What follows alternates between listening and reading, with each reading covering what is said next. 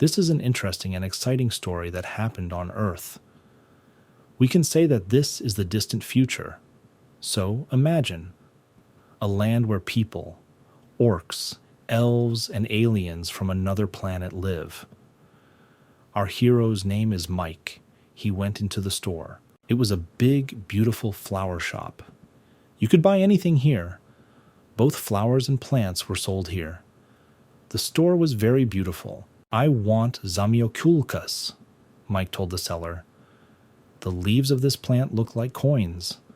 Large leaves look like banknotes. That's why this plant is called the money tree, the seller said. Great, give me one please, said Mike. This is a good choice, the seller said. People often buy it to start a business or just to have good luck in business. It's not about me. I just don't want to work. Let me be lucky, said Mike. Suddenly, the radio that was in the store started working. And breaking news from our city. A strange storm was spotted on the beach in our city. The government tells everyone that this is natural. This is not a phenomenon, this is a natural phenomenon. My God. Will anyone really believe this? The seller said. Who in this city can believe that this storm is just a natural phenomenon? Just nonsense. Did she really see the video on YouTube? Mike thought. He began to remember one very large-scale battle. Mike thought and remembered. It's not easy, of course, to hide all this. Told myself, Mike. He remembered seeing a huge big dragon. The dragon, with the span of its wings, simply accelerated into the water beneath it. He caused a storm and a thunderstorm. Mike began to remember everything. He was involved with these dragons. He searched for them and hunted them. The laws were very huge. Their wingspan reached several meters. It's been a long time since Mike fought dragons. Knew about it. Almost no one knew about this, but Mike knew a lot about this. He remembered how he hunted dragons. It was very difficult, because the hunt was for 2 dragons at once. The boy's eyes immediately filled with anxiety from these memories. It was a very difficult and treacherous battle. 2 dragons, red and blue, against one boy. The dragon's eyes were burning. The number of sharp teeth was simply countless. The top of the back was not covered with thorns. The dragons attacked the boy, sometimes in turn, sometimes simultaneously. Mike had only one knife in his hands. With the large span of their wings, dragons caused a storm at sea. Strong wind and rain began. Thunder and lightning flashed over the sea. The sky was illuminated with white and blue. The waves reached several meters in height. The storm at sea was so strong that it seemed that everything around was about to be covered by a sea wave. It was like a terrible apocalypse. It's a strange world, isn't it? The seller said. Constant natural disasters. They constantly attack each other, first one, then the other. Mike didn't know what to say or what to respond. He just wanted to pick up his package and get out of the store quickly. He extended his hand to take his package. Mike took the package in his hands and looked at the seller. It was stupid to remain silent. I completely agree with you, Mike told the seller. He had nothing more to say. Mike took his bag and left the flower shop. He looked around. There was worry on his face. Memories of dragons never left his mind. He went out into the street and stopped near the roadway. It was a long, big street with many shops. There was a road ahead where a taxi was passing. He decided to hail a taxi. Mike got into the taxi. To me in Seoul, please, he told the taxi driver. Okay, sir. I'll deliver you in no time. The taxi driver answered him. Mike looked out the car window and thought what a strange world it was. The taxi stopped at a traffic light. People were passing across the road. Mike thought this world was crazy. People, orcs, animals, and elves were crossing the pedestrian crossing. Is it normal? Mike said. What kind of world is normal for you then? The taxi driver asked. The taxi driver was green with ears. It was an orc. I understand that you did not come to this city to relax. The taxi driver asked the boy, "Why are you here? For what purpose did you come to our city? What brought you here?" The taxi driver continued to ask Mike, "Nothing special, to be honest. I just came here for work. I'm surprised by the population that is here. This is very strange, unusual." Mike told the taxi driver, "A city is like a city. There is nothing strange. The same as everyone else." The taxi driver answered calmly, "Not sure," Mike said. "The main thing is that I'm here only for work. This story is about what turned out to be one simple boy named Mike. He worked a lot undercover. At this time, the elves were watching him. He was looking for where evil would take place in this city. I tried to find this place and those who would commit it. These were usually evil rituals and sacrifices. Mike tried to stop it. This story will be about a distant star from a distant galaxy. A star that is very similar to the Earth. Looking at it from space, it is very beautiful, and about a man who has been working at this job for 800 years. To be honest, I really don't want to work," Mike said to the taxi driver in a tired voice. "My God, I don't want to work," Mike continued to say. "Young man, you won't believe it, but I don't want to work either," the taxi driver said in a tired voice. "But, unfortunately, this is the reality. Everyone should work in this city. On another, it is impossible. Everyone must work for food, leisure, and a good life. Isn't that right?" the taxi driver asked. "Personally, this is the case for me. I work to eat and survive in this city," the taxi driver said. "Yes, in this world you are forced to work only to eat and survive." "You're right," said Mike. "Indeed, our thoughts are the same with you." The taxi driver kept up the conversation. Mike arrived at the hospital. He walked along large, long corridors, up the stairs to find his doctor's office. The lighting in the rooms was very dim. It seemed that only the light from the window illuminated the inside. Mike found the same office. It said, "Examining the patient." He went inside. The doctor was waiting for him in the office. Mike sat down on a chair and they began to talk. "It's so boring here. I just can't do this anymore. The monotony of life is driving me crazy," Mike told the doctor. "There is no option on this earth to just live and not work. I don't understand this." Mike was very sad and depressed. There was no joy of life in the eyes at all. "I think I'm just burned out. I've just been doing this damn job for a very long time," Mike told the doctor. "What do you say to this, doctor?" The doctor was not a person at all. It was an orc. He sat at the computer and typed text. "Mike, I think you're just mentally tired," the doctor said. The doctor took out a bottle of pills from his desk. Tall, oval brown jar with a lid. "Your diagnosis is burnout syndrome," the doctor said. "Need rest. But you are not able to do it yourself?" "Yes, my mind really needs a rest," said Mike. "What needs to be done, tell me? Should I take these pills as before? This will definitely help me. It seems to me that I am already addicted to these pills. Take these pills and take them without further ado. And remember your next visit to me in exactly 23 years. Be quiet, don't tell me anything. This is not discussed," the doctor said loudly. "This is your assignment for 23 years of service." The doctor sat calmly in his chair. He leaned back a little and looked at Mike with a dissatisfied look. His eyes were large and yellow like amber. There was a pause in the patient reception room. "Maybe you have more questions for me," the doctor asked the boy. The boy was so tired that he didn't know what to say to him. Mike stood up from his chair, slowly looked at the doctor and said, "I have no more questions for you." Mike answered, I think I will go. Sad Mike turned around and began to leave the office. Yes, go. I don't dare detain you any longer, the doctor said. I remind you that we will see each other in exactly 23 years. The doctor leaned back in his chair, put his hands behind his head, and looked at Mike. The doctor continued to sit in his office and work at the computer. He was reading various scientific articles on his computer.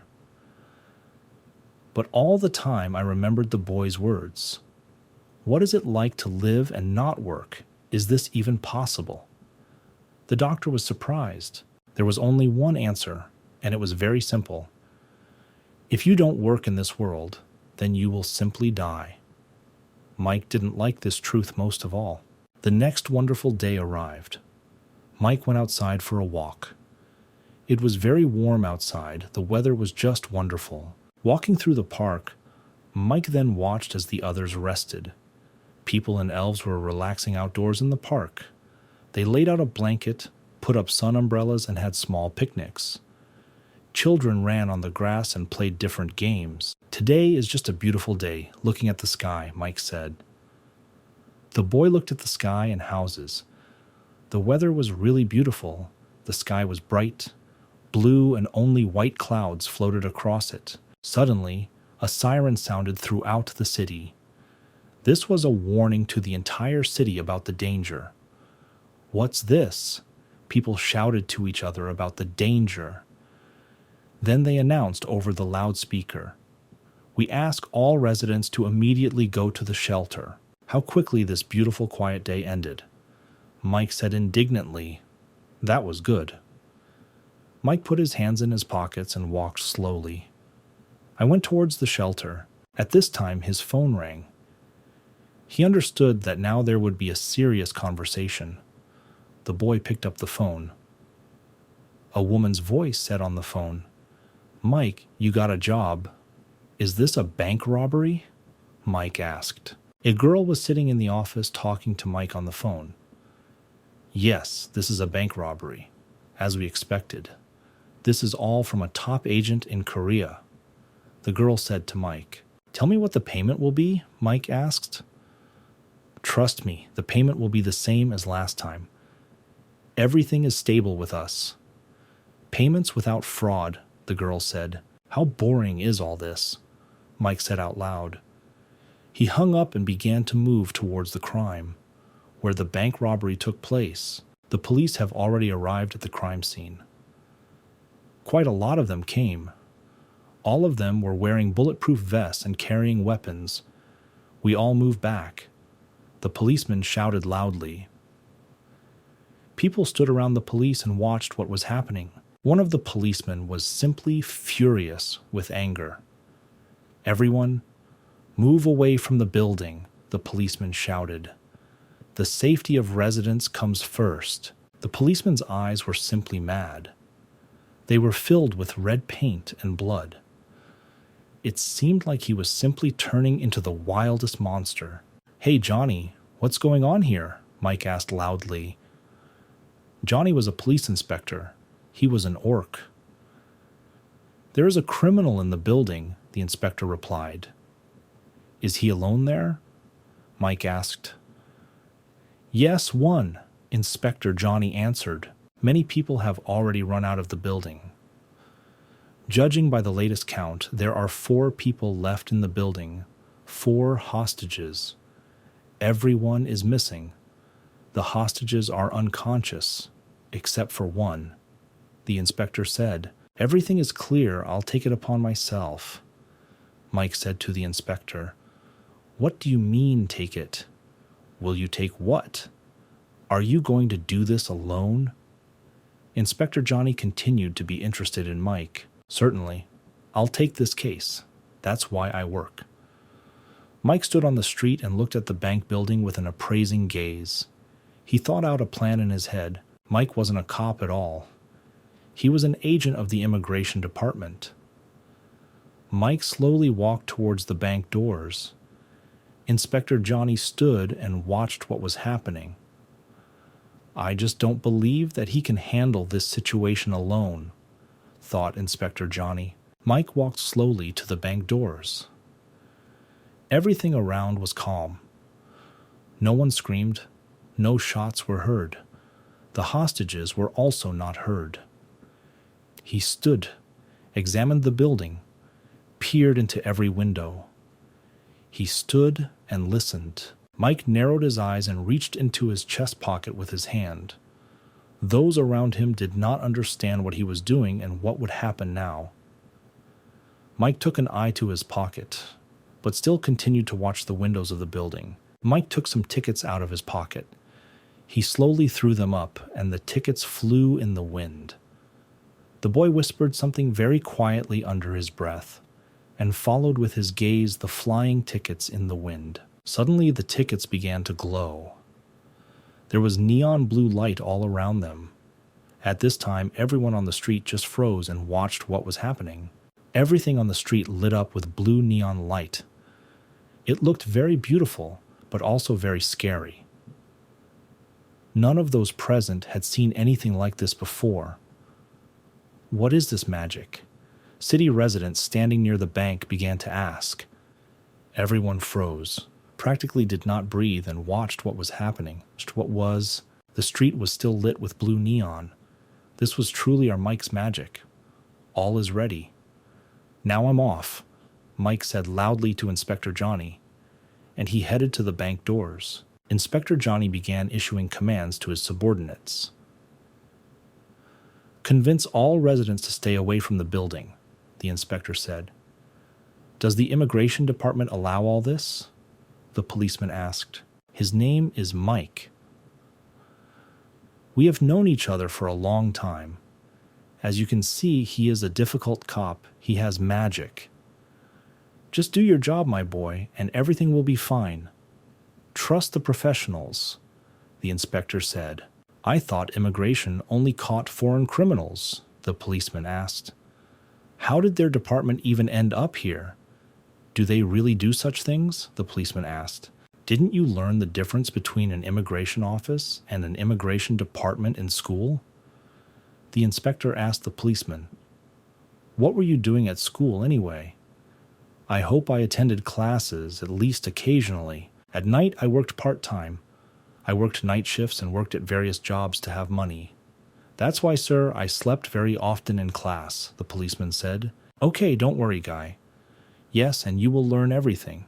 You are still very little. Your whole life is ahead of you. Everything will come with experience, believe me. Just remember what I tell you, and that's all. As you said, the immigration office deals with complaints from foreign citizens. But an agent like Mike deals with special people and foreigners, if you understand what I'm talking about. The inspector asked the young policeman. Yes, my young colleague. People like Mike deal with special foreigners who come to us from abroad. Perhaps these aliens are from another planet or galaxy. Sir, are you saying that there are aliens from another galaxy inside the building? The young policeman asked the inspector. Yes, that's right, my boy. Exactly. The inspector repeated. The two of them stood and looked at the bank building. There was another level of illegal immigrant in the building. He was clearly from another galaxy. He grabbed the hostages by the hair and dragged his side across the room. It was a foreign visitor from very distant places. He didn't know the feeling of pity. He did not recognize that there is goodness and love in the world. His name was Ken. Mike walked into the building, stopped and began reading information from his phone. So, Ken has been unemployed for 21 years. He awakened and registered as a user of special abilities last year. Mike continued to read the information from the phone. He used this to go work for a security company. This is already interesting, said Mike. He failed there, but there he failed miserably. Now everything became clear to me. He's special. He has superpowers and strength. The rumor said the words Mike. The young man became thoughtful. I concentrated very hard. Mike entered the building. He saw a burning, glowing green coffin above him. The room was illuminated with green light. What it is, Mike thought. Beams of green light illuminated the entire room. There was an eerie sound like the hum of a transformer box. The room suddenly became very cold and damp. It was telekinesis. Mike understood right away. It's not as simple as he might have thought. It was urgent to take the right action. At this moment, Ken stood and held the victim by the hair with one hand. It was a bank hostage. Who told you that you can come here? Loud and angry? Ken asked Mike, who looked like a zombie. His body was quite strong and covered in muscles. The head was turned to the side. His eyes glowed green. The sight was not pleasant. Let's first release the hostages, and then we'll talk. Mike said, Hostages have nothing to do with it. Say what you want, Mike said. Fuck off. I don't want to listen to you, said Ken. I promise I won't kill you if you give up right now, said Mike. But if you do anything bad as a hostage, I will simply kill you. Straight away. Ken continued to hold the hostage's hair with his left hand. The hostage lay helpless on the floor. With his right hand, he wiped his forehead. Shut up and do what I tell you, Ken shouted. As I understand it, this is your last warning in my direction. Mike said calmly, Let the hostage go, I'm telling you, and we'll talk like real men. Mike said loudly. Ken continued to hold the hostage by the hair. Are you an idiot? Don't you understand what I told you? Ken got angry and shouted loudly. I told you to shut up and listen to me. Ken continued to scream. His eyes glowed green with rage. Do you think I'm joking and playing around here? Ken continued to speak loudly. You think you can treat me like crap if I'm unemployed? Are you very much mistaken about this? Ken said to Mike. I thought my life would turn upside down with the appearance of this power. But I can't even get a job. I get paid $65 a month. It's just like a scholarship for the dumbest student. How can I survive on this earth for such little money? Ken was indignant. Do you even understand that I'm just surviving here? Why should I be the only one to suffer like this? Let everyone suffer, Ken shouted very angrily. It turns out that my life on this earth is useless. She's worth nothing. I just have to survive. Now that I think about it all the time, I feel even worse. That's why I came here to this bank to pick up my scholarship, what he deserved. Ken was indignant, but then an unfamiliar grandmother came up to me and said that I had something dirty on my back. She said that she would wipe this dirt off my t-shirt. I felt terrible pain when she touched my back with her hand, Ken said. Keep talking, Mike said. This is already interesting. What happened to you next? What happened? Mike repeated, asking. At this moment, the hostage raised her head. It turned out to be the same grandmother. In a terribly nasty voice, she said, Hello. I had a lot of fun here, Grandma said. I'm glad no one recognized me, although you saw me at first sight. Ken was surprised. I was a little scared. There was confusion and a little fear in his eyes. My face was completely sweating from fear. Beads of sweat ran down his cheeks. Now he didn't understand what was happening. Oh my God, my hand feels so hot, Ken shouted. She's all on fire. Ken let go of the hair of the grandmother he was holding. It was as if an unknown force was pushing him away from this old woman. What is this? What kind of power is this? I don't understand what's happening to me. God, it hurts, Ken shouted loudly. He had a high fever. My hair and face were wet with sweat. What is this? Stop this, Ken asked. You have a very good sense of smell. Smell like an immigration dog. Navit, this grandmother, was very scary. A very ugly face and many wrinkles on it. Her eyes glowed with a green, bright light. I'd be a complete fool if I didn't notice you, said Mike. I have been working for too long. I have a lot of experience behind me. It was simply impossible not to notice you. I brainwashed this brawler well, Grandmother said. He handled it well. Grandma laughed. I thought you were saying all this nonsense for no reason. But with your words, you awakened my hypnosis. This was said very unexpectedly. Mike didn't expect this. A green streaming light came from the old grandmother. The whole room was illuminated with green light. The boy crouched down in fear. In an instant, the old grandmother began to turn into a demon. She looked like a black and green demon. She completely left the human form and body.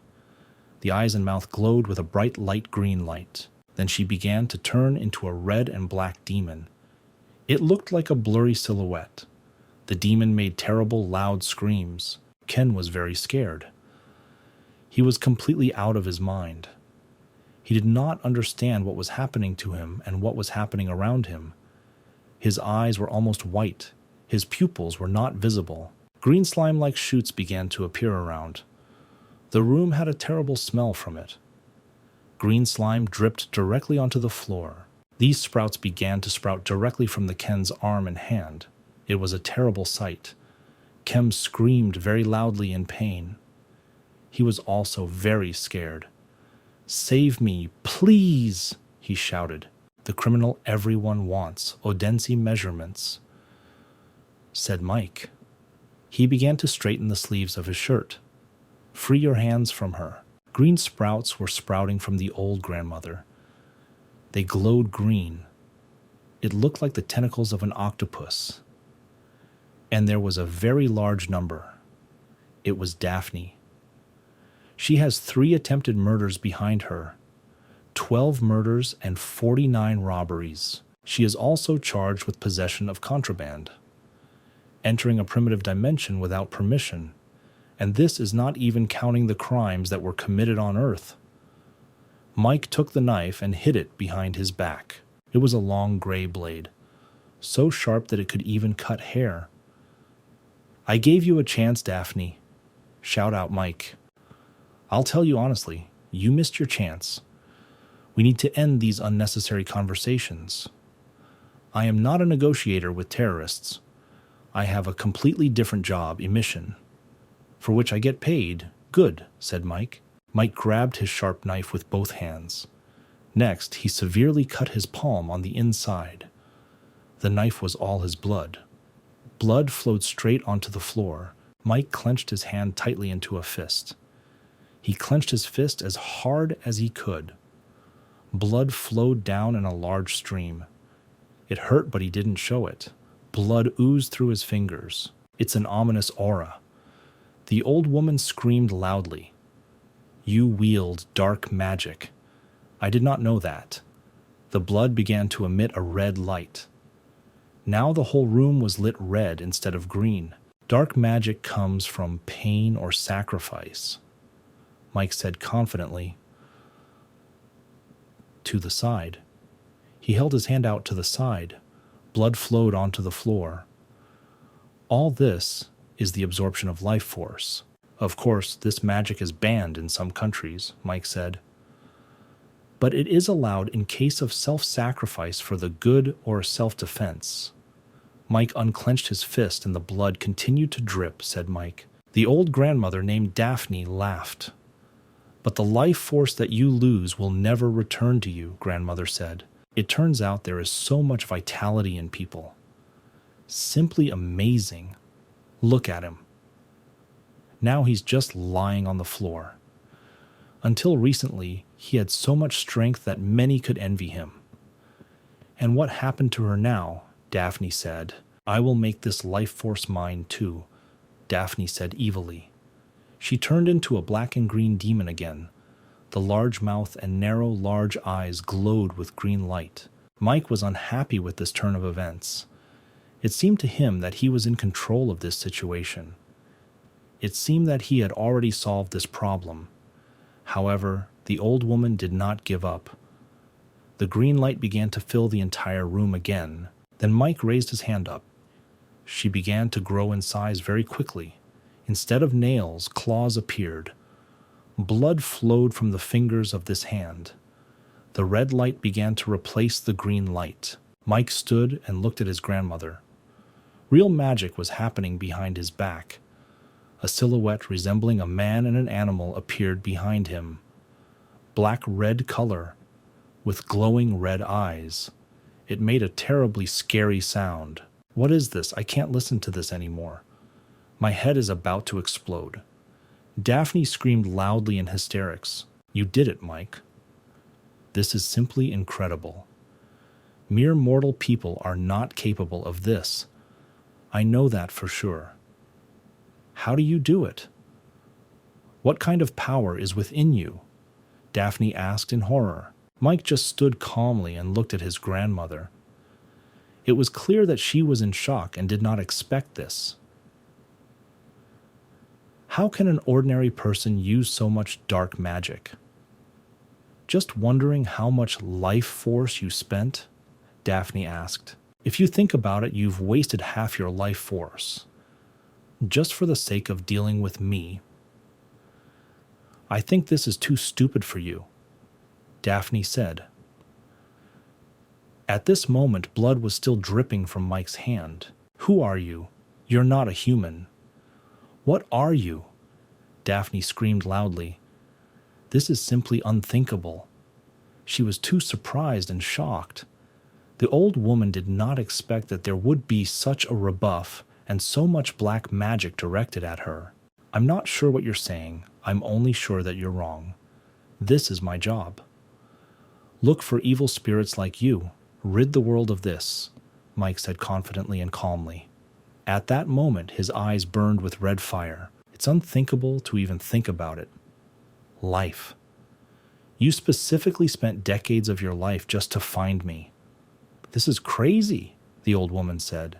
What are you? The old woman screamed in horror. I can't do anything against you. I also have dark magic, but it does not work against you. Mike stood calmly and looked at the old woman. Next to her was just a giant humanoid monster.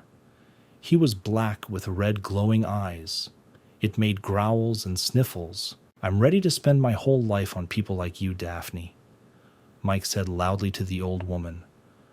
Understand, I'm just doing my job for which I get paid well. Although I'm very tired of working. It's people like you that make me do this again and again. Rid the world of evil spirits. I don't fully understand what you want to do with me, the old woman said. You see that I am powerless against your warm bug. Your strength is just off the charts. I have never encountered anything like this before.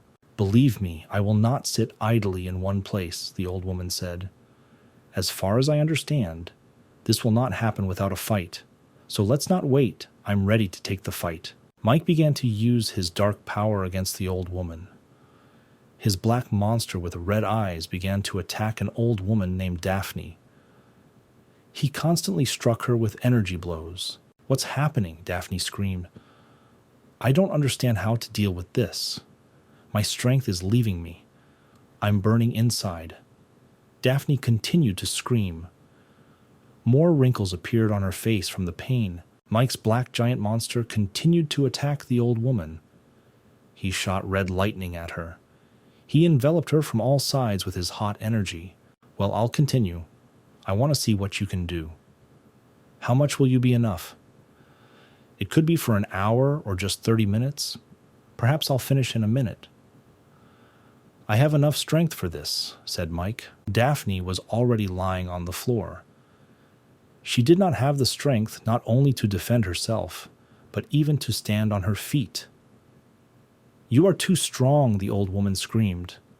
Her face became completely pale. Mike boldly put his hands in his trouser pockets.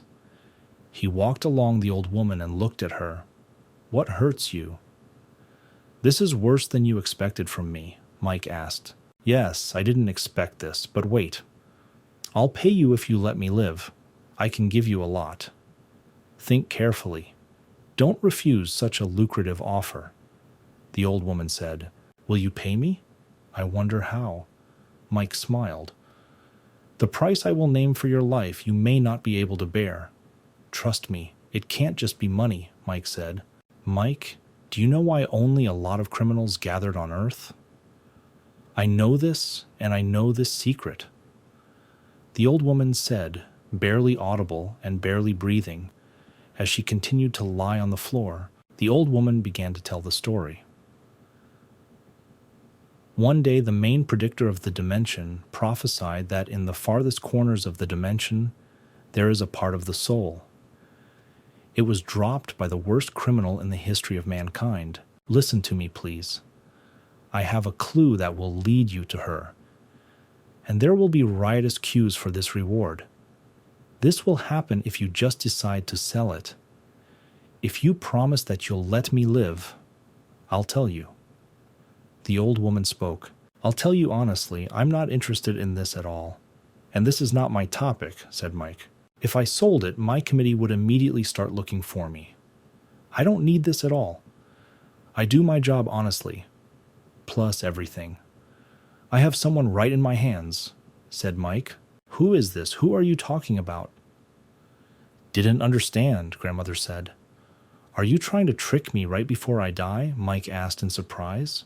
The life force that has fallen victim to dark magic will never be restored. Mike said loudly. He stretched his hand to the side, made a fist in his palm, and instead of red blood, a colorless liquid flowed down. I didn't come up with this. This is such a law of the universe, said Mike. He lowered his hand down. She looked like a dead man's. Colorless, gray, dry hand. Who are you? What race are you? The old woman asked with the last of her strength. She was lying on the floor and practically dying. Mike's eyes were still glowing red. Behind him was a black giant monster. This terrified the old woman. Mike looked down at the old woman. His eyes burned with red fire. I'm telling you, I don't know what race I am. Mike answered loudly. How many unearthly criminals I have on my account. They simply cannot be counted anymore, Mike said out loud. He looked at his hand and fingers. Black red smoke came from the fingers. My God, I'm so tired of all this. I'm so tired of working. How I want to just lie down and rest. In a park in a clearing. Just listen to the birds singing. Just lie down and watch the sky as the clouds float by, Michael said. Mike turned around and looked at the man who was lying on the floor. It was a hostage. He was breathing and showing signs of life. It was very good. Is the hostage still alive? He said out loud. Mike, is it really possible to forgive such a crime just for a couple of robbed banks? Mike thought. I don't know how to forgive. The story is not about me. He said out loud. Mike! He put his hands in his pockets and began to walk out of the bank building. Mike walked out of the bank building with a confident gait and slow steps. He was very pleased with himself. A job well done should be well paid. He knew this very well. There was still a white and blue fog around the bank. A strong wind blew. Passers-by stood on the street and looked at the bank building. There was blue around the building. It seemed as if the building had been illuminated. The wind swirled around this building. Suddenly, in the white fog, Mike appeared coming out of the bank. As always, he kept his hands in his pockets and walked confidently towards the police. He was very confident. Mike, is it really over? Inspector Johnny asked. A young policeman stood next to the inspector. He had a confused look. He had never seen such magic before. Yes, it's over, Johnny. I ask you to take care of the consequences of my work. Need to tidy up there a little, Mike said to the police inspector. So the hostage, is he alive? Is he dead? What, don't be silent? Inspector Johnny asked. It's okay, he's alive. Don't worry, everything went well.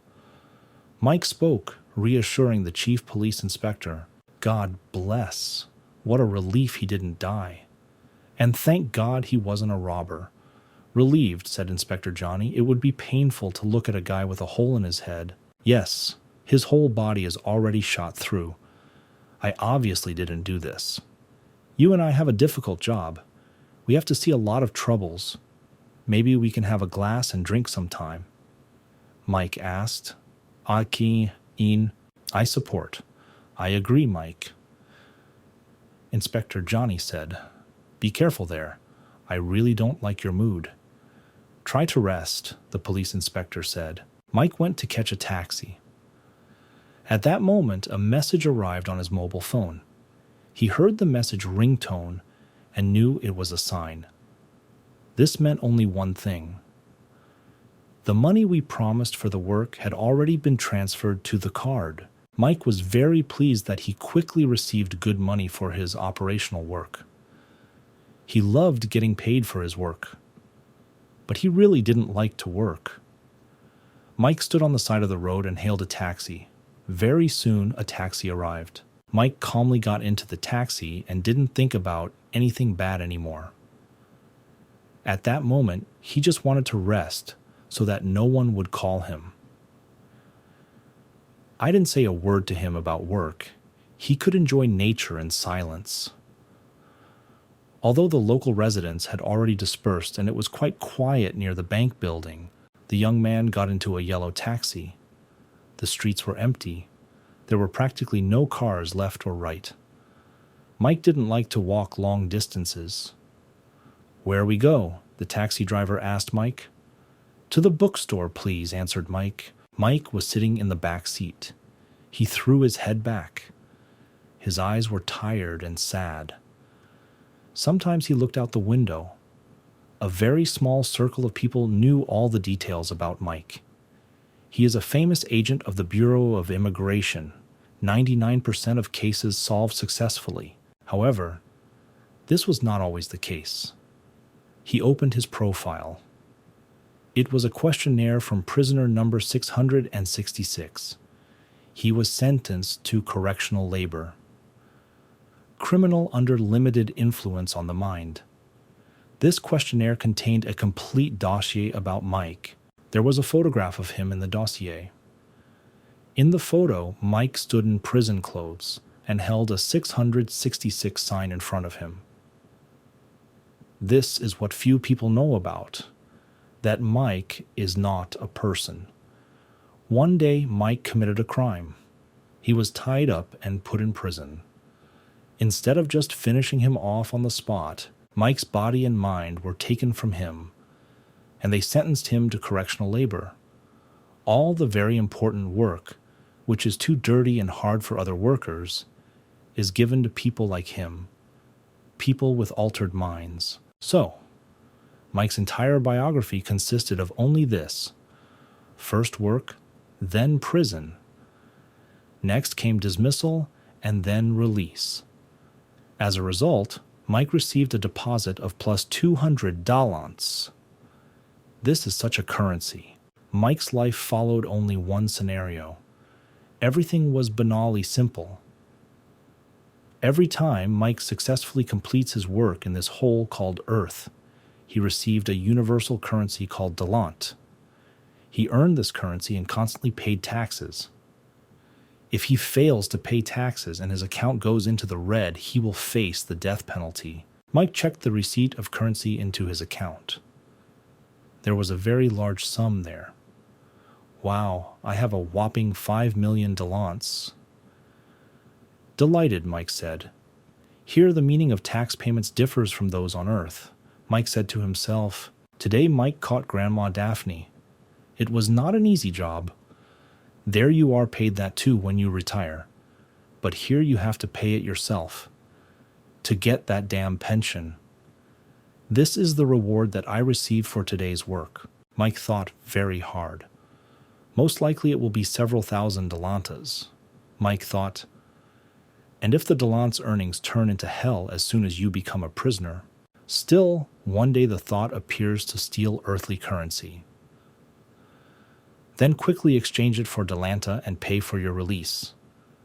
Mike spoke to himself. The weather outside was cloudy. There was a little fog. It was going to rain soon. A strong wind was rising.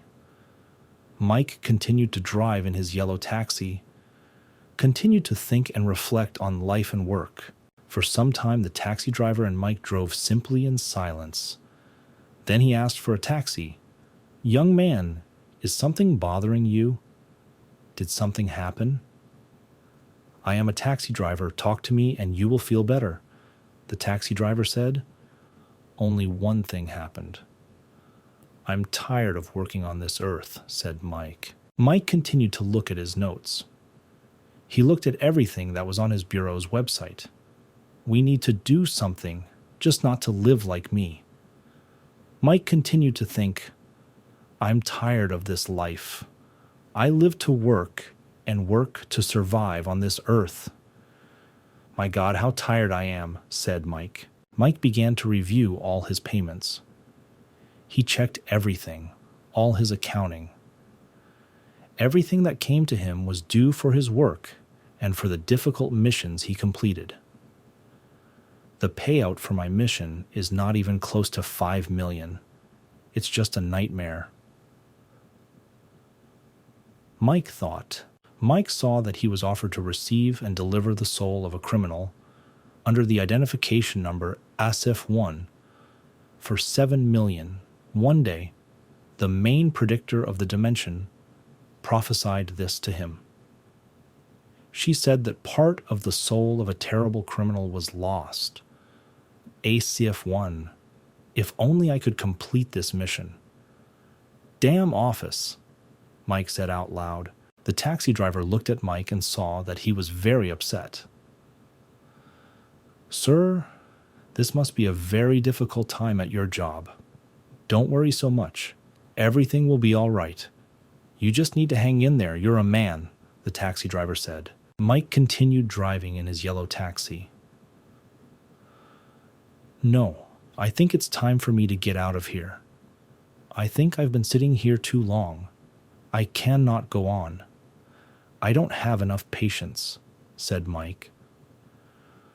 "Who would have thought that I would work here for 800 years, Mike thought to himself. Mike clasped his hands in front of his face. He laid his head on them. He looked very thoughtful. The taxi driver saw that the young man was very worried. "But now I'm definitely leaving this damn company. That's enough. I'm tired of it." Mike thought to himself, "At this time, the actions take place in the police station, in the chief's office. Here's a tricky question for you. Do you know the 3 most effective ways to kill your boss?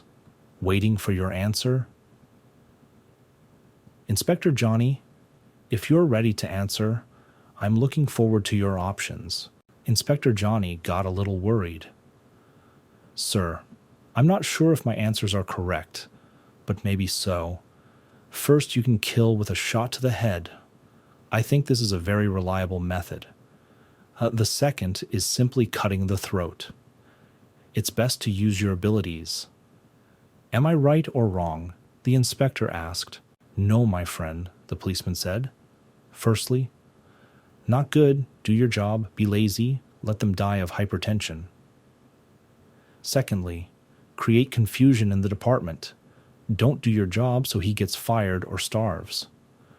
Third, completely ignoring the chain of command and telling everyone complete nonsense about the boss."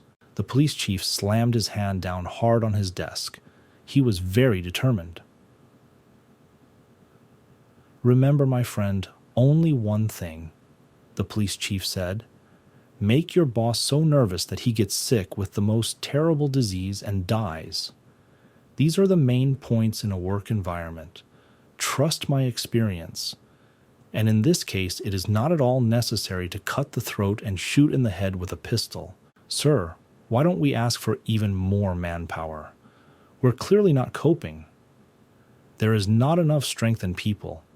Or I'm talking complete nonsense," Inspector Johnny asked. "The territory of the 4th Brigade is too dangerous for civilian personnel," the inspector said. The chief of police began to get nervous. "That's what you think," the boss said. "Just forget everything you told me. I hope you understood me. Stop annoying me and making me nervous. Just get out of my sight. You understand me. Do it." "What are these documents?" the inspector asked. He began to read everything that was written on the piece of paper. "This is about a missing person. We already don't have enough workers, and even this work. This case was assigned to the 2nd Brigade. Why do we need it? Why should we do someone else's work? Why should we take this upon ourselves? I'm telling you, we don't have enough time, energy, and people," the inspector said. The chief of police became very angry. He was no longer himself. With his hand, he threw away all the papers that were lying on his desk. "Did they fly all over the office?" He started shouting very loudly at Inspector Johnny. "Stop making excuses, I told you. You will do this, and that's it, even if you lack something. I said to do it." Police Inspector Johnny stopped. He froze and continued to look at the piece of paper and read what was written there. He did not understand why the boss reacted to his requests this way. He told him the whole essence of the problem in their area, but he didn't care. The main thing is indicators. The police chief stood up from his chair. He had a very angry face. The boss doesn't like it when his orders are not followed. The chief of police started yelling at Inspector Johnny again. "Why are you standing here? Have you forgotten or lost something here? I'm asking you. Go and execute the order." Police Inspector Johnny did not understand how this order could be carried out. After all, the police station really did not have enough strength and staff. They didn't have enough time to solve their cases. Why take other people's affairs from other areas? He didn't understand this. Why are orcs so slow? Cannot understand. The chief of police shouted loudly again. "I'm already leaving," said Inspector Johnny. At this time, events began to develop in the bureau where Mike worked. It was a small, inconspicuous building. The building looks like all the others, so as not to attract attention, but it was wonderful weather. Along it, the sun was shining, and only white clouds slowly floated across the blue sky. Mike walked into the office where he worked. It was an ordinary office building, with many offices. The doors were an inconspicuous gray color. He opened the door and slowly walked into the office. As always, Mike kept one hand in his pocket. "Are you really here, Mike? I'm tired of waiting for you." A woman's voice asked Mike questions. Mike looked very tired. It was clear that he did not want to do anything. He was too tired. There was disappointment in the eyes. A young girl was sitting on the office sofa. She looked to be about 30 years old. She was dressed in a soft pink pantsuit that elegantly emphasized her slender, beautiful figure. She was sitting on the sofa and reading the latest newspaper.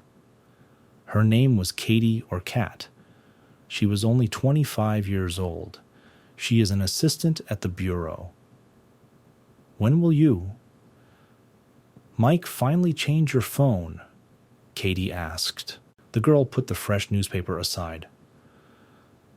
Mike stood in the middle of the room near the table. "Mike, do you even know how difficult and tiring it is to text you? I write each message to you separately.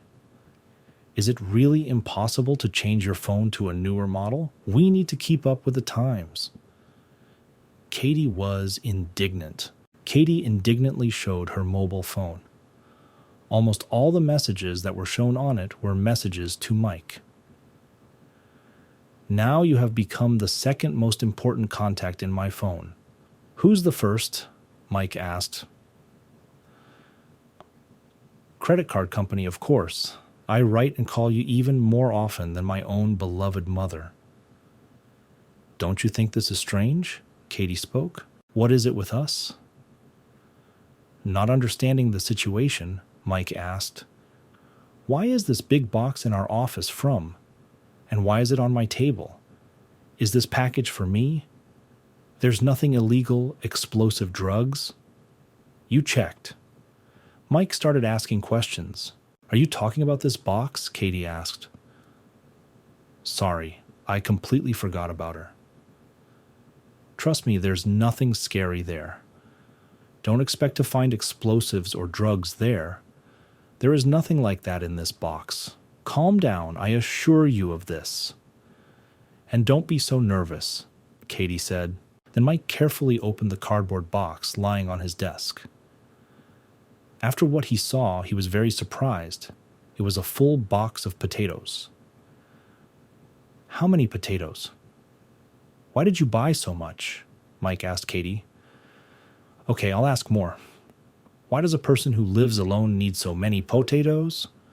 Can you really eat that much? Look how skinny you are. Thanks for the compliment, Katie said. In fact, I bought an entire box of potatoes just to share with my boyfriend, who also lives alone. I hope you understand who I'm talking about. Katya smiled. You should like simple, cheap food. You're already an old man. Katie continued to smile. Mike took a deep breath and said, Katie, don't be such a spender. Learn to save. Mike sat down in his chair and began to look at Katie. She was holding a blue folder in her hand. Since you have come such a long way and come here, I hope this is for work matters, Mike asked. You are a very smart boy. Simply amazing, laughed Katie. You guessed it. Katie handed Mike a blue folder. A request was written on it in capital letters. I asked the immigration office to hold off on this. Katie said, I just wasn't sure whether you would take on this matter or not. If you say that, then there is something dubious here. Missing person? Mike asked. I guessed it again. That's right. Missing person. Katie said, This man is President Hassan. I think you yourself understand that this is a very influential and rich man in our world. Katie said, Everything is very serious. Just so you understand, Mike, his company has a net income of $300 million. He hasn't shown up for work since last week. No one saw him or heard him. There were no calls from him. You could say he dissolved. And now the most interesting part, listen to me carefully, Katie said. Our bureau suspects that he may be an alien who lives on our soil without documents. Just imagine this, Katie said. Mike, listen to me and remember. Katie spoke. They want proof, even if he doesn't come back, because without this, the government cannot lay claim to its shares. Here's the diagram. Is there any heir? Mike asked. He has no close relatives at all. There are rumors that there is a will, but the bureau must get it first. Katie answered. Mike and Katie leaned their hands on the desktop, looked at each other, and talked. If inheritance is possible without blood relationship, then it seems to me they want to get it even before that. How will this be found? What an interesting scheme, said Mike. They stood so close to each other that their foreheads hit each other. Oh, it hurts. Now I'm sure I'll have a bump. All over the forehead. Katie was indignant. So then I draw my conclusions, Mike said. If you brought me such a boring case as just a missing person, this means that perhaps the government really needs these shares, sighed Mike. Perhaps this seems to be true, Katie answered. Mike took the blue folder in his hands. He rushed to the exit from the office. Katie simply watched him go. Maybe getting out of debt this time would be a good idea, said Mike. Well, then I'll go, Mike said.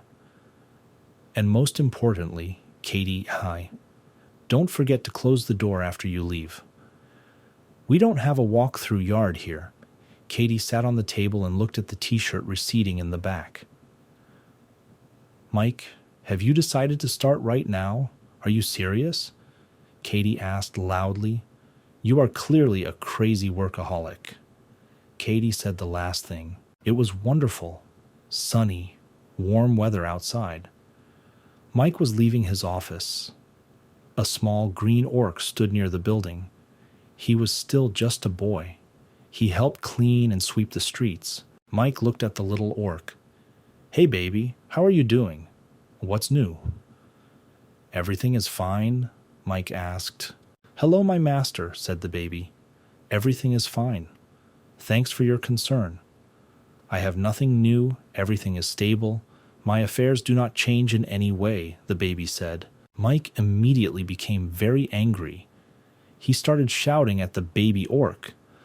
Baby, I asked you to stop calling me master. I was outraged, Mike. Just call me Mike or boss. Choose one of these. People may misunderstand me, the kid said. This pronunciation is very difficult for me, and the boss is on the first floor. The baby continued to talk. I'm a little confused. The first floor is the boss, the second floor is the owner.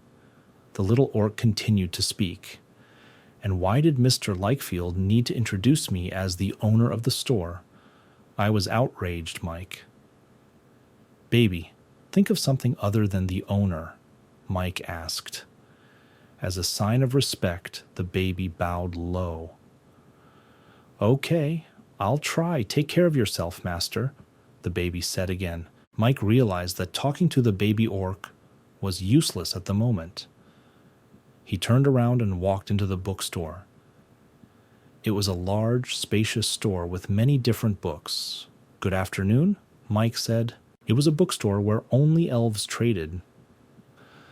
In the store, Mike was met by a long-haired elf with pointed long ears. Last time you came into my bookstore, you touched the cactus and it completely dried up. It didn't take much effort to revive him, said the elf. I'll ask you, Mike. Don't touch any flowers or plants in this store again, okay? Of course, I'm not sure what you did to this cactus, but after you did it completely dried up, said the elf. His name was Lakefield. His race, elf. He is the boss of the bookstore. Mike smiled. He felt a little awkward. And it's a shame. He began to scratch the back of his head with his hand. Sorry, buddy, I don't know how it happened. But I definitely promise you that I won't touch anything else. And I won't bring my flowers here either, said Mike. Right. There is no need to turn a bookstore into a vegetable garden, the bookstore boss said. Like two old friends, they sat down and began to communicate. They told each other who had what happened. By the way, I saw a baby near your store. I see he's helping you. By the way, how does he do his job? Mike asked the elf. At this time, the door to the bookstore was open. The boss and Mike sat and watched the little orc dancing through the open door on the street with his broom. He had a lot of fun. He swept, danced, sang songs. With his broom, he raised all the dust that was on the road. He's simply Employee of the Year, laughed Elf. I'm telling you, he's doing great. Yes, I see this as definitely Employee of the Year, laughed Mike. And the little orc continued to sweep, dance, and sing his songs. Mike, I don't think you came into my bookstore just to talk to me about life, the boss said. So, how can I help you? Tell me, the boss asked. Yes, you're right. I'm here for a reason. I came to you on business, said Mike. I need to find someone urgently. I know very well that it is your part to look for people. Was he our agent before? So you know he's very smart. There was a slight pause in the air. The elf and Mike just sat and were silent. Then Mike held out and handed him his blue folder. Inside there was a lot of interesting stuff in the dossier. Please take it and have a look, said Mike. Okay, since you're asking, go ahead, the elf said and took the blue folder. I won't be in debt. In exchange, I will reduce your rent, said Mike. Stop it, Mike. You're so too kind to me. I thank you, of course, but my pride will not allow me to do this. My rent from you is already too low. You have a kind heart, and if you reduce my rent, then I won't have to pay you anything at all. It is not right, said the elf. At this moment, the elf began to wave his arms and say spells. He began to use his magic. Beams of blue and white light swirled around him. Help! Help me! Help me! The elf spoke. Suddenly it began to appear. In these rays there is a little fairy. She was also an elf, but she was the size of an inch. Small stature, small hands, small dress. She was all just a baby. Mike sat and was surprised. His eyes were wide open from the miracle he had seen. He always liked the elf's magic. They say that when you summon the spirit element, it takes the form of the one you miss most right now, said Mike. The bookstore boss and Mike sat and watched as a little fairy flew and fluttered on her wings in the middle of the room. Boss, how can you summon a spirit so quickly? Tell me your secret, said Mike. The main thing here is complete concentration and, of course, practice, said the elf. The elf took the blue folder and began to show the documents that were inside. The little fairy flew up and began to read everything carefully. So, she had a file about the missing President Hassan, the elf said. Can you help us find this person? Asked the elf.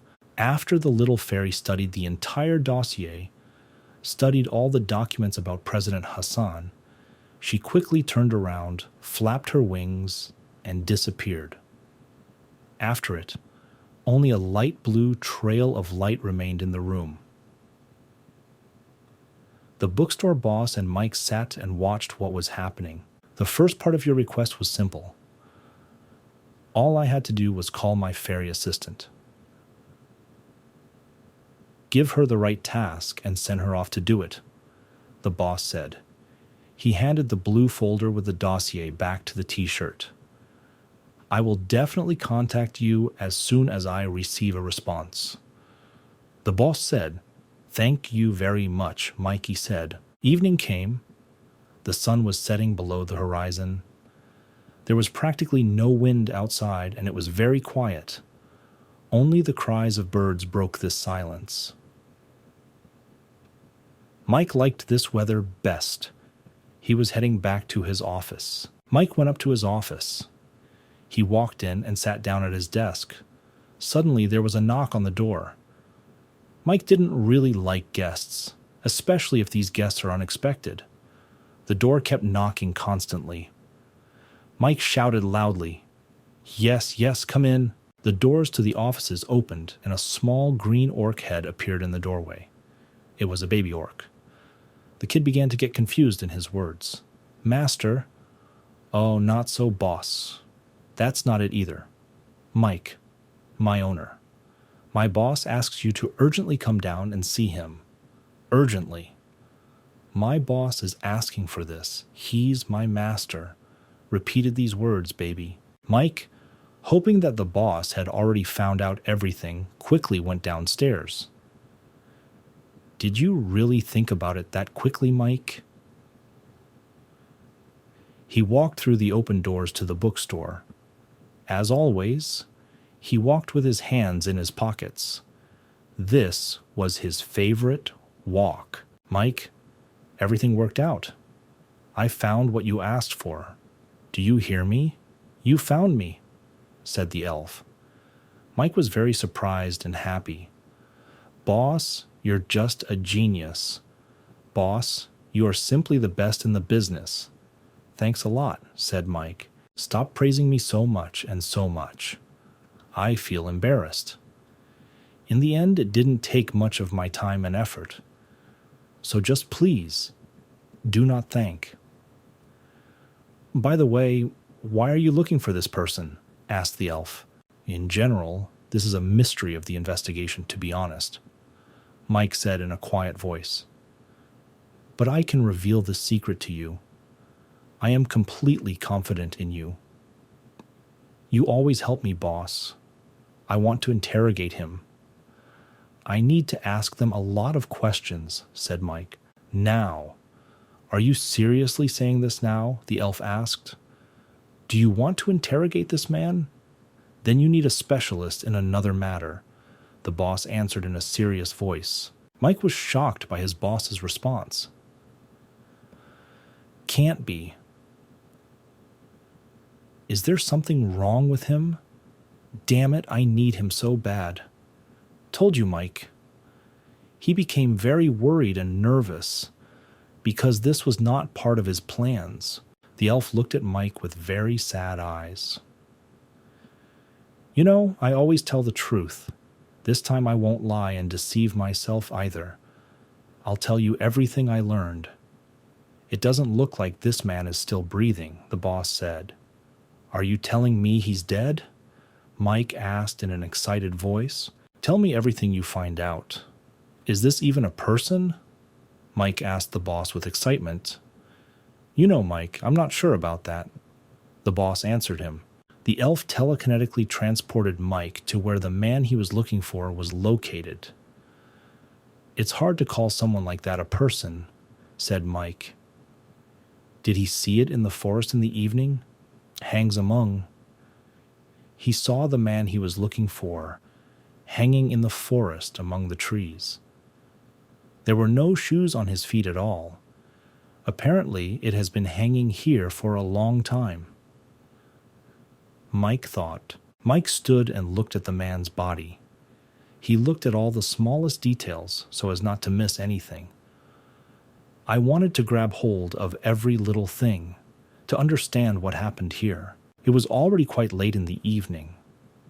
The sun was already setting behind the mountains and beyond the horizon. There was a beautiful red sunset across the sky. Mike decided to quickly remove this body, inspect and search him. The body lay on the ground. Mike examined and searched it. Then he took out his phone, dialed the number, and called his assistant, Katie. Listen to me. I searched the whole body and found nothing. I only found a letter in my pocket. There is nothing useful there other than the mention of the will, Mike said on the phone. At this time, Katie was in the office in her study. But the Immigration Bureau has not yet found the will, Katie said. I heard that it is kept in the main office of the city's main bank. Katie continued to speak. Mike was sitting on the ground next to the body of the missing man. He was very upset. It's there, so then we can't get it if it's there, Mike said on the phone. It's best not to think about a will just yet. Instead, we should check the president's house, said Mike. Got it. Then I'll contact the bureau and submit a request for a visit. Mike answered the phone with Katie. Mike sat and thought about what to do next. All his plans collapsed. We should try to retreat if it becomes difficult to prove that he is an alien. Mike thought. The boss elves teleported Mike back to the city. He appeared on the roadway near houses and a police station. It was already early morning. The sun has almost completely risen. Mike met Police Inspector Johnny. Where have you been, Mike? Do you look very bad? What happened to you? Where were you and what did you do there? Answer me. Police Inspector Johnny asked Mike. Mike really looked tired. The hair was disheveled. The clothes were slightly wrinkled and dirty. What's Inspector Johnny? Mike asked. Don't worry. I look fine. Mike answered. An officer in a brown suit approached Inspector Johnny and Mike. He clapped his hands with joy. And I sat and thought about how I could pull this off, since both of you have requested a visit. And I received such a wonderful bonus. It turns out that you have known each other for a long time. This is wonderful, the employee said. Do this yourself and I'll just leave. Only then give me the keys back. Police Inspector Johnny and Mike went to the house. They opened the door and left. Let me get this straight, Mike said. There's not even anything to clarify here, Inspector Johnny answered. I know that they will just give me to help you and that's all. I should have guessed this right away. Police Inspector Johnny spoke. Since he is such a bastard, the leader of the 2nd Brigade handed this matter over to me, the inspector said indignantly. It turns out that the 2nd Brigade was doing this at first? Michael asked the inspector. Police Inspector Johnny began to talk. Shall I tell you something? We recently had a big spike in missing elves. Photos of all the missing elves hung in our area. Therefore, the 2nd team was sent to the Special Investigations headquarters. The police inspector continued to talk, and the case of missing person was left to loners like us. The police chief didn't care. He shouted that orcs were disappearing every day. This is the norm. The inspector and Mike were walking up the stairs. Mike, as always, kept his hands in his pockets. This was his favorite position. Police Inspector Johnny continued to talk. The leader of the 2nd Brigade most likely found out that all the honors for this case will go to the Bureau and decided to throw this case at us, Inspector Johnny said. To be honest, I'm very glad, Johnny, that you were assigned to me, said Mike. Mike was actually very pleased with this appointment. His eyes shone with happiness. There was a smile on his face. It was the face of a satisfied man. Better to work with you, Johnny, than with those empty-headed cops, said Mike. They approached a large house with balconies. It was very quiet on the street and in the yard. Trust me, I really appreciate your words, Mike. They are worth a lot. I know that you rarely praise anyone. And here are so many compliments, my honor. I appreciate your words, Inspector Johnny said. It was quiet outside. Suddenly, very unexpectedly and very loudly, the phone in Inspector Johnny's pocket began to play. This broke all the silence. This phone ringtone could ruin all plans. Police Inspector Johnny quickly took the phone from his pocket and pressed a button. The chief of police called him. Johnny, there must be someone from the bureau there. They told you to cooperate, the boss said. The police and Johnny hung up. Police Inspector Johnny was too angry with the chief and upset. Don't worry so much, Johnny, said Mike. Let's split the reward after this investigation is completed. It just seems to me that there will simply be nothing to divide there. I know that, Mike. Just buy me a drink and that's it, Johnny said. Wonderful. I like your thought process. Then, Johnny, let's go and earn money for this drink together. Will you support me in this proposal? Smiling? Mike asked. Police Inspector Johnny and Mike went into the house. It was a very large house with many rooms. They began to search the house. We started our business from the living room. Mike began to search the shelf, which was located under the large TV. How? Then Mike went to the window. He began to look at the blinds and the windowsill. He checked everything carefully. He was looking for any clue that could lead to the end of the investigation. So far, nothing interesting has caught my eye. Then they went into the next room. It was much smaller than the previous hotel. It wasn't so light here. Our heroes realized that this was most likely a library. There were shelves with books around, sofas and armchairs, so that these books can be read comfortably. Inspector. Police Inspector. Johnny noticed a computer standing on the table. He sat down at this desktop and turned it on. The computer booted, and I opened a lot of interesting files. The police inspector sat and looked through everything that was on this computer. So far, he hasn't found any clue either. While Inspector Johnny sat at the computer, At this moment, Mike was checking the next room. In this room, there was a large bookcase that covered the entire wall. He began checking every shelf, every book, and on the very top shelf, he felt something with his hand. "Mike, did you find something?" Johnny asked. "No, I thought it was a box, but it's just an interesting book," answered Mike. "I got you," Johnny said. "I got on the computer and downloaded something. Tomorrow, I'll send you the hard drive, everything I dig up there." "Agreed," Mike said. "See, we've already worked with you, Johnny. We are practically a team. We are partners." Mike smiled. "Okay, I'll leave this matter to you. Take care of the hard drive and everything that was on this computer. I trust you completely," said Mike. Suddenly, Police Inspector Johnny heard a sound, an incomprehensible sound. At first, it resembled a grinding sound, then like the sound of wind, then a howl. It was impossible to make out what it is. "I can't make it out. This reminds me of something, but I can't remember what," the police inspector said. The police inspector and Mike stood and looked at each other. Suddenly, Johnny screamed loudly. "I remembered! Does this sound like a sword crying?" "Don't you think so, Mike?" "Howji?" asked the police inspector. "I know that ego swords make similar sounds." The inspector continued to speak as a police inspector. "Hush, be quiet for a second. Let me listen." Told Inspector Johnny to shut up, Mike. Mike stood and listened carefully to what was happening around. He wanted to catch this sound, to understand what it was. "Do you understand where it is published from? Who was it published by?" He was completely focused on that sound. But this could be evidence," Mike said to the inspector.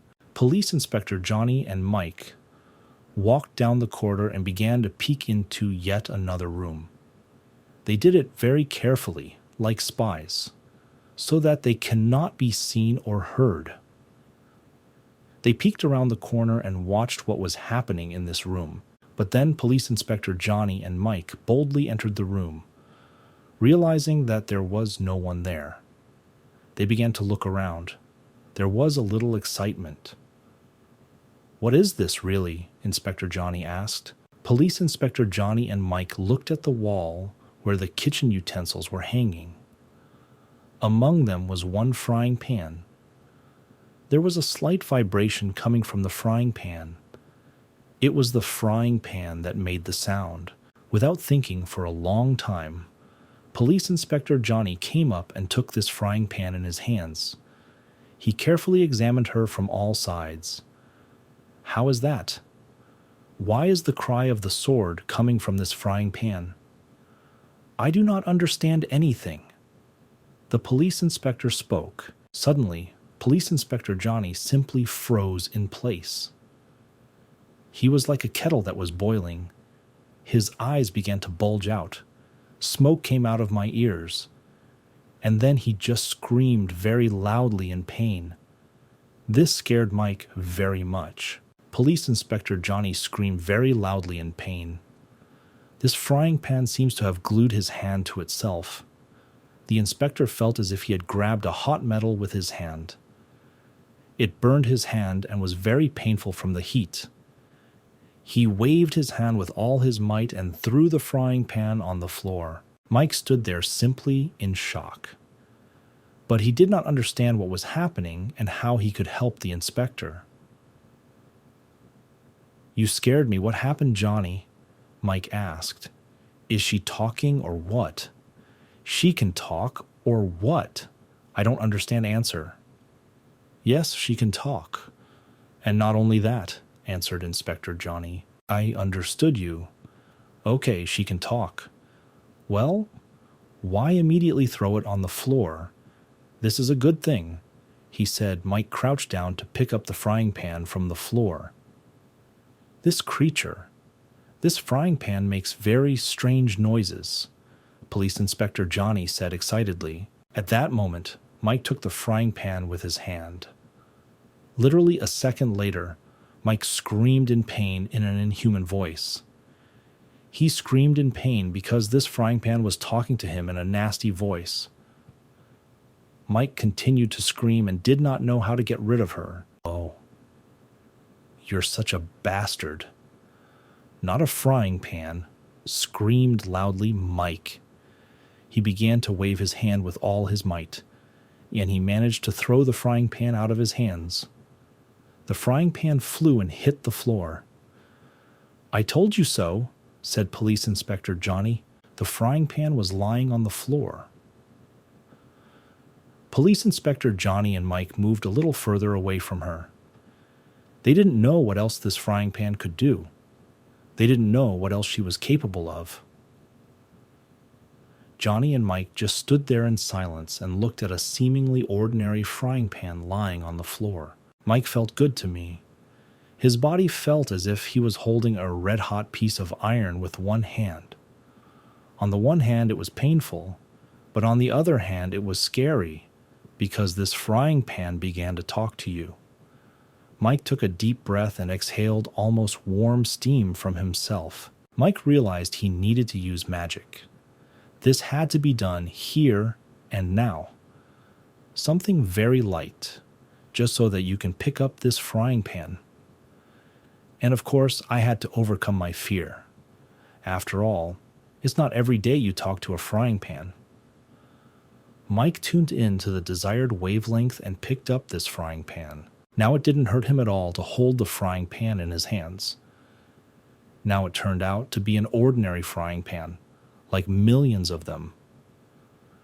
I looked at her for so long. What are you? I asked for a frying pan shirt. A smiley-like design appeared inside the frying pan. It was a smiling emoticon. It was a smile. Thanks for asking. I am a great cook from the Eladom dimension. I have a partial copy of the memory you need. I am a cooking utensil with built-in intelligence. You have already noticed that I am not an ordinary frying pan, the frying pan said. Mike stood and held this frying pan tightly in his hand. This was his first experience of talking with a frying pan. From the outside, it looked very strange, but this is the reality of this world. He listened to everything the frying pan told him. She was partly right. Mike began to think, remember and reflect. He remembered finding a body hanging in the forest. Even then, he realized that something was wrong here.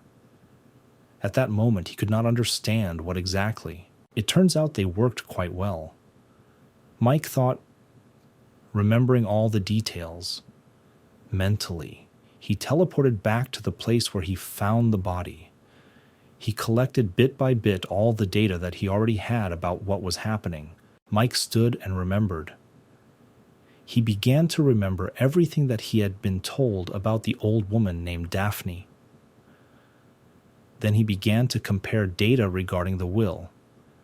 Now the frying pan told him a lot more about everything. It was necessary to assemble all these grooves. Homunculi, said Mike. So that's it. Mike began to reason. Because they used the same DNA as the chairman, but the results will then be positive if they decide to do a test. If the test is done, then the DNA will be positive. Mike continued to think. Mike stood there and couldn't understand just one thing. Why did they hang the fake on a tree in the forest a week after it went missing? I wonder why anyone would need this. Mike continued to think. If the death of a person is revealed, then the only benefit will be his heir, who will receive all these 300 billion, and the loser will be the country that cannot get these riches of an illegal alien. And even if the alien who hung this fake is for a company worth 300 billion, creating a homunculus is simply impossible. In Korea, you must be one of the 7 richest people, or have the technology to make it all happen. I thought to myself, Mike continued to reason. How much are the company's shares worth that they create this problem, especially now that a homunculus is involved. The situation is completely out of control. At this rate, I'd better not get involved in this. Mike continued to talk. It was deep night and it was very quiet. There were practically no stars in the sky. Only a few dark clouds floated across the sky. There was some fog on the tops of the mountains. It would be very nice if I could get at least some evidence from this house. Thought and thought, Mike. Mike began to remember this house. I began to remember details and imagine the whole picture of what was happening in this house. Skovoroda continued to talk further. Ted seems like an ordinary person. I once saw him leave the house in the middle of the night.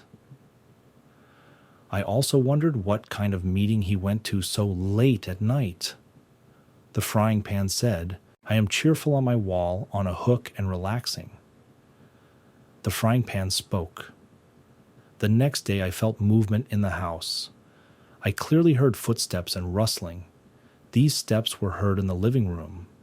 I calmed down because I thought nothing was happening. Mike was very surprised. What? He asked. Then perhaps he is an alien. Mike was completely lost in his thoughts. Listen to me, Inspector Johnny. Tell me, did anyone come into this house after the incident? Told you, Mike. No, no one entered the house. Today we came in for the first time since the chairman left this house, Police Inspector Johnny said. The frying pan suddenly spoke again. I'm telling you, I'm always at home. I see everything, I follow everything, and I remember everything. I'm a smart tech guy. I have a memory stick. I'm just sure it wasn't the chairman, the frying pan said. We always just come, search the house, and leave before dawn. He came for 5 days in a row, but then he simply disappeared. The frying pan continued to talk. Mike held the frying pan tightly in his hands. Tell me, have you seen his face? He asked the frying pan. I didn't see it. Unfortunately, I didn't see it. I don't have a night vision device. But judging by the silhouette, it was definitely a man, the frying pan said. The police inspector and Mike began to discuss everything they had heard. They began to compare all the facts. So what do we have? Let's talk, said Mike. To come and leave unnoticed without using the door. This requires warp magic, Mike said. Mike, what did the frying pan tell you? Be careful, asked the police inspector. She told me a lot of interesting things. For example, listen. She told me that there was someone else here who had already searched the house before us. Can you imagine it? Said Mike. And most likely he entered and left the house using warp magic, said Mike. Mike began to use his magic, his superpower. His eyes lit up with a blue light. They became darker and lighter. Blue smoke began to emanate from it, which scattered throughout the house. I was just looking for traces of magic in the present, said Mike. But we had to look for them in the past. Mike continued. Police Inspector Johnny did not understand what was happening now. He was a little scared.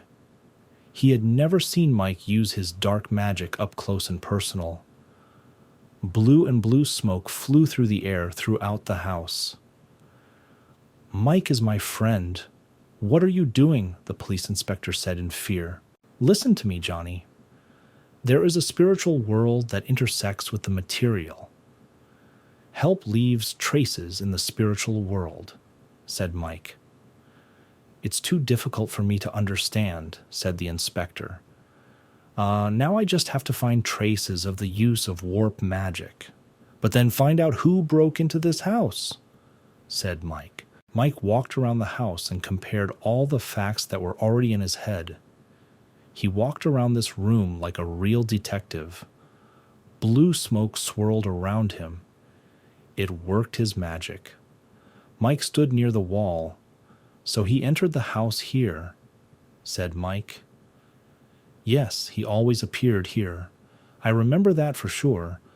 The frying pan in Mike's hands spoke. Mike held the frying pan tightly in his hand. He walked around the room of this house and looked at all the walls, ceilings, and everything that he could get his attention. There was blue smoke around him. The magic continued to work. Police Inspector Johnny walked quietly behind Mike. "Find her," Mike told the frying pan. Mike walked to the corner of the room. All of his blue smoke dissipated into this corner. So, 10 traces of warp magic. Based on this, considering that he has only been here 5 times, then everything matches perfectly for us, said Mike. Suddenly, May screamed loudly. "Johnny, partner, I think I found traces of magic. Let's just try to track them down," said Mike. Micah directed his magic towards the wall. "What does she keep telling you, this frying pan?" the police inspector asked loudly. Mike squeezed the handle of the frying pan very tightly with his hand. He held it tightly so that it would not jump out of his hands. "Come with us," Mike said to the frying pan. "Otherwise it turns out that I am the only witness here," Mike said out loud. Mike put the frying pan in the trunk of the car. He closed the trunk well and securely. "Do you want to tie me up and kidnap me, take me with you?" A frying pan screamed loudly from the trunk of the car. Police Inspector Johnny got behind the wheel of the car. Mike sat next to him in the front seat. They started the car and drove off. "I suggest you not touch her unless absolutely necessary." "Do not touch this pan," said Mike Johnny. "I completely agree with you," answered the police inspector. "You and I are truly like partners." The police inspector and Mike were driving at very high speed. They drove like this for some time. They drove and were silent. They were a little shocked by everything that had just happened to them. "Please answer me. Why are all magicians capable of doing this?" asked the police inspector. "Actually, no. I did this simply from pure experience." Mike answered the inspector. They were driving a white police car. "This is understandable since your life is so long. Even if you're only a quarter elf. I understand that you have been using this magic of yours for a long time." "Your abilities simply amaze me," Johnny said. Police Inspector Johnny and Mike were driving and talking. "Answer me one question, partner," said Mike. "Are you really going to retire in 5 years?" Mike asked the inspector. "Certainly. Orcs age slowly, but then it happens very suddenly." "The old ones quickly come to us," the police inspector said. "This is, of course, very cool and interesting," said Mike. "I don't know about the rest of the orcs, but you are my friend and partner. You are just doing great, just like a cucumber. You are simply amazing at what you do." "Mike, police inspector said, I'm not kidding, I'm really telling the truth about you." Mike continued. "Listen to Johnny. And you don't want to work with us later, as soon as you retire?" Mike asked the police inspector. "Mike, you know our rules," Police Inspector Johnny answered. "What are the rules?" Mike asked. "You can't piss off a troll, not at all, completely different," the inspector answered. "Then I need a book with all your rules." Laughed Mike. "How do you think I should remember and know all this?" "I definitely need a book like this," Mike continued. The fact that everything Mike said made the orc very happy. Police Inspector Johnny was driving the car and smiling. For him, it was the first time it was so fun and easy with such a partner as Mike. "I'm walking with a partner. I'll tell you this, partner. There's only one rule. Just act according to the situation," she said. Inspector Johnny laughed. Their police car stopped at a crosswalk. The traffic light was red. People, orcs, and elves crossed the road. Do this only if the occasion allows you. Forget the rest, otherwise my mother will throw a tantrum at you, Police Inspector Johnny said. Police Inspector Johnny and Mike continued to drive in the white police car. They continued to have a pleasant conversation with each other. They talked like real friends. Isn't your mom still worried? Mike asked. Their conversation continued. Wait. Remember when you detained a drunken orc officer who was beating a man? Wasn't your mom worried about you back then? I think I was even very worried. Told you, Mike. Their police car stopped next to a small truck containing large concert speakers. It was heard from these speakers. Loud voice and calls.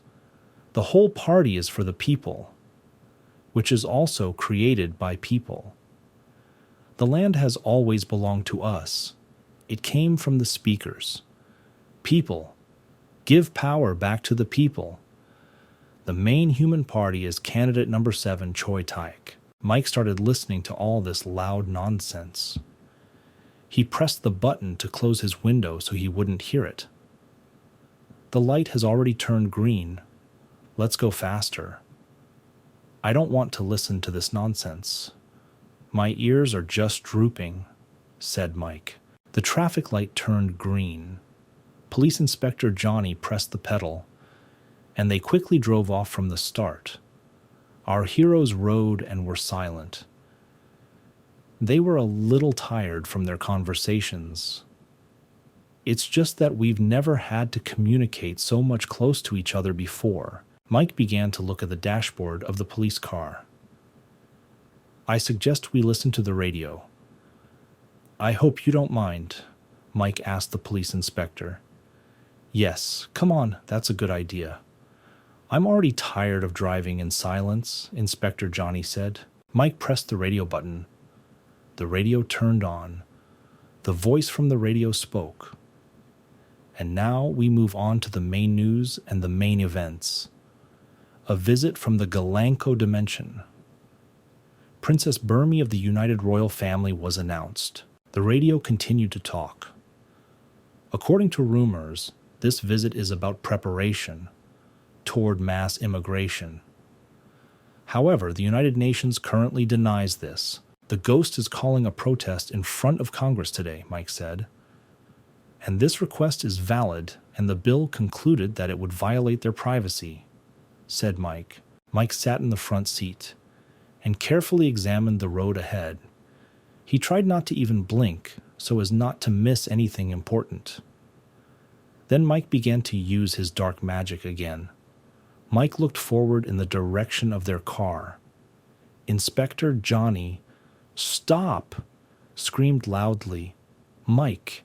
Police Inspector Johnny abruptly stopped the police car. The squealing of brakes could be heard all along the street. Floated around the car. Blue smoke. It looked like fog. Their tracks diverge here, said Mike. Police Inspector Johnny opened his driver's door.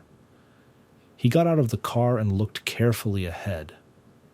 Inspector Johnny said in a confident voice, I know this place very well, Mike. I know it very well. Are you sure we've arrived at the right address? The inspector asked. There were a lot of orcs on the streets of this area. They were everywhere. This was their area. There was a community of orcs here. Several adult orcs were sitting outside playing board games. Mike also got out of the police car. He looked around. So, Johnny, let's talk together, said Mike. If they came every night for 5 days, then most likely they settled here for a while. Mike continued to talk. If you look around and think carefully, this area is ideal, said Mike. Therefore, blue smoke was flying around the area. It looked like fog. It covered the entire area of the region. This was Mike's dark magic at work. It's very good that there are no traces of invisibility magic here. So let's check the CCTV cameras, Mike told Police Inspector Johnny. Of the two of us here, only you are police officers," said Mike. "I think this is not the first time for you to do something like this. Therefore, I entrust this important matter to you, my dear friend Inspector Johnny." The police inspector combed his beard with his hand. It was clear that he was not ready for such a proposal. "Fine. Got it, I'll try," the police inspector said. The next day came. The weather has completely deteriorated. The sky was overcast with gray clouds. It seemed like it was going to rain soon. Police Inspector Johnny and Mike were walking down the street. We looked at everything around and were surprised. Why can't this be? Mike was surprised. Mike and the police inspector. We walked around almost all the streets, all the houses. Mike looked around very carefully. He looked at every house. Mike walked up to store windows and examined them. "I can't understand one thing, that there is not a single video surveillance in the entire area," Mike asked in surprise. They went through almost the entire area. The police inspector turned to Mike. "Unfortunately, this is an orc area. It happens here. It's the norm here," Police Inspector Johnny said. At that moment, Mike understood everything. "So that's why you had that look on your face when I asked you to take video surveillance of the area," Mike said to the inspector. The police inspector and Mike continued to walk through the area. "Well, this is how it all happened. If everything is against us, then let's use the good old proven methods," said Mike. "Good old methods? What else are they?" I asked Mike, the police inspector. "Yes, this can be said to be the traditional method," Mike answered him. Mike extended his hand forward. He held a bottle of water in his mouth. "Just think. It's better to poppy in the 21st century. Decks carry out research manually," said Mike. Police Inspector Johnny and Mike went to ORK Pub. It was a local small bar. There was a lot of good cheap booze, and there was always music playing. This place was very popular with the orcs. Police Inspector Johnny and Mike went inside the bar. There was practically no one there. Most often, the orcs gathered in the bar in the late afternoon. The bartender was so funny. Was he an orc too? "Haley, are you there?" the police inspector said. From the look of the bartender Bell, it is clear that he is, firstly, surprised by the appearance of Inspector Johnny here, and secondly, he was unhappy that he saw the inspector in his bar. "I don't understand. What are you doing here, Johnny? Did you receive the report?" the bartender asked. Now Mike looked with surprised eyes at Police Inspector Johnny. He was slightly shocked. "Do you know each other, Johnny?" Mike asked in surprise. "Yes.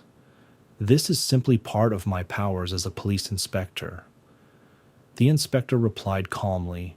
Police Inspector Johnny walked up to the bar. He took a photograph out of his pocket and placed it on the bar counter. "Don't worry so much. I'll just ask you a bunch of questions," the police inspector said. "Tell me, please. Did you see anyone suspicious nearby?" The police inspector sat down. Police Inspector Johnny moved the photo closer to the bartender.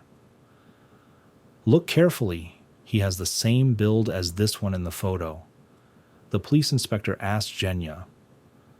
"The main thing is now, it works mostly at night and has a wizard scent," Johnny said. The bartender took a photo of his hand. He began to look carefully at the photograph. "Of course I work at the bar. In just one working week, almost all the orcs pass through my bar. Well, if not all, but most," said the drum. He thought about it. "But I don't remember this," the bartender said. "Okay, since you're inspect, it was Johnny who asked me for help. So be it.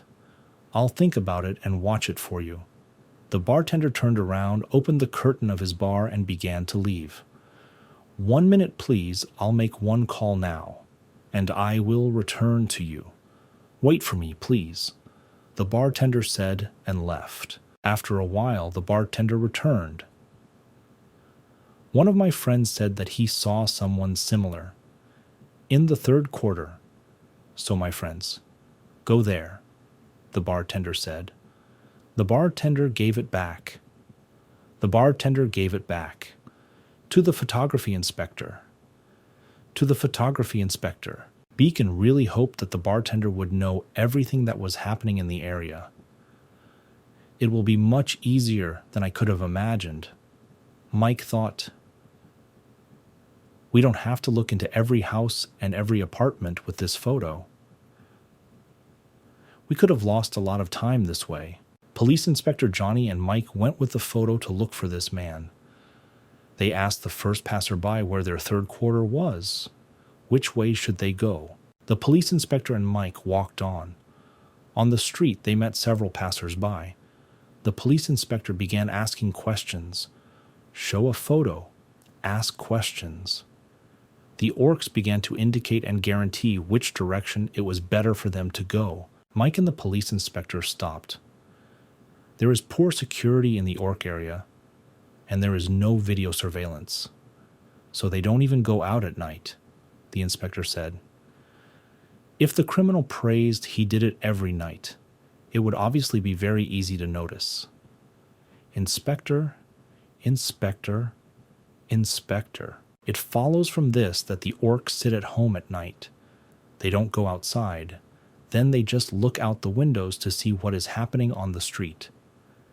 If he walked down the street alone, then everyone could see him, the police inspector said. Wait, please, Johnny, Mike said anxiously. Mike began to use his dark magic. His eyes became light blue again. A blue tube began to spread around the city. This blue fog flew into almost every house and every open window. Johnny, I think I've found it, Mike said loudly. Mike stopped in front of a tall building. All balconies faced the roadway. And so the dark magic worked very well. Blue fog began to seep along all the balconies. Then it began to accumulate into one large glowing lump on one of the balconies of this house. This is the guy who used warp magic, said Mike. The police inspector and Mike approached the door of this house. Mike's dark magic worked so well that the entire door was illuminated blue. It was also painted with some strange drawings. He used the barrier. He must have really wanted to live, the police inspector said. Looks like he doesn't have enough skills since he cast several at once. Mike answered. At this time, Mike was very serious. His eyes were still blue. Samaya emitted a blue mist that seeped through the doors. His magic worked well. Let's deal with them one by one, said Mike. Mike understood what needed to be done. Mike knew he needed to act immediately. It was impossible to wait. Any minute of delay could ruin their plan. Mike concentrated very hard. His eyes glowed blue. Something went wrong, and the door did not open. Police Inspector Jolie stood nearby. He watched with great interest everything that was happening around him. He had already begun to gradually get used to the magic that he had seen so often from Mike lately. And he's smart, Mike said. Mike was very determined. He understood that the police inspector did not know magic at all, and in this situation he was not his assistant at all. Therefore, he decided to take care of it. And Johnny's side, step aside, please, Mike said. This smart guy is trying to escape. Mike continued talking. In the city, the sun suddenly disappeared on the street. A red glow appeared in the sky. Large black and red clouds also began to appear in the sky. The streets became dark, and everything began to be illuminated with a dark red light. Suddenly, unexpectedly, a strong wind blew from the high floor of this house, right from the balcony. The stream of strong wind was colored black and red. The movement was so strong that it looked like a red tornado that came straight out of the balcony of the house. The flow of this red air became larger and larger. It was gaining speed and scale. This red cloud began to spread throughout the city. Mike was more focused than ever at that moment. He seemed to be in complete control of everything. There was a short pause. "Take him!" Mike shouted loudly. Mike channeled his dark energy and magic towards that red cloud. A white light flash began to occur inside the red cloud. It was as if something was exploding inside that wind.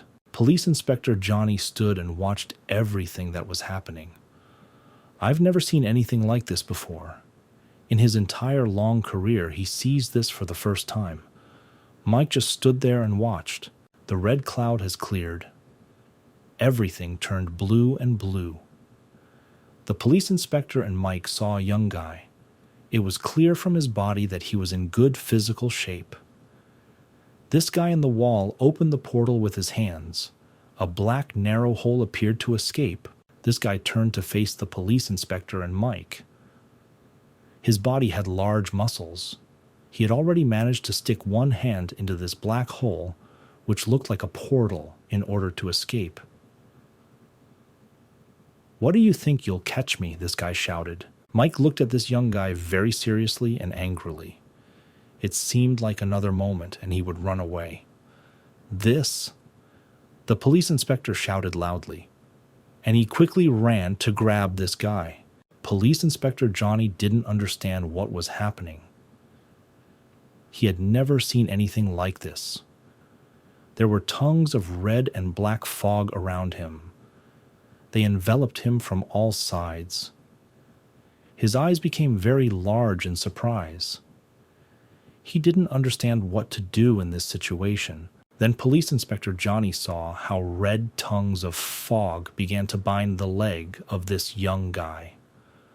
They wrapped themselves around his leg like octopus tentacles and tied him down. He tried to escape, but he didn't succeed. The young man jumped high to take off.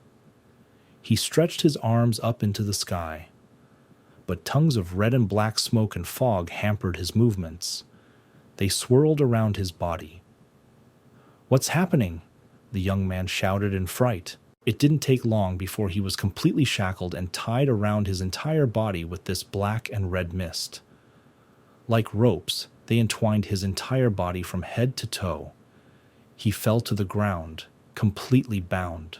Police Inspector Johnny and Mike stood and looked at this young man, who was lying completely tied up on the floor. "Oh, Police Inspector?"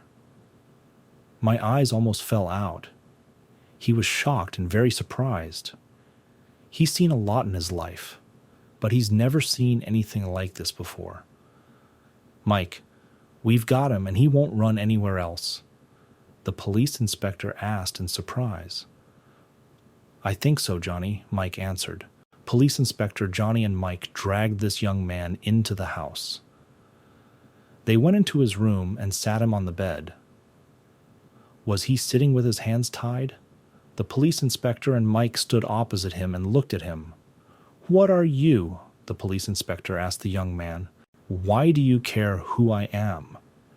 The fugitive answered very boldly.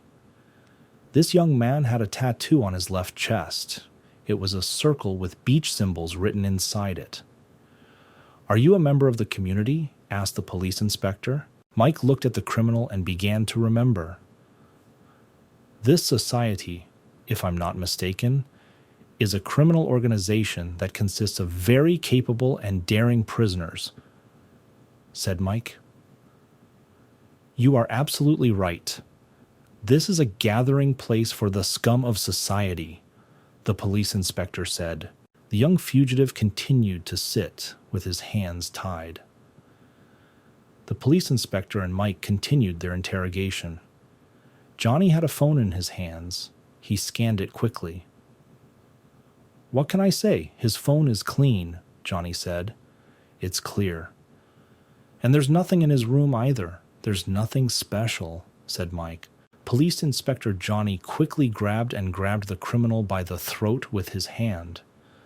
Since we have confirmed that you are a criminal to members of a super powerful criminal organization, then, according to Article 4 provided for by the Constitution of the Republic of Korea, as a citizen, the inspector spoke and his words were interrupted by the criminal.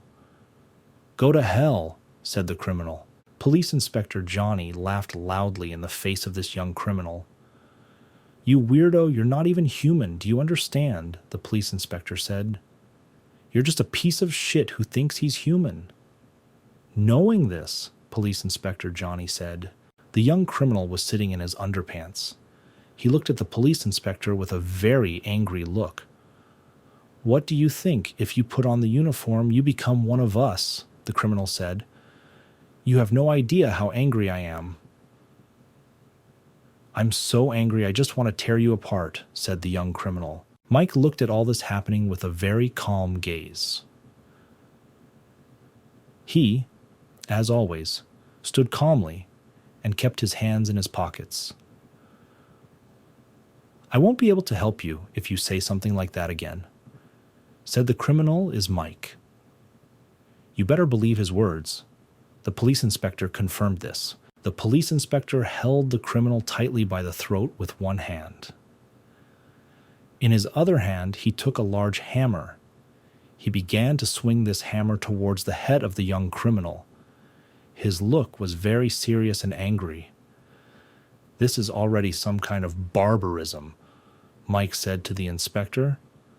"Isn't that your style, Mike?" asked the police inspector. "No, that's definitely not my style," Mike answered. "Remove it immediately," he told the inspector. "Believe me, I have something much better," said Mike. "Even better." "What is this knife?" asked the police inspector. "No, of course not," Mike said. "Come take a closer look. It will be just ordinary magic. Although for you it is, of course, unusual," said Mike. Mike held out his hand. "We give the boy a big boil." Then it burst, and something incomprehensible appeared from the finger. It looked like a small worm that had wings and a beak. It was a very disgusting sight. The spectacle is not for the faint of heart.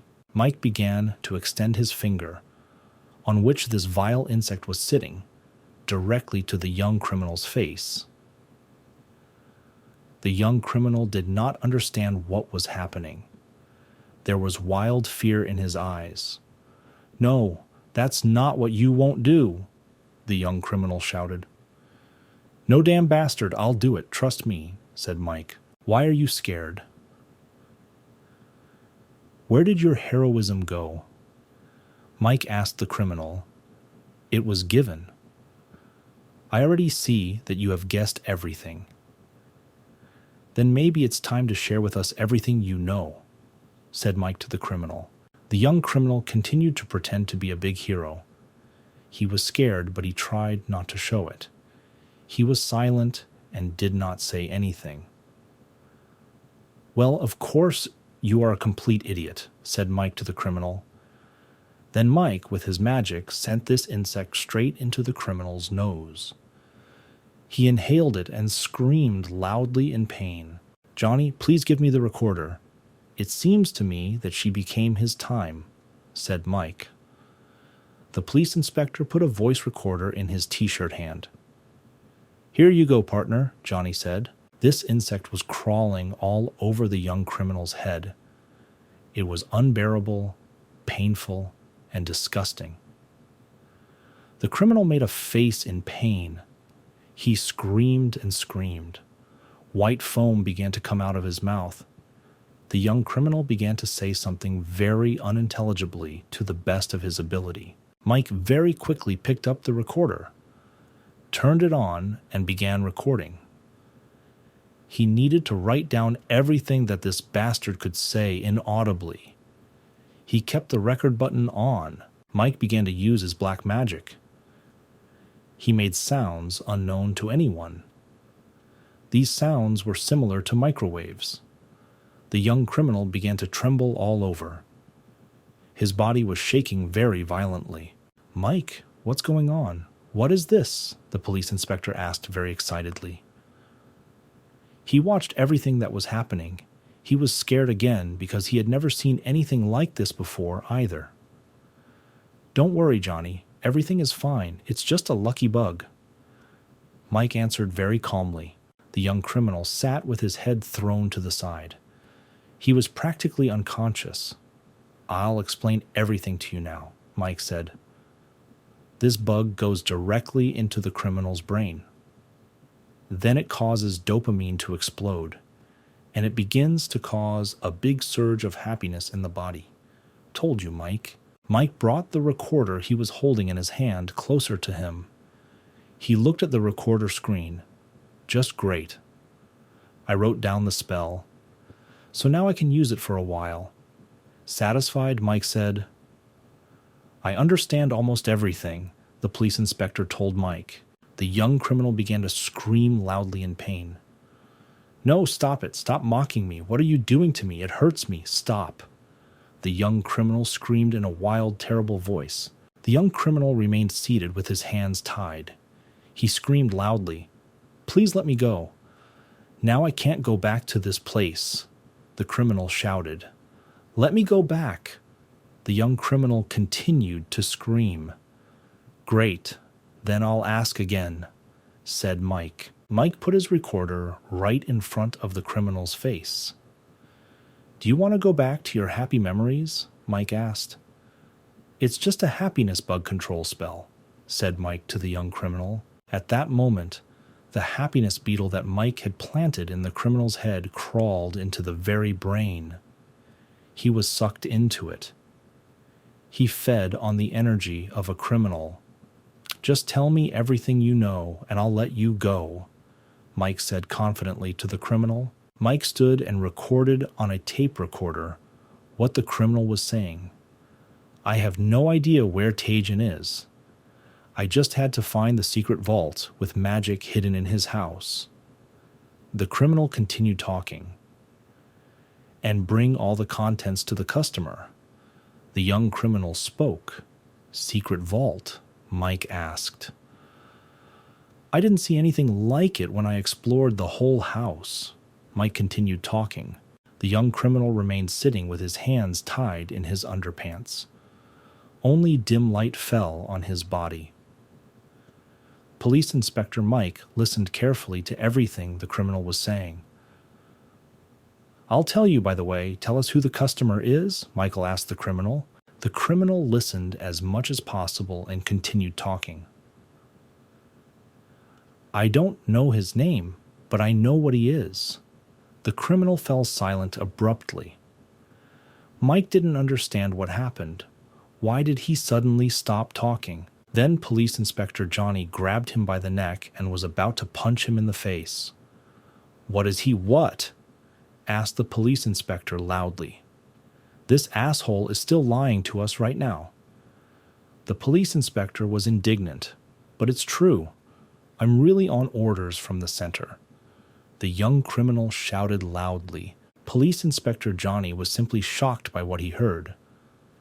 "Mike, did you hear that?" "What do we do now?" asked the police inspector. "Are you going to continue this?" the inspector continued to ask. "It's too dangerous, you know." Johnny spoke. Police Inspector Johnny continued to hold the criminal's throat with his hand. To be honest, he had a desire to just strangle him, and that's it. And it's done. Well, the police can't work like that. At this time, Mike came up with a very strong idea. He began to scratch his chin with his fingers. Things get much more complicated. Mike thought to himself, "Is there a dragon customer? Yes. If the customer is a dragon, then things are very bad. After all, dragons are creatures of the highest class." "Mike, what are you talking about? Are you out of your mind? What other dragons?" "This bandit is sitting in front of us. Let's take mine to the police station and then let the center figure out what to do with him," Police Inspector Johnny said. Mike started talking. "Dragons are creatures that can become superior creatures in just one generation. Believe me, they have not one or two people who disappeared. because they were simply not pleased with something. These are powerful beings who now rule society. They are very, very rich. They have very enormous power and control everything like puppets, said Mike. The director, the police inspector, and the mech stood in the middle of the room. Mike, what are you worth? What are we going to do? Tell me, he asked the police inspector. Wait, Johnny, I still have questions, said Mike. Mike suggested that the police inspector take this young criminal to the police station. They took him outside and left. There were a lot of people around. There were also a lot of policemen. Near the police station, they saw the main one and approached him. If you don't want to listen to me, then at least listen to the tape recorder. Told you, Mike. Please follow the rules. Told you, Mike. But few people listened to him. Mike, are we going to leave this guy like this? Johnny asked about the criminal. He's enjoying himself. I don't care about him. Let him enjoy the happy bug, said Mike. Reporting everything to the police and bringing the criminal here was indeed the right decision. 2 policemen took the young criminal by the arms. His hands were tied and additionally handcuffed. They put a towel over him to keep him warm, and so that he does not scare away passers-by on the street with his appearance. He had a bug inside him that made him happy. The police inspector asked Mike. They usually just die, right, Mike? No. If he receives decent treatment, then the chance of survival will be somewhere around 50%. Mike told the inspector. But it all depends on what effect the magic potion will have. Mike continued talking. The young criminal looked like a mentally ill person. A large number of wrinkles appeared on his forehead. The nose stretched out. The eyes became white. The eyes were large and protruded outward. It was a very scary sight. Mike and Police Inspector Johnny took the young criminal to the station. Then they got into their white police car and hit the road. Inspector Johnny, as always, was behind the wheel. Sitting in the car as they drove, Mike began tuning the radio. He wanted to listen to the news. The radio wave was very poorly received. And so Mike did it, and the radio said, "Let's move on to the next news." A decision was made for the visit of Princess Vernus. The radio didn't finish speaking because the wave got lost and there was interference. Then the radio continued talking. And this is Korea. There was interference again and nothing was heard. I think there are only about 4 culprits. Told you, Mike. However, I still don't understand their motives. What the hell is this? Most dragons don't claim to be like that, said Mike. The radio started talking again in the car, and this will be at least 15% of the market capitalization. This is a new big record for Hassan Industry. They continued driving in the car. Mike repeated the word he heard on the radio, Hassan. Then Mike was suddenly surprised. What? Hassan? Hassan Industry? Mike was too surprised. Mike, don't you think this is Taejun's boss's company? The police inspector said. This is a common occurrence for such big shots. Will they cope while the boss is away? Said Mike. Or maybe he approved everything even before he disappeared, the inspector asked. The police inspector and Mike continued driving in their white police car. Johnny, aren't you hungry? Maybe we can eat together, Mike said and handed the food into his hand. What is this? Johnny asked. Ham and cheese sandwich, answered Mike. Yes, I heard Katie did it to you. Does she know how to cook? Johnny said. I'm not sure, answered Mike. They arrived at Mike's office. We went into his office. There was a talking frying pan on the table. There were a lot of different pieces of paper with notes lying around the frying pan. We're only basing this on what the guy told us, Taejun's house, to find the secret storage room. But I didn't find anything, said Mike. Skovoroda is also silent about this.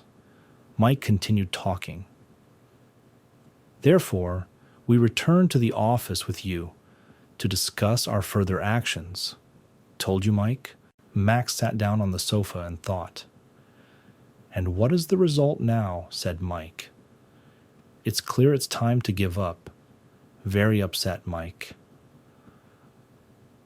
I'll lose before I even get anything, Mike said in a frustrated voice. Suddenly, the door to Mike's office suddenly opened. A disheveled Katie ran into the office. It was clear from her that she was late. Mike, I'll visit the immigration office tomorrow, and most importantly, I came, Katie shouted proudly. Inspector Johnny and Mike smiled. You burst into the office like a demon, Inspector Johnny said. Uncle Johnny, what are you doing here? Katie asked. Uncle, why did you start calling me that? Johnny asked. Not understanding and indignantly, have you seen your face? Katie answered, I'm actually an orc, the police inspector said quietly. Why a frying pan? Do you want to cook something delicious? And then eat it without me. Katie said. Mike sat and looked at Katie with a calm gaze. If you touch it, you will want to wash your hands urgently. That's the minimum, said Mike. Katie began to look at the documents that were lying on Mike's desk. She sorted and rearranged all the papers. Katie started asking, Mike, what is this? What kind of document is this? What is this? Do you need this, or can you throw it away? Continued asking Katie questions. Unexpectedly, Katie took the frying pan lying on the table. She rose to the city above the table. A red smiley face appeared inside the frying pan. Eyes and smile. Hello, I'm glad to meet you, the frying pan said. Katie was shocked. She brought the frying pan closer to her face to take a closer look. Did the frying pan tell me that? What is she saying? Can she speak? Is she talking? So it turns out that she is alive? Katie kept asking. You can call me stupid, the frying pan said. Hello, stupid, Katia said, because I laughed. No, that's wrong. Wait, don't you have another name? Katie asked. Is it okay to call you stupid? I think no, Katie said. Mike was sitting on the sofa. Katie, don't even think about taking her. Do you hear what I'm telling you? Do not even think, said Mike. I wonder why, Katie asked. Is this the big problem? She asked, rolling again. No, there are no problems, answered Mike. Katie walked closer to the table where Mike was sitting. She was holding her handbag on her shoulder. Katie looked at Mike with a friendly look. It seems to me that something is definitely going to happen soon, Katie said. I'm really glad I took this with me today, Katie continued. It's just no wonder I was so eager to have a drink today, Katie said cheerfully. Boys, why are you sitting so sad? Maybe you girls will answer? Katie asked. Sorry, I'm not in the mood today, said Mike. I can't do it today either. I've been driving all day, the police inspector answered. At that moment, Katie suddenly took out a large red bottle of good expensive alcohol from her purse. She was proud and enthusiastically raised it forward at arm's length. And if so, 37 years old, seasoned, Kingsley Aston.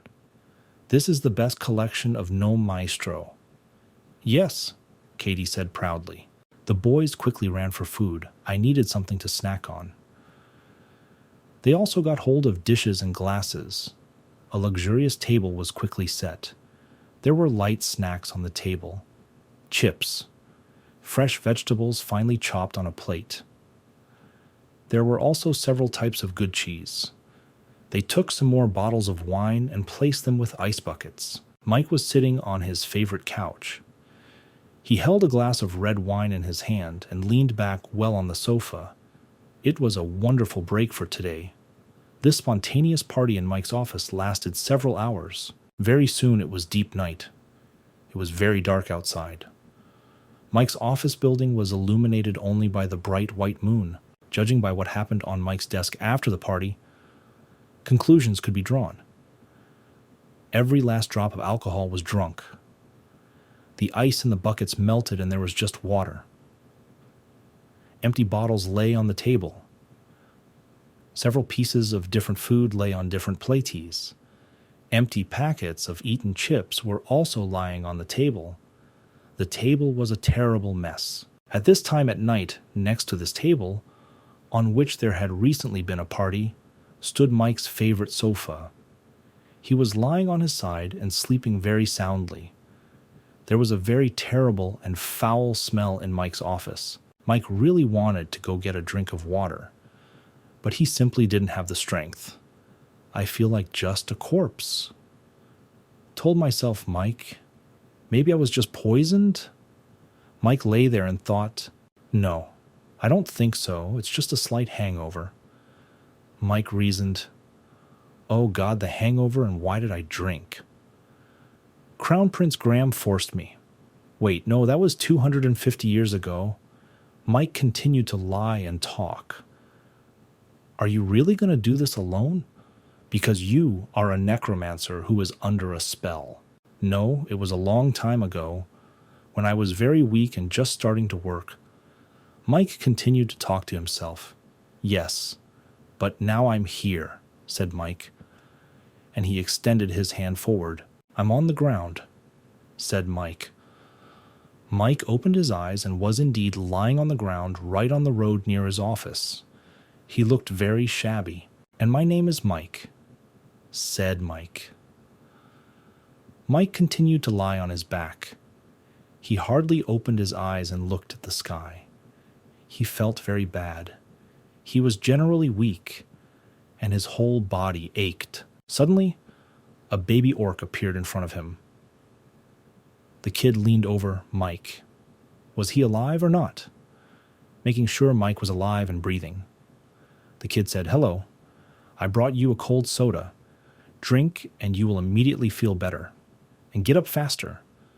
You can't just lie here and be seen like this, the baby said.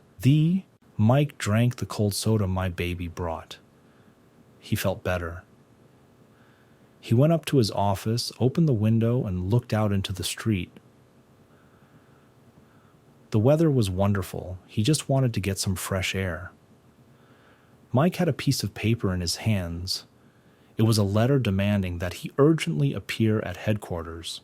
Something must be going on, Mike said. We arrived by car, he got out of it and headed towards the headquarters building.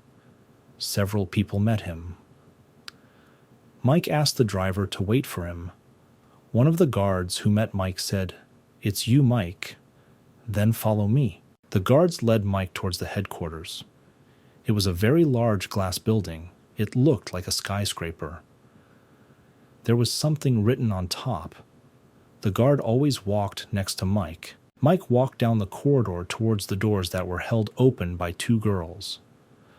Something is clearly going on here, Mike thought. Most likely, this is because of what we discovered yesterday with Police Inspector Johnny. Thinking again. Mike. The girls standing near the door invited Mike to go inside. "Thank you," Mike said. At that moment, Mike heard a woman's voice. "Come in." Mike realized this was the CEO's office. At the end of the office, Mike saw a beautiful girl. True, it was not a girl, but an elf. She sat elegantly on the windowsill. "I've already been waiting for you, Agent Mike," Elf said. Her name was Blair. She is the chief secretary of the Jenkins Corporation. Jenkinson is also a dragon. Next, the story develops in Mike's apartment. Katie cut the potatoes and thought about it. She thought about making something so delicious for dinner. Mike was in the kitchen. He also helped her cut vegetables. Katie walked up to him and said, "Mike, why don't you get another knife?" "Because this knife is the best," Mike answered. Katie continued talking to Mike in the kitchen. Katie says. But I heard that it was used before as a relic for human sacrifices. Katie immediately remembered and imagined this picture before her eyes. It was, of course, a terrible sight.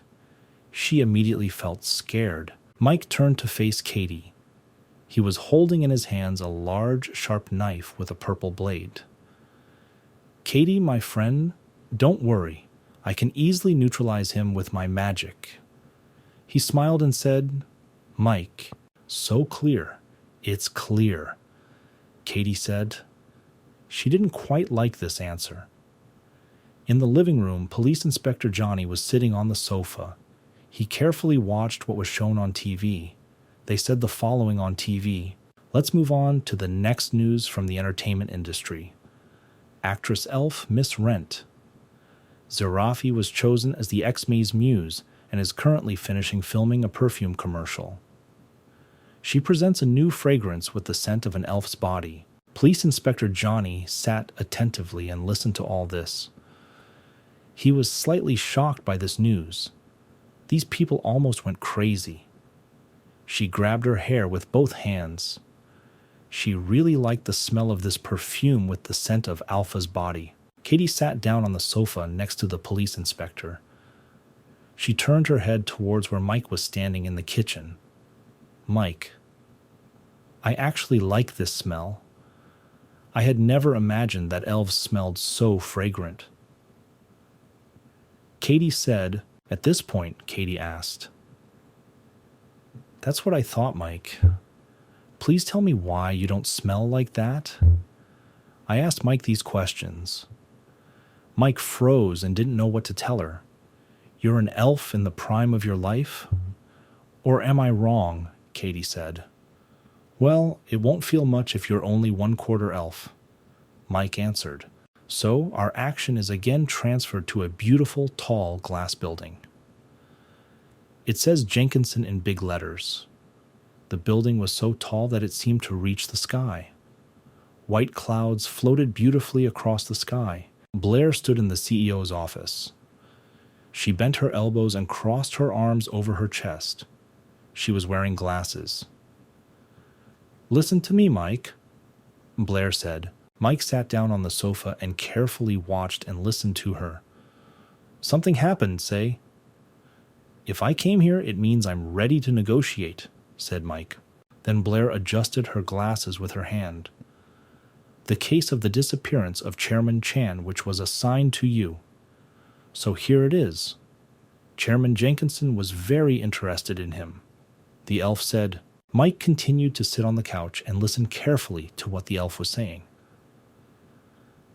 After being told in a speech the identity of the arrested HS member, Mike began to tell me in great detail.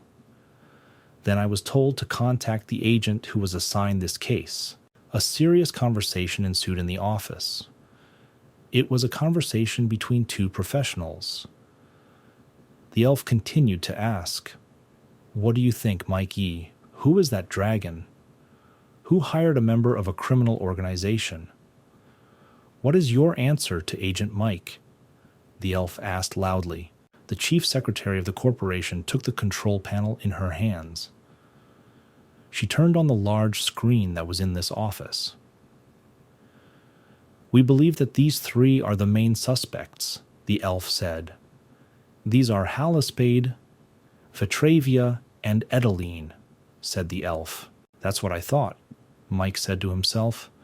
He looked attentively at the screen. But I still can't understand. Why did the chairman do this, and why did he want to see me? He didn't have an answer to this question yet. The chief secretary of the corporation stood and looked at Mike with a serious face. Please tell me everything you know about Hassan Industry, the chief secretary asked. I thought it was a pharmaceutical company, said Mike. This is true for everyone. However, Hassan Industry, which is led by Chairman Gajan, has a secret mission, the chief secretary answered. But this is a business. Obviously, they do these things. Mike answered. But there is a problem with their research. the secretary said indignantly. Mike, the fact is that they were doing dangerous research. Mike moved to a chair. He looked carefully at the secretary and listened to everything she said. Mike realized that the research was about the genetics of the dragon family. Everything is clear. Dragons are immune to all poisons that exist. They are strong. So it is therefore possible that they are interested in them.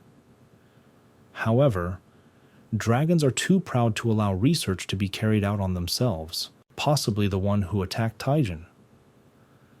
This is a dragon embittered by research, and this dragon was very proud of his noble dragon family. Chief Secretary, I don't understand something. So you think Little Dragon did it? As far as I know, Jenkinson has always sought attention. So I don't think he would risk his reputation, said Mike. The conversation began to take place in a raised voice.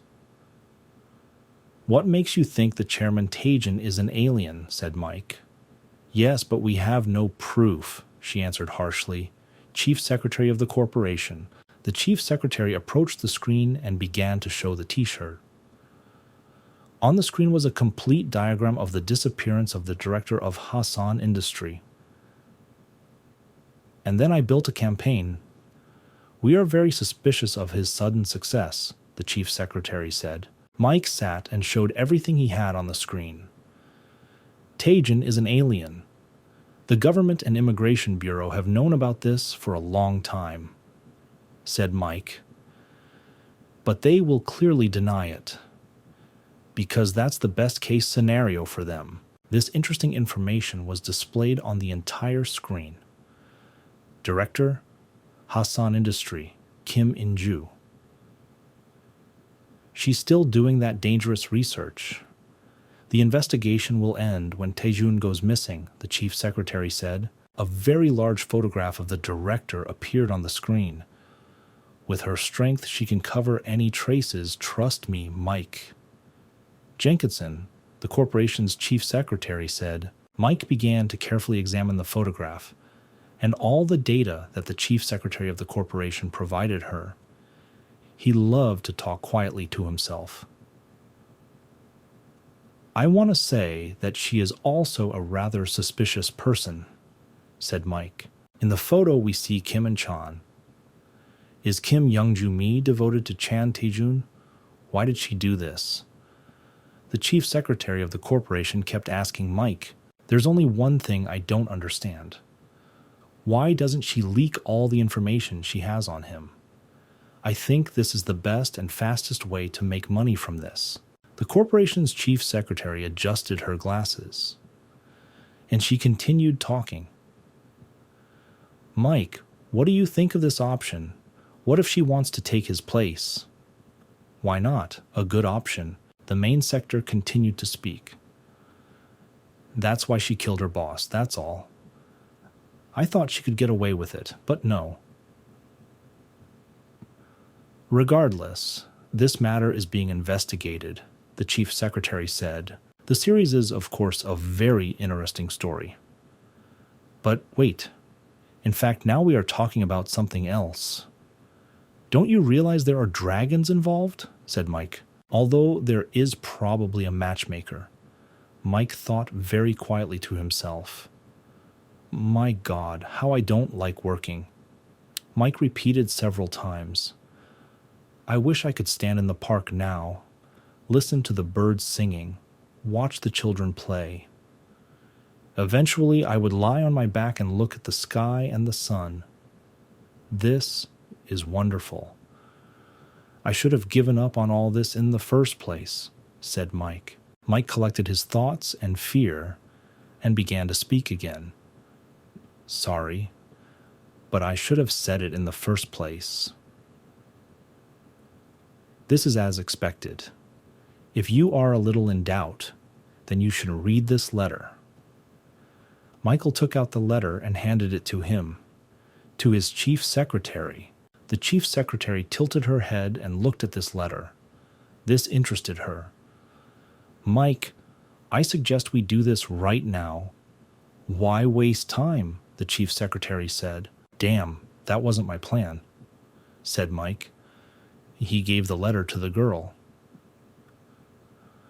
Now I understand that I don't have a chance, Mike thought.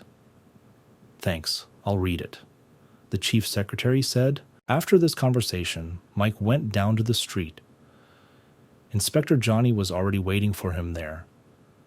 They got into a white police car and drove off. They went to the office where Director Hassan is. Police Inspector Johnny and Mike drove up to the large office where the president was. It was a beautiful skyscraper. They walked together towards the front entrance. Mike and Inspector Johnny were invited into the meeting room. The director wasn't there yet. They were offered sweets and drinks so they wouldn't get bored. I wonder how long we will wait for her, said Mike. People came into the office. They were men and women. The first to enter was a woman in a beautiful formal business suit. Good afternoon. Sorry for being late, she said. It was Kim Youngju, Director Hassan. My God, she is magnificent, said the police inspector. He stood up from his chair and began to say hello. Good afternoon, madam. My name is Johnny. I'm a police inspector, he said. Mike, as always, was thoughtful. He looked at Director Hassan and thought, this scent, I've heard it somewhere before. Mike thought. The police inspector, Mike, and the director sat down at the negotiating table. This familiar feeling did not leave my mind. T-shirt.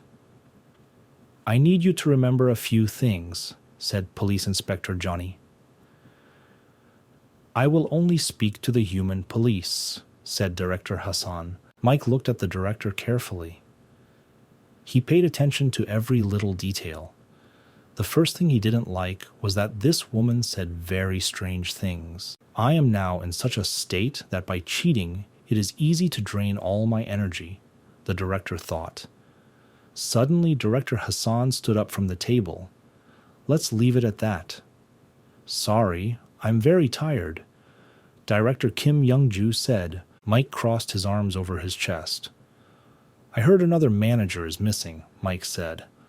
But for some reason you didn't say anything about it. It was never even mentioned. The director stood and continued to communicate. Perhaps he just left and is not in touch. Director Kim Youngju said. Everything that Director Mike said was quickly analyzed in his head. Mike turned to the director. Director Kim Youngju. I have a unique ability. Director, perhaps you have heard the word MPF, Mike asked. The director thought about it. MPF is an interspecific sex pheromone. This is an unexplained biological mystery. Mutants capable of spreading a pheromone that attracts other species are called MPF developers, Mike thought. Director of the Ministry of Health.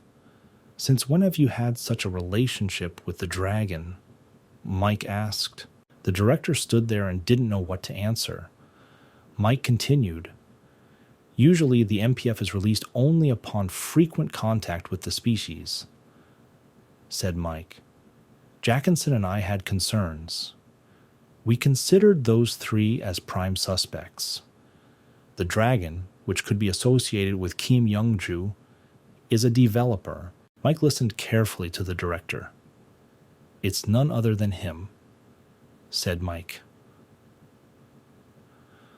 When did you start being friends with Edelins?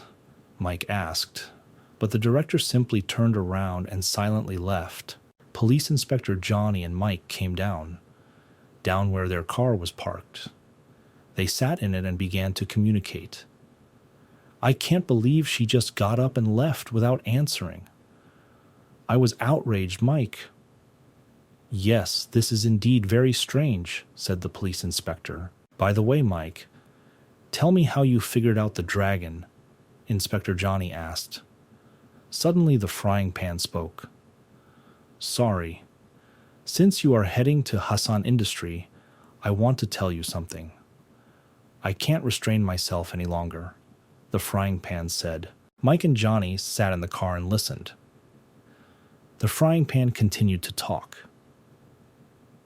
I just thought I knew the one you were talking about, she said. You know? Mike asked. Yes, this is Yeonju. She often came to the owner's house. Then she started coming once a week to spend the night, the frying pan said. At this moment, the director was talking on the phone. Why didn't you say anything? What are you going to do now? How have you still not been able to find one person?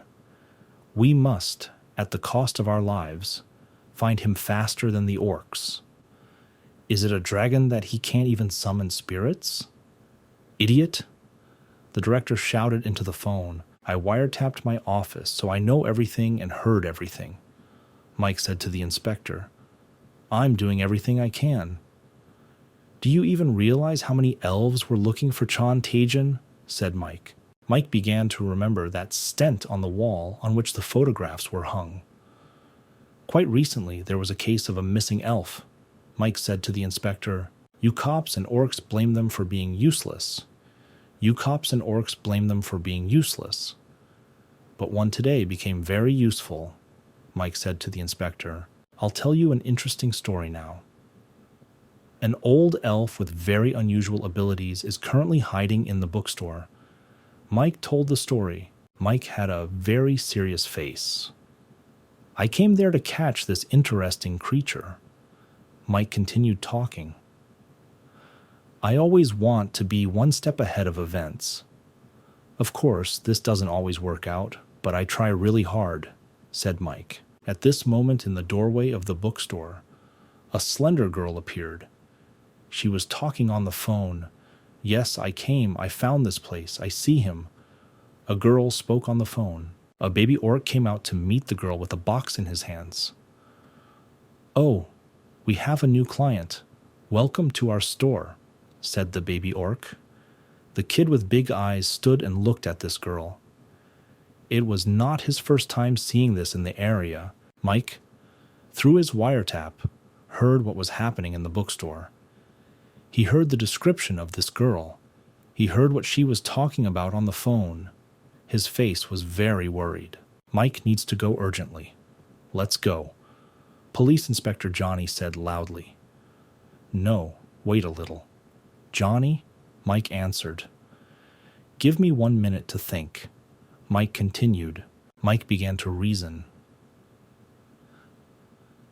If we drive 10 kilometers through all the Seoul traffic jams, but when we arrive, it will be too late. So Inspector Johnny, listen to me carefully, said Mike.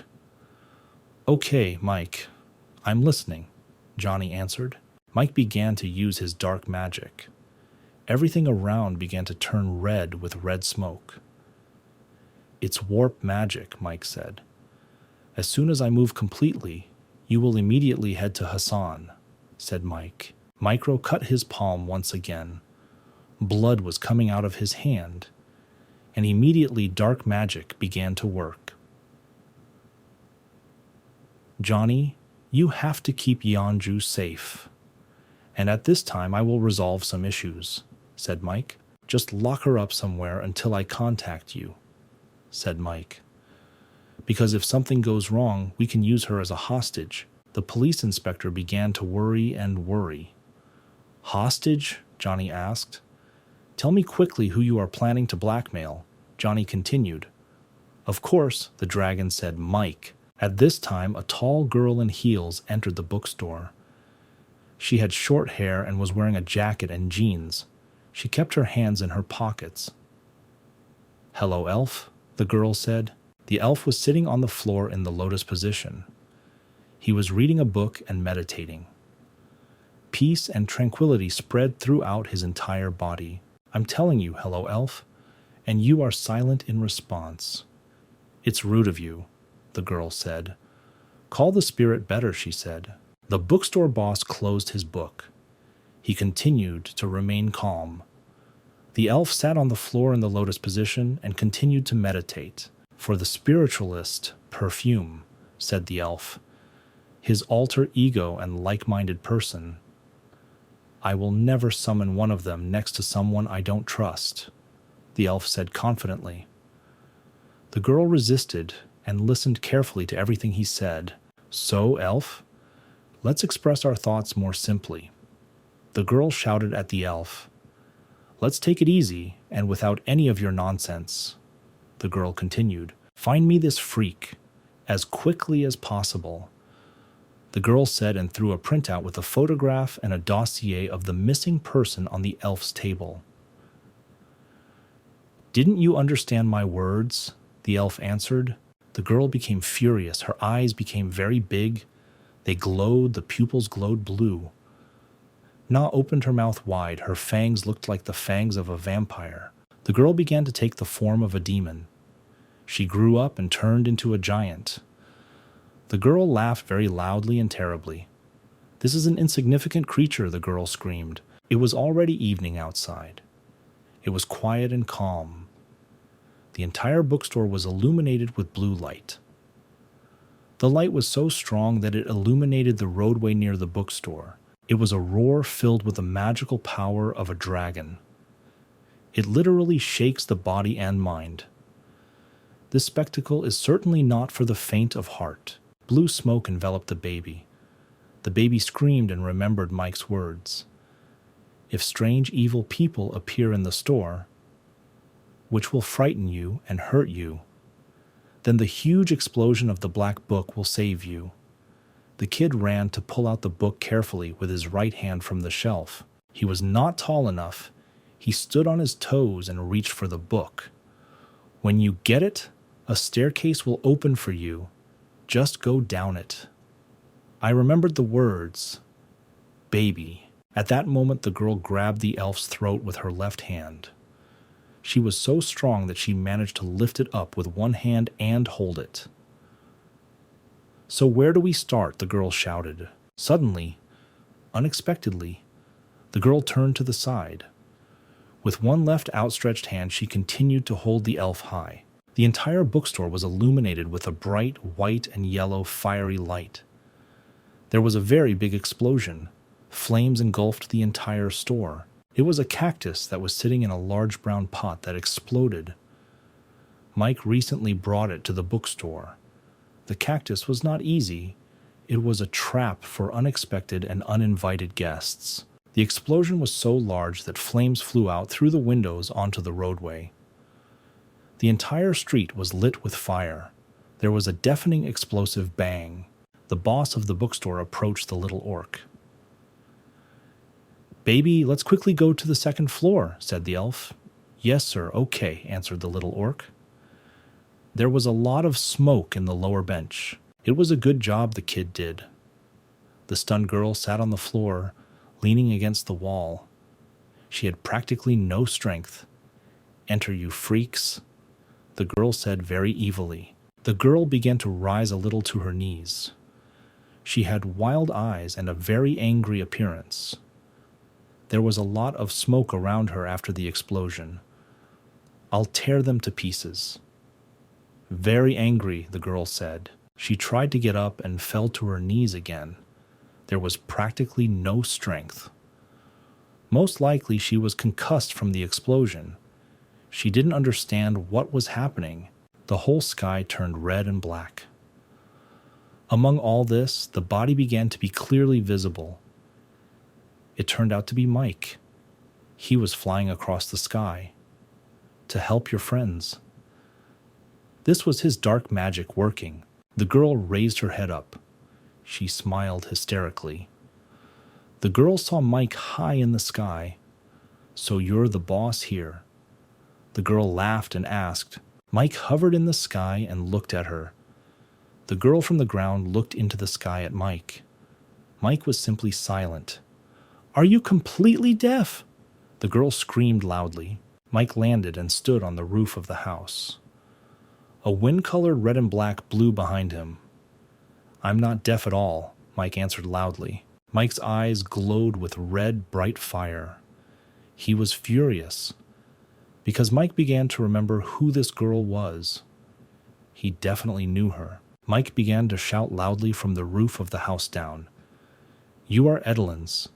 You are 64 years old. 6 years ago, you received temporary citizenship, and then she moved to the ground. There was no way for you to obtain official citizenship, Mike continued. This is all due to measurement problems.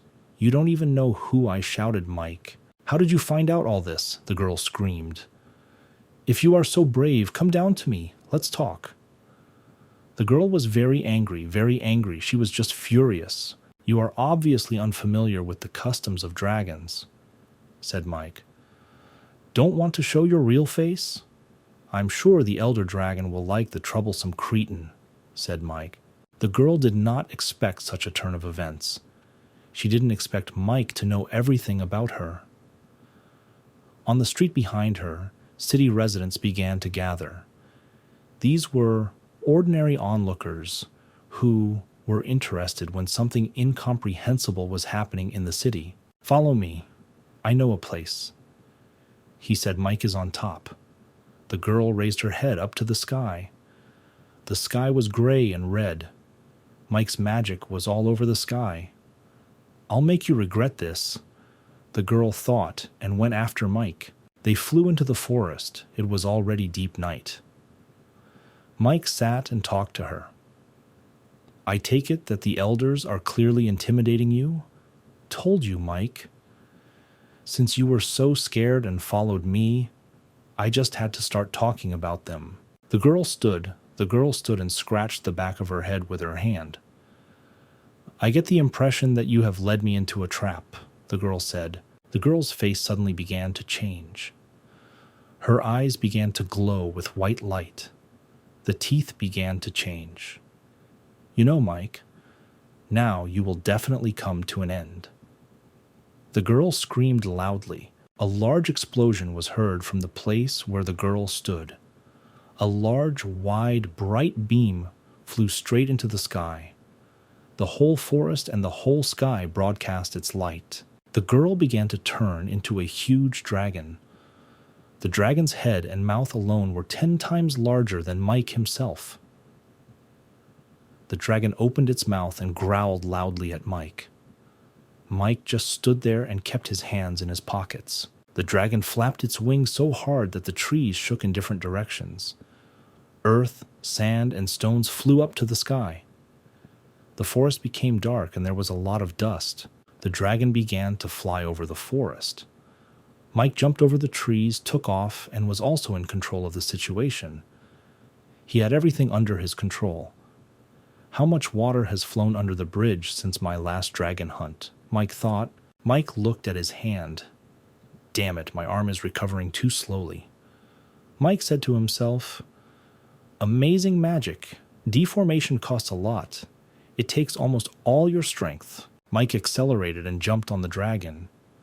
With his sharp knife, he cut heavily on his arm. A large stream of black liquid gushed out from the wound site. Mike was flying through the sky. From the wound, black blood oozed out in a large stream, then it turned purple. He directed this entire flow towards the dragon, to Mike very quickly with all his might. The dragon opened its mouth and roared loudly. It was creepy and scary. Mike was still high in the sky. The place where he cut his hand was invisible. Black and purple liquid oozed from there in a large stream. Mike got very angry. He pointed his cut left hand forward toward the dragon. He turned on all his energy, all his power. I used my dark magic. Mike looked at the dragon as it flew towards him. Then Michael shouted very loudly, "You will pay for all the mess you caused on my territory." The dragon did, and flew a circle around Mike. Then the dragon turned around and flew towards Mike to attack. A fight ensued. Mike hit the dragon's mouth with all his might.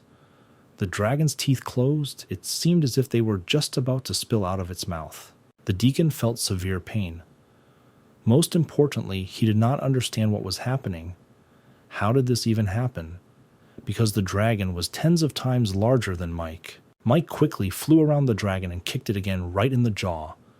He delivered his blows one after another. It was so fast that the dragon did not have time to react. White and blue light emanated from Mike. This was his dark magic working. Don't expect mercy from me, even if you are a dragon. Shout out loud, Mike. Mike directed all his rays of light directly into the dragon's body. Everything sparkled and sparkled. The sky lit up white and blue. It seemed like there was going to be an explosion. How can a person move so fast? Thought the dragon. Meanwhile, Mike continued to circle the dragon from all sides and deliver his insidious blows. Suddenly, the dragon's eyes began to glow with a bright white light. It was clear that the dragon was very angry. Then I will also use my magic, the dragon shouted. The dragon opened its mouth strongly and began to spew out not fire, but something else. It was like a strong current of wind and air. It was dragon's breath. Mike looked at the dragon and shouted loudly, "Is this dragon's breath? Right here? Have you gone completely crazy or what?" he shouted to the dragon. The dragon continued to spew out this dragon wind. This wind turned into blue flames of fire. "Do you want to set the whole forest on fire with your breath?" Mike asked loudly. Mike quickly began to think and reflect. And from the 6 dragon brains, thinking and magic. Only the hindbrain is responsible for balance in the dragon. You need to aim right there, Mike thought. I will aim for the hindbrain and thereby cause earthquakes.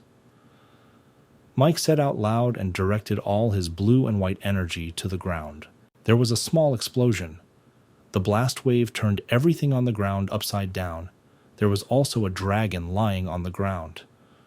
"Hooray, it worked!" Mike shouted. Mike flew closer to the dragon. So, the outer layer covering the entire body of the dragon. "He is now very weak due to the concussion," said Mike. Mike took his sharpest magic knife. He waved it around him very quickly.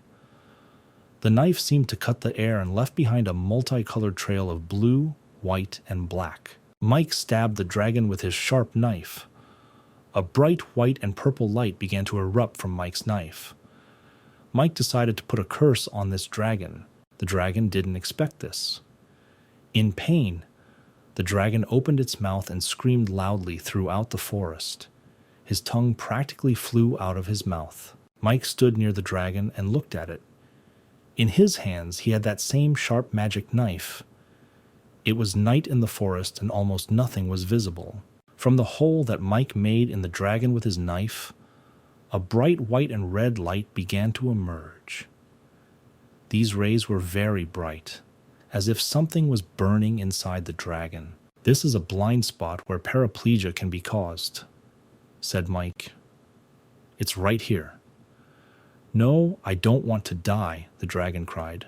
But Mike struck. "If you are a stupid and weak creature, but you don't deserve to live at all." "Yeah, I hope you understand me," said Mike. The dragon began calling Mike different names. It was even insulting. "How dare you say that? You're a dragon," said Mike. Mike's eyes glowed red. He was very determined. With his left hand, he confidently held his magic knife. "I told you that's enough," Mike shouted, and struck another blow with his sharp knife into the dragon's body. "This therapy is for you from me," said Mike to the dragon. Then Mike saw the clouds begin to dissipate in the sky. The white moon was very clearly visible. Mike stood and looked at her. A voice came from the sky. "Think carefully. I'd like you to stop there." Mike's voice spoke. This voice Michael was very familiar. It turns out that he is always being watched from above. At this moment, he was also being watched. Mike raised his head up and looked at the sky. "I'm afraid I won't be able to stop," said Mike. Jenkinson was watching Mike all this time. It was a slender man in a shirt and vest. He had blonde hair. He constantly watched Mike through his screen. "This thing has invaded my territory," Mike said. "I understand," Jenkinson said. "Then don't stop me." "It's a race problem. I have no choice," Mike said. "Mike, don't make me be any more petty than I already am," the man said. Should I remember the dragon code? Mike spoke. The draconic code supersedes the laws of mortals. It says that only a dragon can kill another dragon. To violate it means to declare war on all dragons. It must be hard being a dragon, especially one like the chairman, Mike said. Minjun, let's be honest, is no one listening to you? Told you, Mike. This would never have happened if you had done your job properly, screamed loudly Mike. Mike walked up to the dragon and placed his foot on it. He held his knife in his hand. Should I remember the dragon code? Mike said out loud. It's my business. I'm just dealing with whoever dared to touch mine. The voice came from above again. Mike, I ask you to listen to me. You're like an old friend. Please, Mike, just listen to me. It still won't stop my anger, said Mike. Shouldn't we just take care of it? I plan to just take some blood from this thing, said Mike. At this moment, the dragon was simply lying on the ground. Of course, this may shorten her life a little, but still, she is better off dead. Mike continued talking. Do you have this option? Mike asked. Okay, my old friend, I understood you perfectly.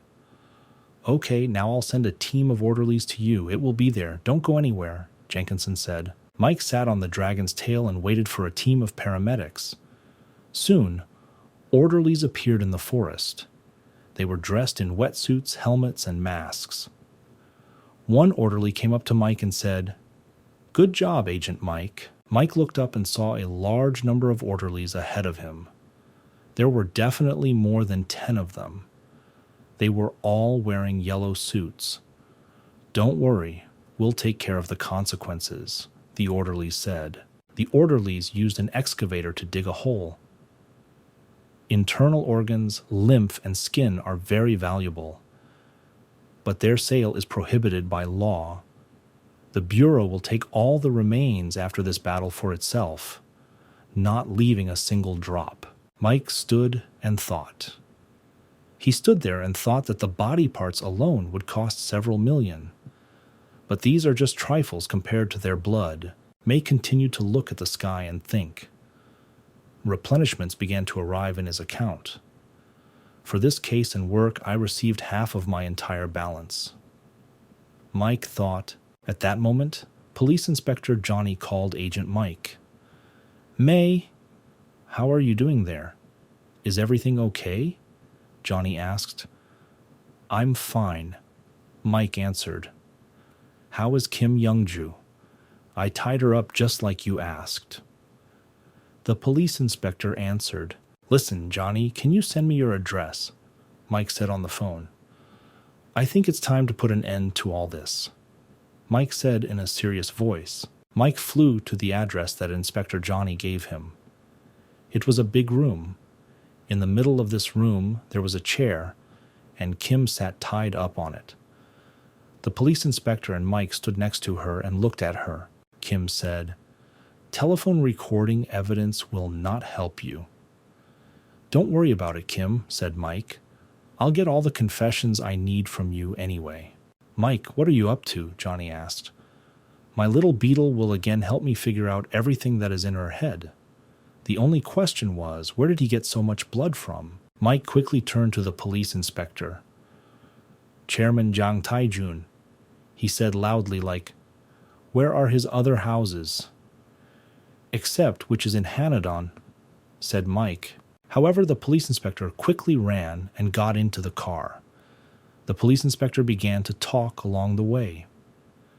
There is a tall mixed-use building on the outskirts of the city. A small house in a picturesque location near a lake. There is also a villa in Gashun. The police inspector spoke. Mike was sitting in the back seat. He took his phone and began to urgently call. He called the office. You wanted to contact the chairman very urgently. An employee picked up the phone in the office. Elf. Good afternoon, Mike, she replied. Today I take calls instead of the chairman. The employee answered. Mike got very angry. Get me the chairman very quickly. Understood, said Mike. I don't care what he's doing there now. I need to talk to him urgently. Mike continued. This is all about the illegal immigrant, the employee said. Who has a common ancestor with him, she said on the phone. Evening came. Mike and the police inspector were driving along the seacoast. They would have been a beautiful yellow and red sunset. The sea surf was noisy. They arrived at a house that was on the seashore. I went to meet them. Passenger car. The car drove up to the Mike, stopped, the door opened, and someone began to get out. A handsome young man got out of the car. With white hair, this is Jenkinson's fire dragon. He is the chairman of the Jenkinson Company. He is an elder dragon. If only I had known that I would have to meet him like this. Mike thought. I would then go with him, Mike and Jenkinson. Let's go for a walk along the embankment. They needed to communicate, just the two of them, without unnecessary ears. Why did only Jang Taejun disappear in the middle of the study? And he used a valuable homunculus as a dummy body for suicide. They continued talking. They walked towards the sitting fishermen. They were coming forward. They asked each other questions and answered them. The answer is very simple. Because all the research has already been completed. They approached the fishermen. They continued asking questions, pumping out liters of your own blood. Did you set everything up, Mr. Chan Taejun? Mike asked loudly. A race capable of pumping out liters of its own blood. This fisherman began to speak out loud. This can only mean one thing, he continued to say. The fisherman stood up and took off his hat. Pumping out many liters of his own blood only means one thing, that Chan Taejun is not human. You are not the clients I was waiting for, said the fisherman. It was Chan Taejun, chairman of Hassan Industries. He is not a man, but a dragon. The sun was slowly setting below the horizon. A man stood talking on the sea embankment. Mr. Chan Taejun, you should be aware that the Immigration Bureau has already searched your home. I understand that you used Kim Youngju's MPF to create a virus. The one that penetrates the immune system of dragons leads to their death. Virus? Asked the dragon. He looked down and thought. He knew a lot. I didn't want to say everything right away. Yes, this is the only virus that can penetrate the dragon's body, and the dragon's body is unkillable. There is no analog to such a virus in the whole world. The sea has calmed down a little. The sun had almost set below the horizon. The research is not yet completed. They continued talking. Yes, I had very little time. Even if it is unsuccessful, this attempt is still considered a crime, said Mike. And it is very serious, and it cannot be disputed. Even if we all recognize you as mentally ill, the dragon sat down and lowered his head down. You probably wanted to say mentally ill? Tell it like it is, Mike, the dragon said in a sad voice. Do you all really think I'm crazy? The dragon began to be indignant and ask questions. I did all this out of good intentions, one might say, for the good. It had to be completely. Another thing, it must be a breakthrough. For example, I don't think so at all. I don't think you're crazy, said Mike. Who would create a virus that kills dragons? Mike continued. The dragon looked at Mike. His eyes glowed with violet light. The dragon began to speak very slowly. Or maybe I just hate dragons. Have you thought about this? I thought about this for a long time and came to this conclusion. Dragons are destructive pests. The social ecosystem in all its layers.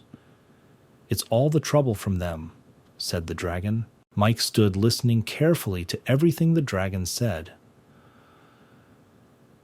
There are such personalities even among people, Mike thought. And there are those who argue that the earth could have been saved. If only all people would just take it and disappear. But even people don't kill each other to reduce their population. The dragon spoke. That would be complete madness, said the dragon. Mike listened carefully.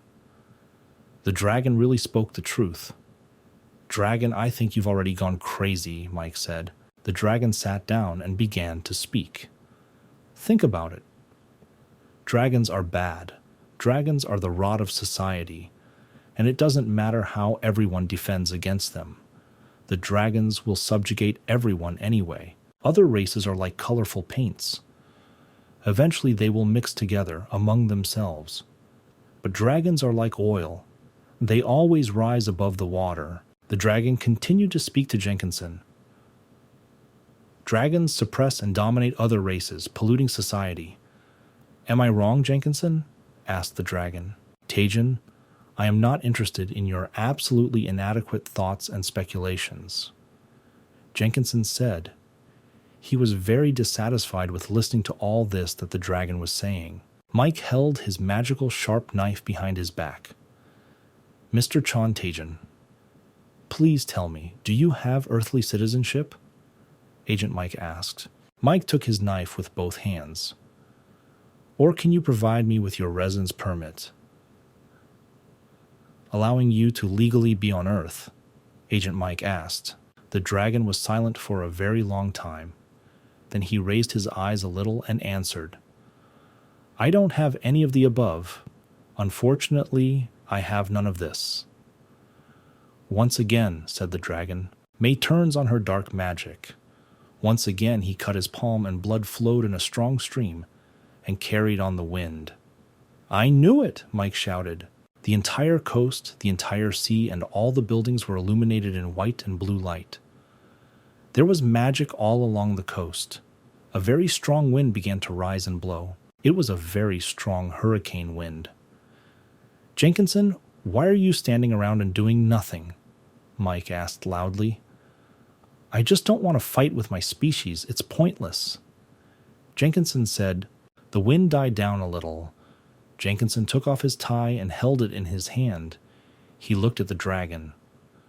Who were you waiting for here? Jenkinson asked. The dragon was simply silent.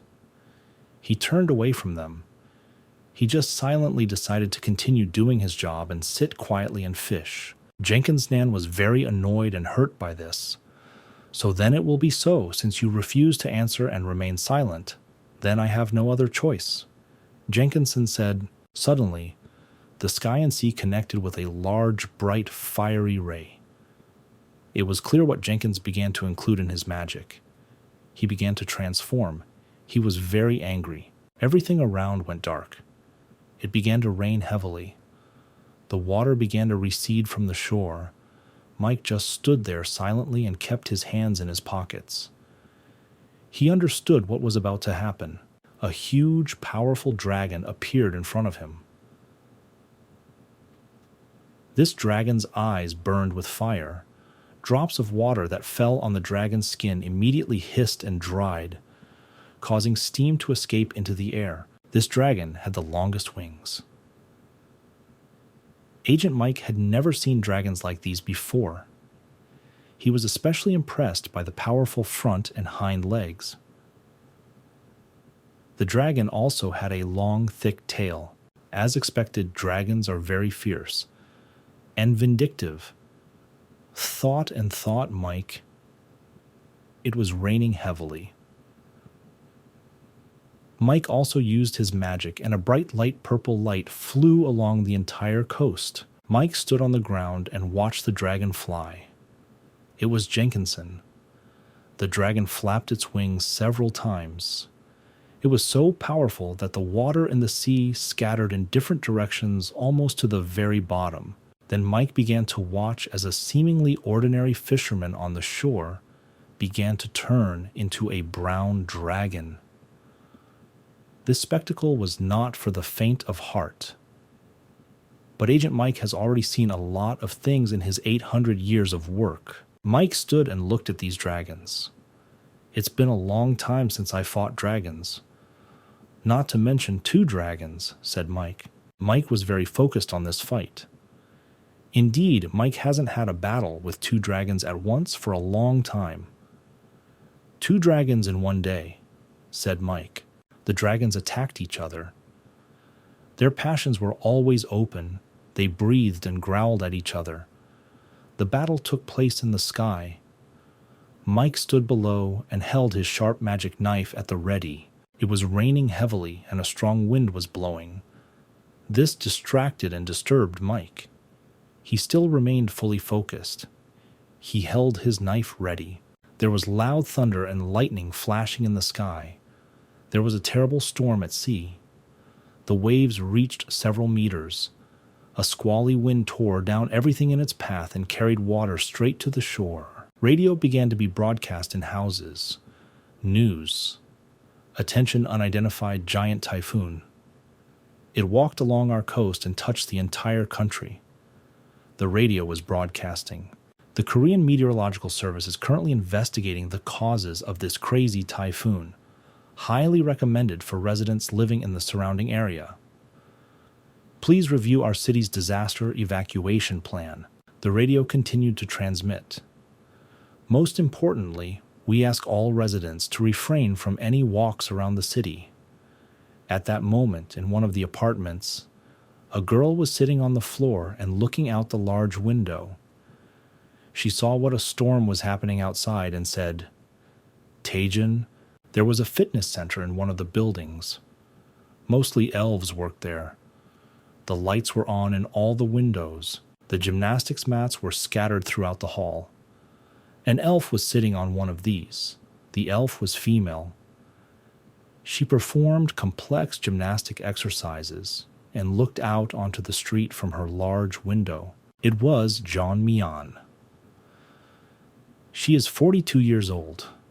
She works as an elf yoga instructor at this fitness center.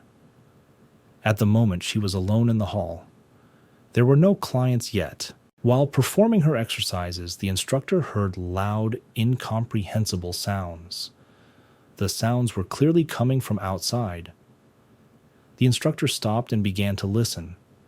She felt a little creepy. Suddenly, a large black bird crashed into her window at full speed. She looked like a crow. The glass began to crack from the impact. The instructor was very scared because she had never seen anything like this before. The yoga instructor ran to her windows. She began to watch what was happening on the street. She was terrified. Oh my God, what was that yoga instructor screaming? Through the window, she saw birds circling on the street around her building. There were so many of them that it was impossible to count them. After some time, the birds began to hit the window one by one. They hit the glass with such force that it seemed like it would break, and all the birds would fly straight into her gym. The birds hit the glass and fell down. Blue and white lightning flashed in the sky above the city. It was just raining terribly hard. The squally wind blew away everything in its path. It was a real nightmare cyclone. At this moment, the sea was raging like never before. The waves reached 5 to 10 meters in height. We hit the rocks with great force. Stones fell down into the water. It was raining very heavily. Agent Mike stood on the road with his head down. He practically no longer had 2 arms. He cut them to keep his blood warm and dark magic to grow. At this moment, the large dragon turned to Mike. This dragon was simply gigantic. His green eye alone was taller and several times larger than Mike's.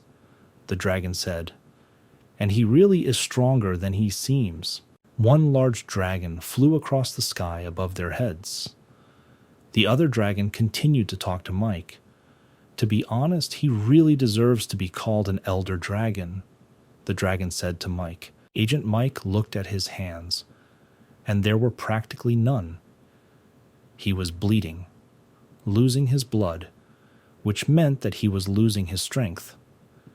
Something had to be done urgently. "I can't screw up in front of him," said the dragon. "So it's my time. I will now show him the power of a real dragon." the dragon said to Mike. Two dragons began to fight in the sky. It was a battle for life and death.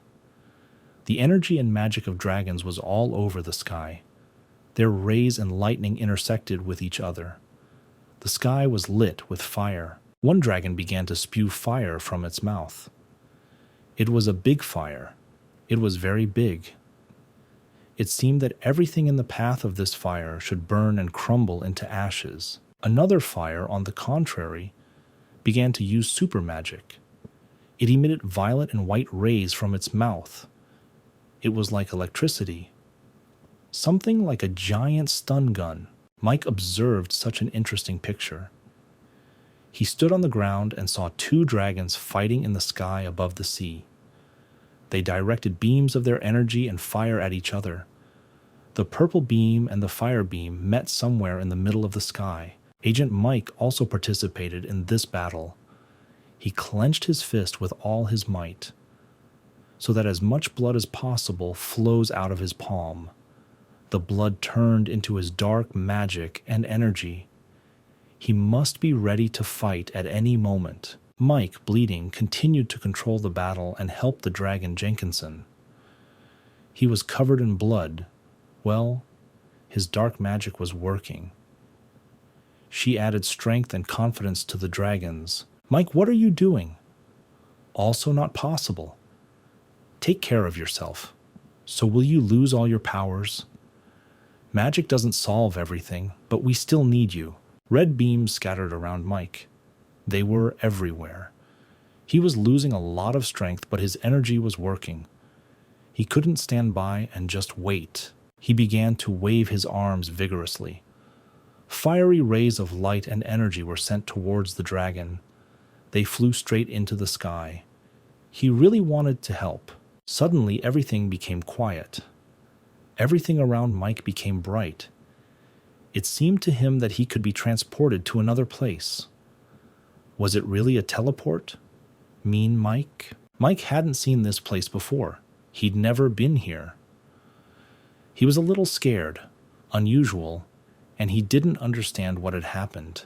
He ended up at a bus stop. It was light, but it was raining.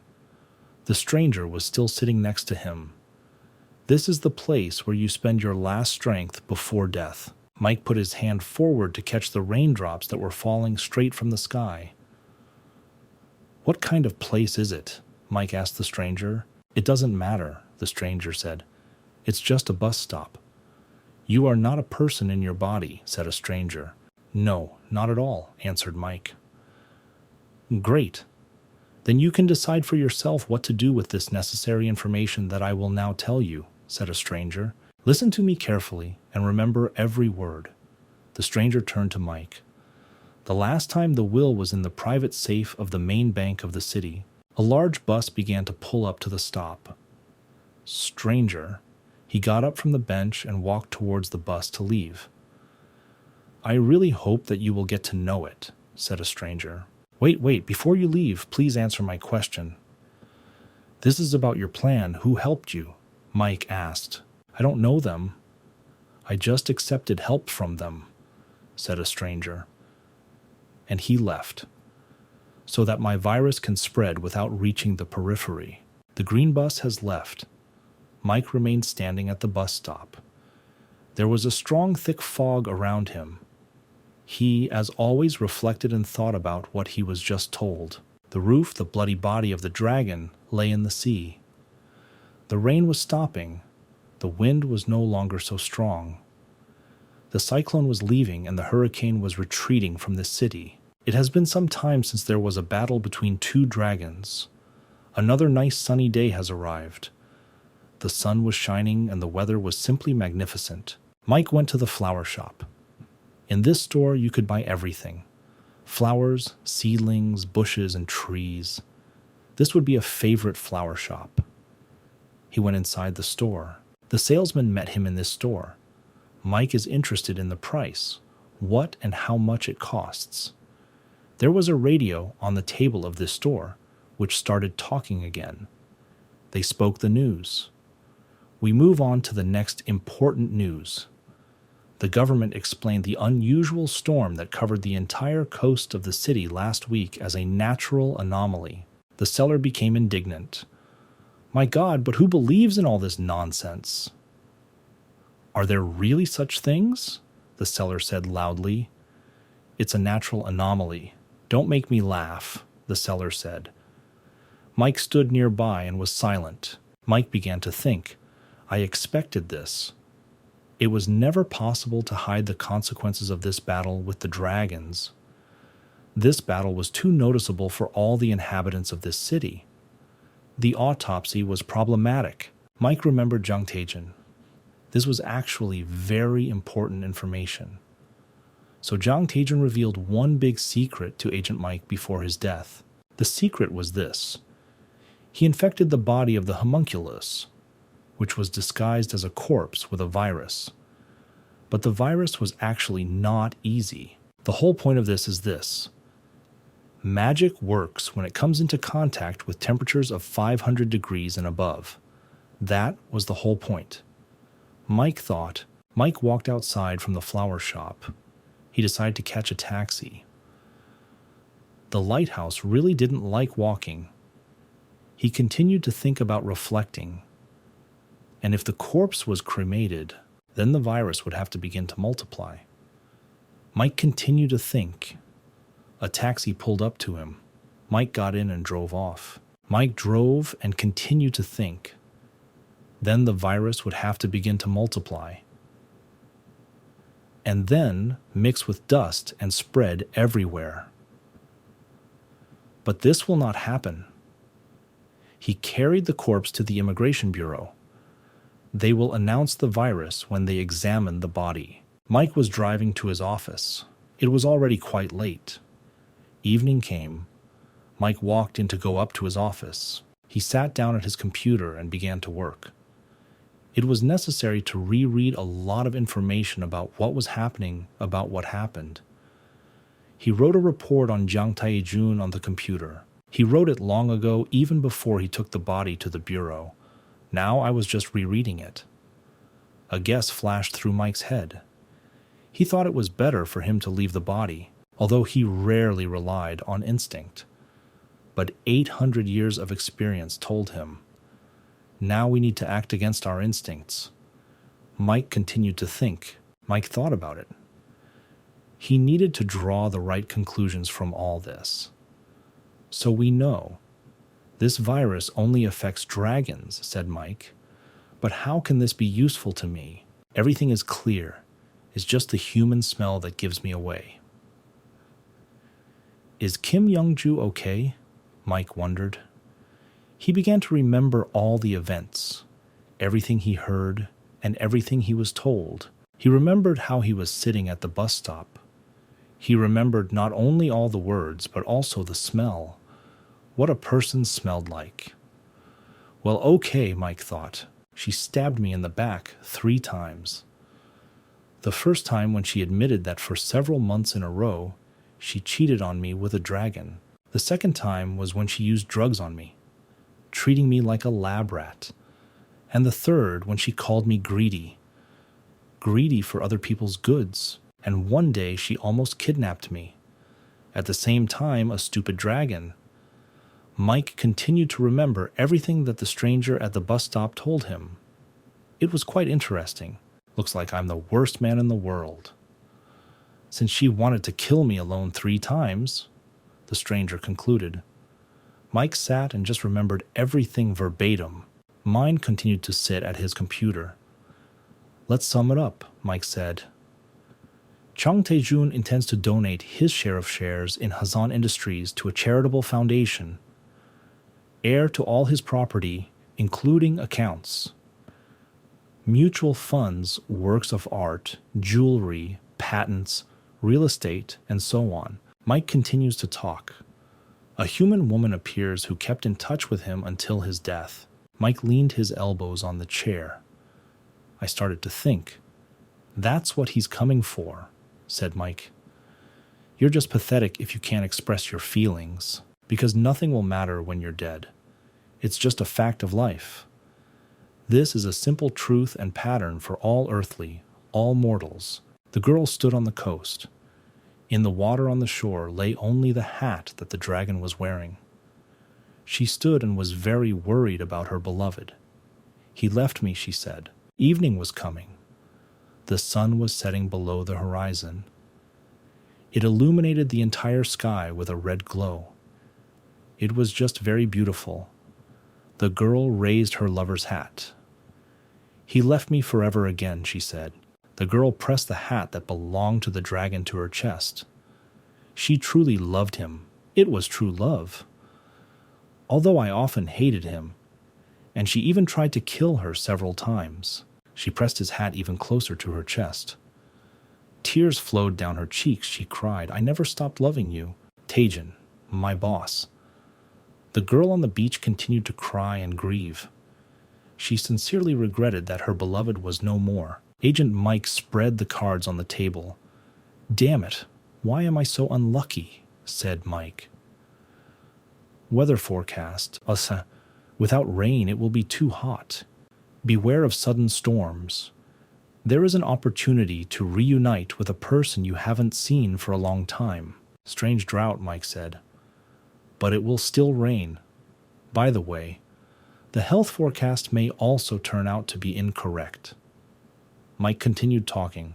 The night passed. The next day arrived. A beautiful red racing car came for Mike. She stood near the house and waited for him. Michael saw this car through the window. He knew who the driver was, so he hurried quickly to the exit. Katie was driving. He got into the car and they raced along the road at top speed. The speed was just crazy. The wind blew my hair back. They drove through puddles, splashes of water flying to different countries. Their car stopped abruptly. Katie looked at Mike and said, Mike, we've arrived. We're on the spot. Come on, it's time to go out. Driving so fast made Mike feel sick and vomit. Mike struggled out of the car. Can you drive slower, Katie? I was outraged, Mike. If something doesn't suit you, then go ahead and get your license. First get them behind the wheel, and then you will point, Katya said. Katie approached the building of a large store. She smiled at Mike. Mike, today is shopping day, right? Very affectionate, Katie said kindly. Really, let's go, Mike answered her. This establishment was called the Eastern Branch Witches Corporation. Mike and Katie stood attentively, looking at the beautiful sign on the wall. They went inside. Inside there was a very large variety of different racks and shelves. Katie was confused and didn't know where to start. Mac and Katie. Welcome, Agent Mike. These girls greeted Mike. We have been waiting for your visit to us for a long time. Mike was a little surprised. Katie was simply shocked. Mike and Katie turned around and walked away. The order you placed with us is already waiting for you, these two girls said to T-shirt. Mike and Katie hurried. Katie found a door with VIP written on it room. There was a gold-colored sign on this door. She tempted me to go inside and see what was there. Katie saw all the variety of products and was simply shocked. There's everything from premium rocks to enzymes, petrified mold, and dried brain mucus. There was snail secretion and fairy tree sap. Aren't these powerful magical catalysts allowing you to support spells? Katie said. Mike, please tell me if there are other similar things that you would like to buy. Or other than the ones you want to buy? Katie asked. Actually, I was thinking about something more ordinary, said Mike. Mike continued to think. I think Katie didn't even suspect to see something like that. He wondered how much fresh dragon blood he would need to defeat her. Mike walked up to the cash register. A conversation struck up with the cashier.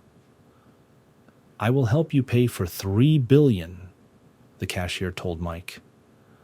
I would like to entrust you with the processing of some items, said Mike. No problem, the cashier said. Walk for about 1 hour and come back. Mike went for a walk and met a man in a blue suit. This man turned to Mike. "Sorry, are you by any chance Agent Mike?" said the man in the blue suit. "Yes," I answered Mike. She showed Mike that he had already seen this man somewhere, but he didn't remember where. "Excuse me, but who are you?" Mike asked.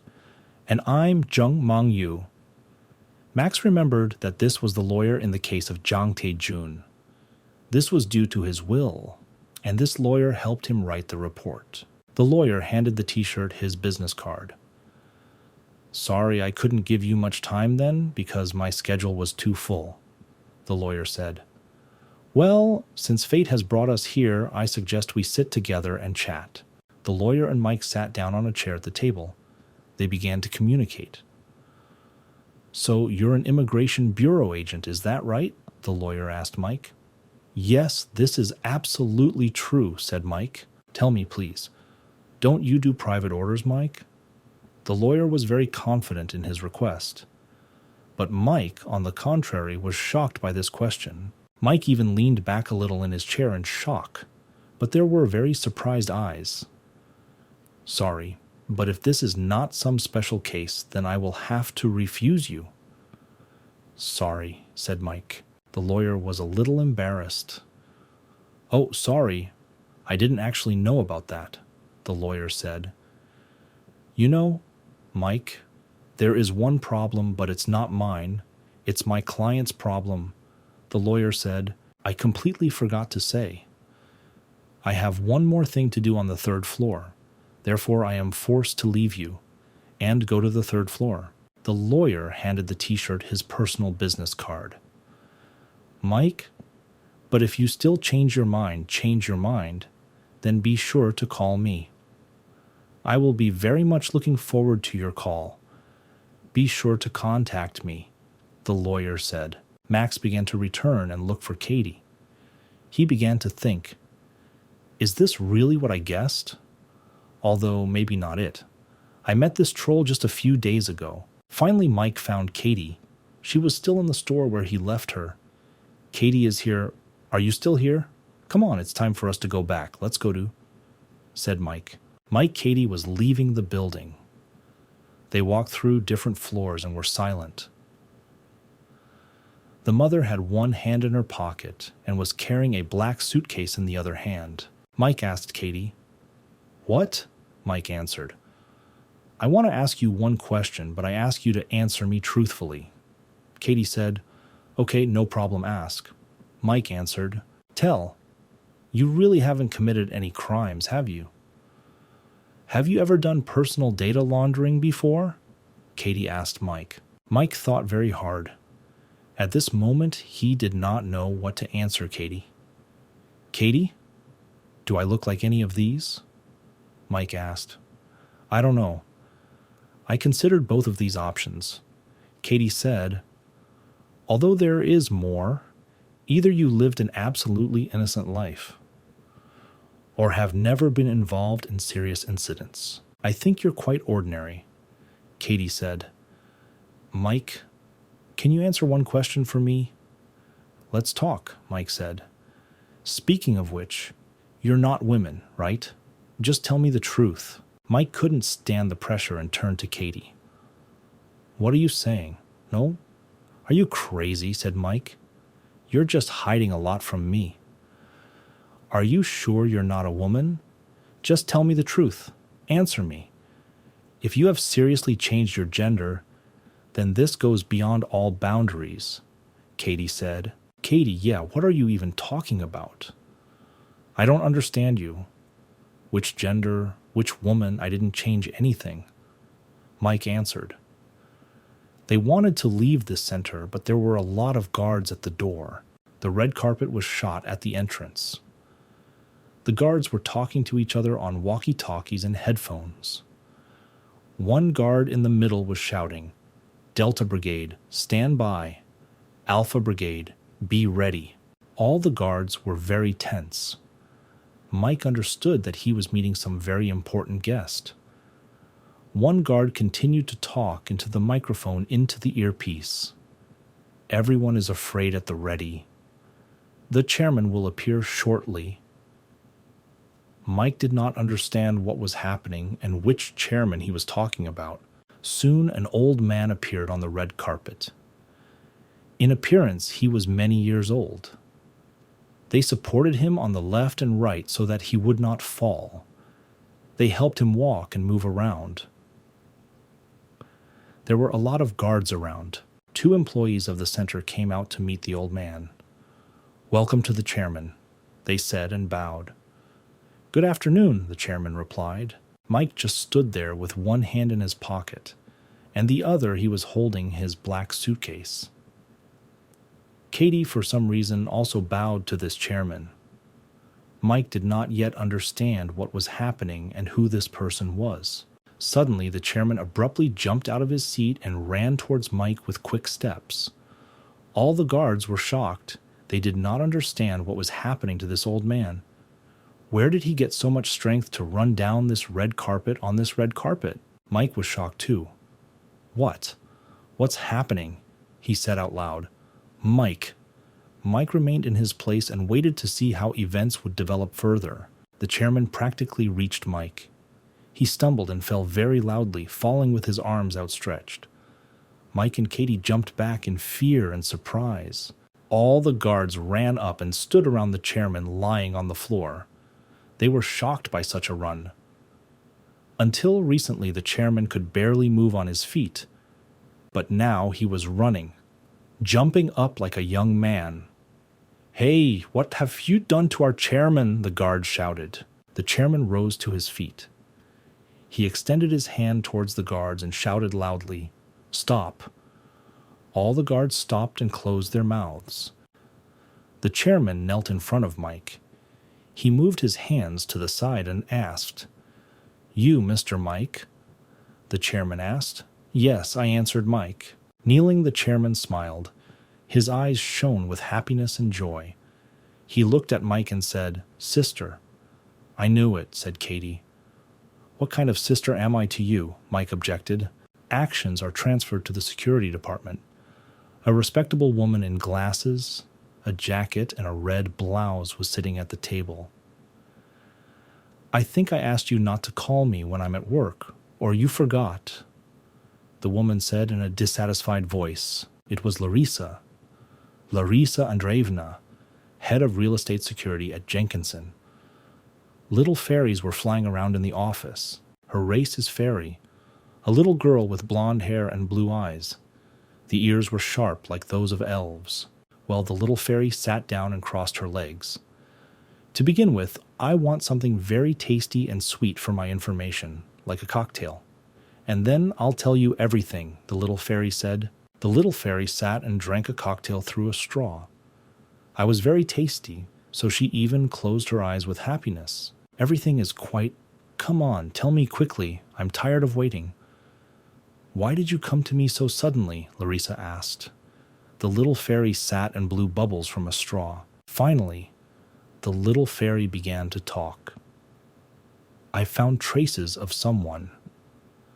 Someone broke into the B-39 storage facility. Danilovich, which is located on Mount Buchan," the little fairy said. Larissa began to scream very loudly. What kind of idiots would enter the territory of the Elder Dragon? Apparently they are very confident in themselves. That's why it's quite dangerous. Larissa continued talking.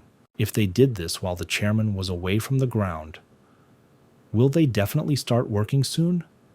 Larissa continued talking. "I will inform the chairman urgently. In the meantime, increase security near the storage facility," Larissa said to the little fairy. "I don't think that will be enough," said the fairy. "But we have someone who we can always turn to for help," Larissa said. "This man was Mike. Everyone had hopes for him."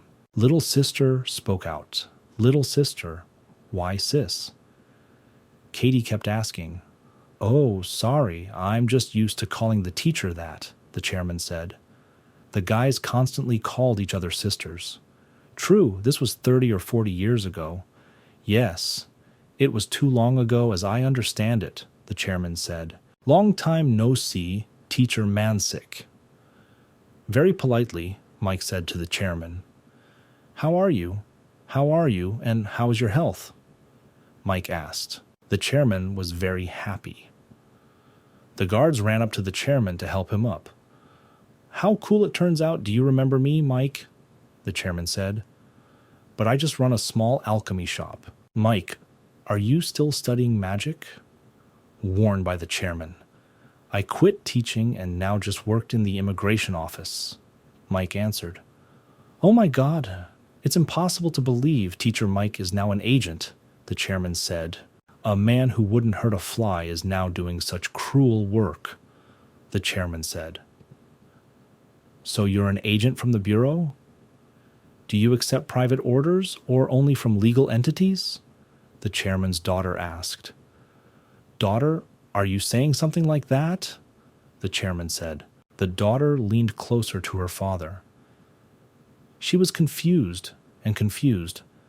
But Dad, understand, I just wanted... At that second, the chairman did not let me speak and interrupted his daughter. That's enough stopping you, he said. Don't poke your nose in. The chairman got up and left. The daughter followed her father. There were taps all over the center. It seems I had some unfinished business on the third floor. The chairman said, Let's get started. Let's work. Customized from everyone else. Mike and Katie got into their car and drove across the city. At one of the intersections, they stopped at a red traffic light. Mike began to talk. This is the first modern Korean educational institution, Gosung School. Katie continued to ask everything that interested her from Mike. So, does that mean you worked as a teacher together with this Monsi? Yes, Katie was like that, Mike answered. Katie was driving and was simply shocked. How interesting, Mike. You lived the life of a teacher during the day, and at night, secretly catching illegal immigrants. Yes, a book should be written about you. A teacher by day and a threat of illegal immigrants at night. For example, this name, or something like that. Katie spoke Tao. I'm not a hero. I'm sure the government doesn't want to remember his past. It's clear that you don't want to talk about your past. Since it is such a past that the government itself does not want to remember it, Katya said. Let's look at the road, Katie, said Mike. A hero who defended the earth from dangerous criminals. And you are not so simple, said Katie. There is one truth that neither Katie nor anyone else knows. The truth is that the land has already been taken. Mike thought to himself, some people say that darkness has swallowed the earth, appeared because of the dragons. This version is very plausible, because dragons could destroy everything, but the ones who actually control the earth, controlling these dragons like chess pieces, is the committee. The committee is a secret organization that controls this planet from behind the scenes. 24th October, 1945. This is the creation of the UN. This day was the first when humans and aliens did not come into contact. That's right. The committee waited a long time to create a UN for Earthlings. They continued talking in the car, and then the committee turned to the inhabitants of the Earth. They wanted to accept a large number of aliens from other dimensions. Katie continued talking. To accommodate such a large number of immigrants, they reconfigured the concentration of mana on the Earth. I read about this in a book once. Katie said, thanks to the reconfiguration of the concentration of mana, very capable individuals began to be born among people. Using magic and controlling spirits, they were able to advance the earth or something. It's interesting to promote this, Mike said. They must have left out the bad parts in the books and not written about it. Mike thought. Their red car stopped. We've already arrived, said Katie. They arrived at their office. Katie and Mike got out of the car and walked towards the door.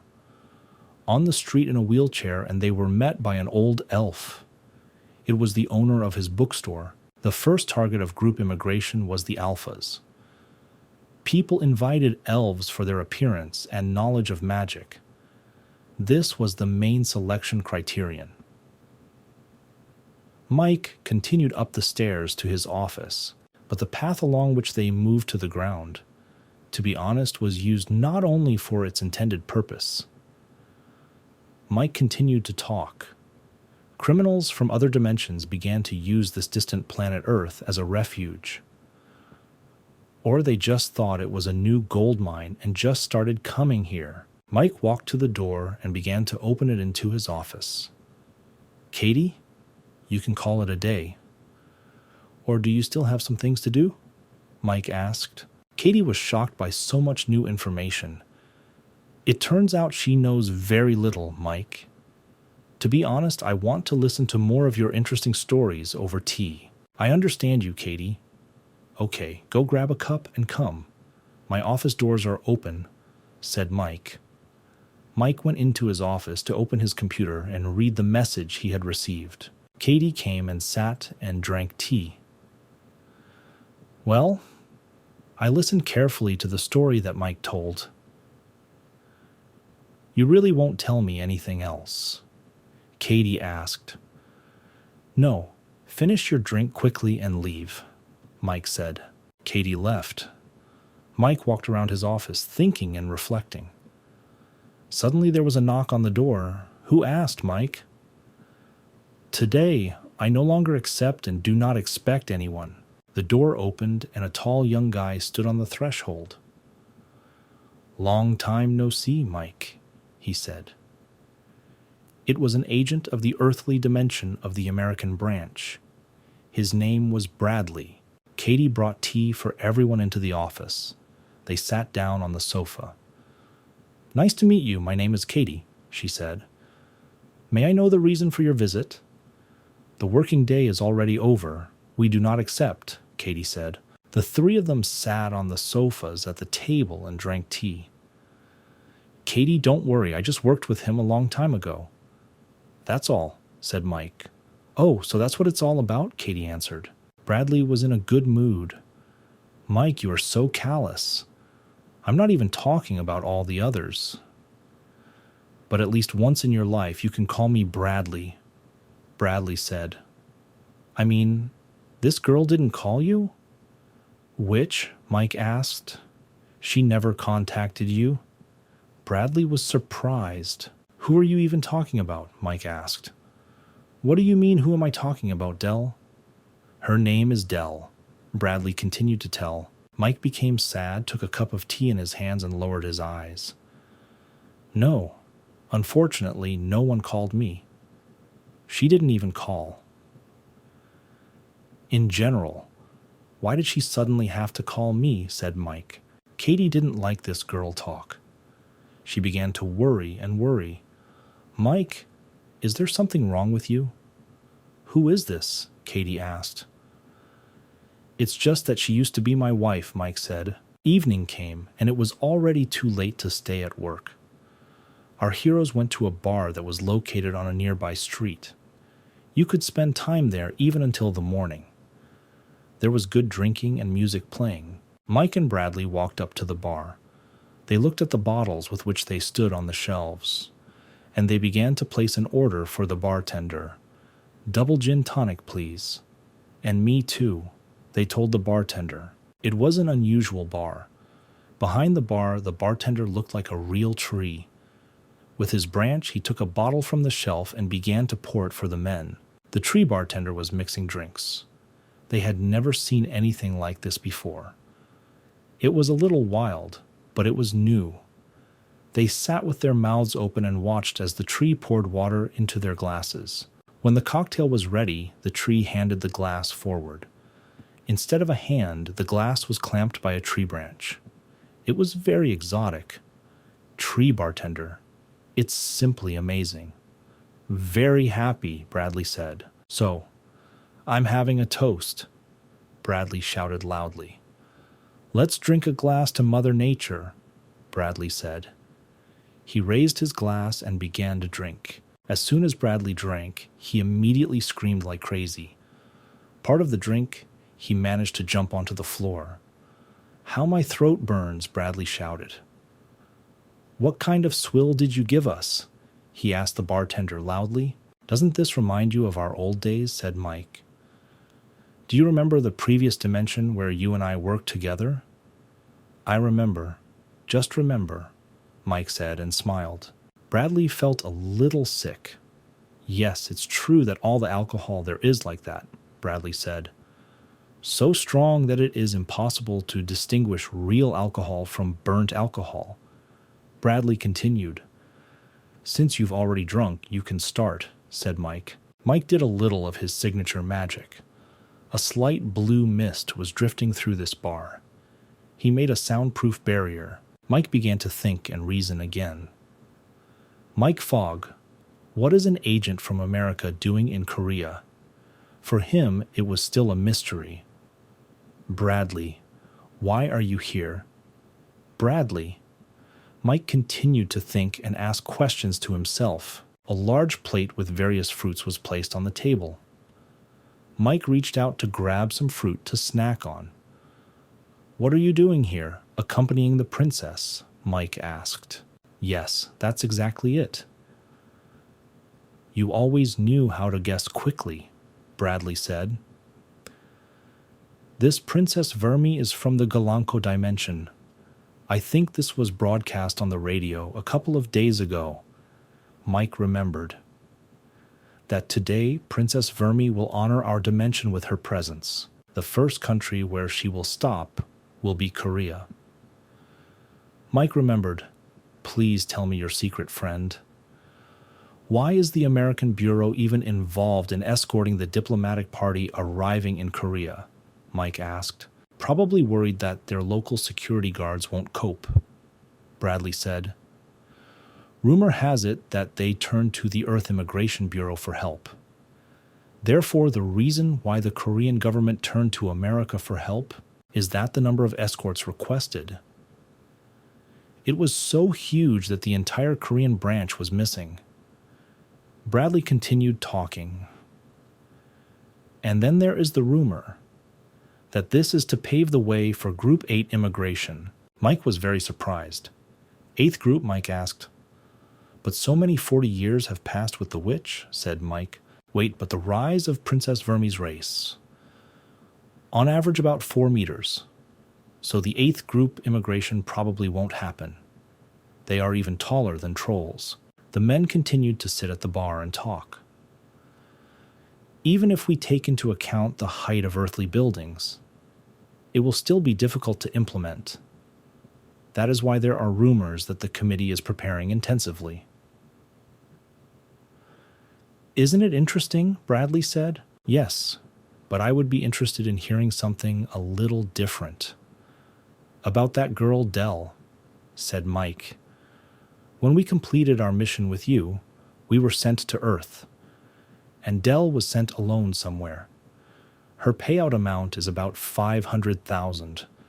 I don't know where she found that amount. She was released a couple of days ago. Since she was released, I thought she would be looking for you. She was released. I can't believe she's already given away 500,000 dalants. Maybe she made it big there and got out on parole." "Just what heights? Did you ask for Mike? How's Telesia?" Mike asked. "Wait, Bradley. What kind of work comes out?" "No, so Dell has already regained her memories?" Mike asked. Mike was a little upset, and Bradley began to calm him down. "Why stop?" Bradley spoke and patted Mike on the back with his hand. "You're worried about her because she's your ex-wife, right?" Bradley asked. "You liked her so much that you immediately got married. How could I have known that this would happen? She was absolutely normal for the first 80 years. Mike leaned back on the bar stool and threw his head back. "She loved me so much that she wanted to kill me. Told you, Mike. All she said was that this was the only way to liberation. If she had killed a prisoner like I did, she would have been sentenced to death. I will never forget what she told me. When we parted in the past dimensions, she said, "Wait for me and I will come to you soon," said Mike. Mike, let's think logically. Calm down. Just think. She could have simply died, like Telesia died. Mike stood up from his chair and walked out from behind the bar. Bradley, my friend, it's too late. Let's go home to sleep, said Mike. Bradley agreed and they left the bar. Bradley and Mike walked slightly drunk through the dark streets of the city. Mike walked in front and Bradley walked behind. Speaking of Telesia, Bradley continued talking. I wanted to tell you, friend, that you definitely won't end up like her. Just like Telesia. Bradley stopped and began to scratch the back of his head with his hand. Mike turned towards Bradley. Thank you, friend. Supported. Okay, it's all right. See you. Let's see you. Goodbye, said Mike. After that, Mike walked alone towards his house. The house was already very close. Mike, as always, had his hands in his pockets. He walked and reasoned. Mike was already approaching his house. It was late at night. However, the phrase Bradley said could not get out of his head. I wanted to tell you, friend, that you definitely won't end up like her. Just like Telesia. What did he mean? Was wondering, Mike. Mike took a can of beer and sat down on his favorite couch. He sat down to think and reason. This was his hobby. He liked this job because it helped him in his work. Mike walked around the room from corner to corner. He constantly thought and repeated the phrase, "You will never become like Telesia." Her ability lay in exceptional administrative skill and politics. She gained control of the committee. A few days later, another ship with immigrants arrived on Earth. There was a lot of talk about this event on television and radio. Those damn immigrants again. Wherever you spit, there are only migrants all around. People were indignant. Soon there will be no normal people left at all. People stood and looked at the ship that brought immigrants. Some wondered why they were constantly being brought in. And some simply did not understand who they had brought, why they had brought them. People didn't really like it. Hansen himself. People screamed very loudly. Someone in a crowd of people recognized him. He wore glasses that were so big, his eyes were very big in surprise. All the people went out into the street, stood and looked at the sky. They didn't understand what was happening because a bright light flash appeared in the sky. Everyone was waiting for what was going to happen or how it would end. It was already very late, almost night. People have never seen such a starry sky. The whole sky was dotted with stars. After the flash, smoke appeared in the sky. It was painted different colors. It was like the northern lights. At this time, events are developing in Larissa's office. A little fairy flies next to her. They are preparing for a teleconference. They will have a meeting with Jackson. So let's start, Larissa said. Jenkinson sat on the other side of the screen. So, let's now talk about the treasure of Area B39 in Bukhansan. Did we lose everything there? The criminal left no traces, and he cannot be tracked even with the help of a fairy. That's right, I'm asking you. Yes, that's the chairman, Larissa answered. Chairman Jenkinson began to pace around the room. He was nervous. Don't you understand why I personally came to the committee headquarters? And I've been racking my brains over all this for several days now. I came here for only one reason. Because of the materials that were stored in this warehouse. This is a very big loss for us. This is a big blow to me and my company. Do you even understand this? Larissa and the little fairy stood and listened to the chairman. Chairman Jenkinson was very upset. He looked very tired. but from anger his eyes began to fill with a red light. They just glowed in the dark. Larisa Andreevna was very angry with the fairy. She began to make big claims against her. She began to resort to personal insults. "Do you know how much money I spend on you?" Larisa Andreevna asked. "How much?" answered the little fairy. 10 billion. Jenkinson joined. "And I didn't consider it a big expense until now. You believe that you can boast of your knowledge in the field of spirit research. Elves do not trust creatures beyond the line, which they themselves drew. But I still hoped that you would be taller and better than your relatives. However, even in such a situation, I did not bother with elven methods, even if he is considered my most useful ally." Jenkinson said harshly, "I may not know the motives of the criminals, but I am sure of one thing. They are all trying to leave the Earth as soon as possible.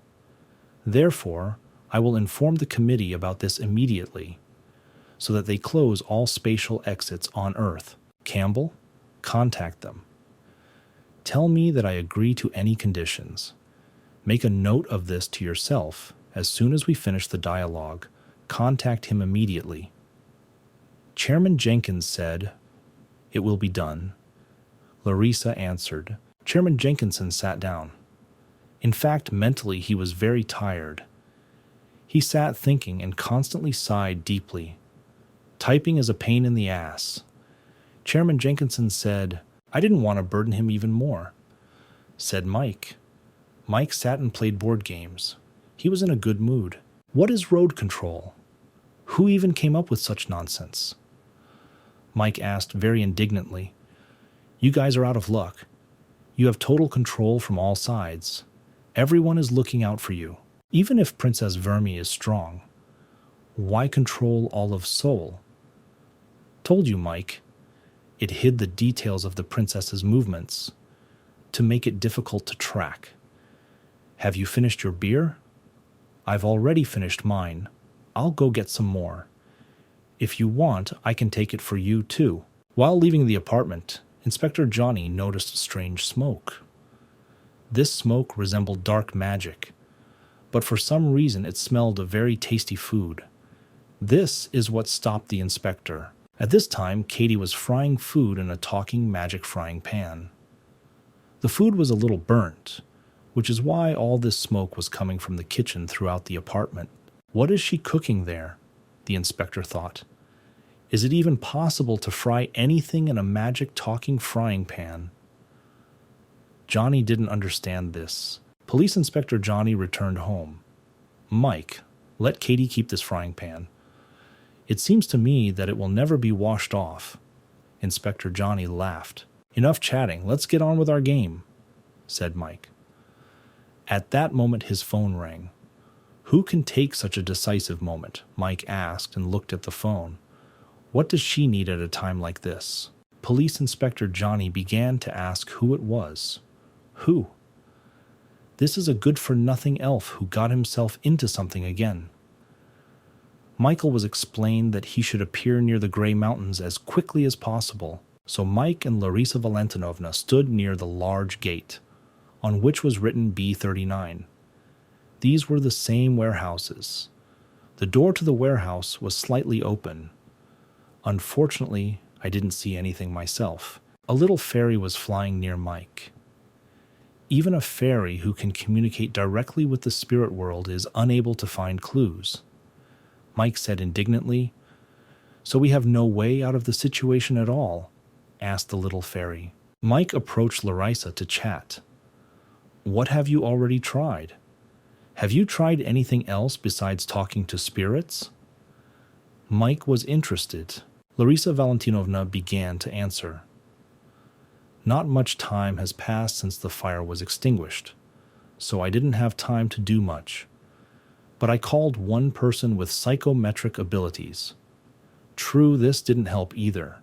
Mike stood attentively, looking at the large doors of this warehouse. "Residual thoughts can be easily erased with magic," Mike said confidently, "especially with such large-scale spells. looking at it as a protective barrier. It seems that the spirits could not even come close to this place.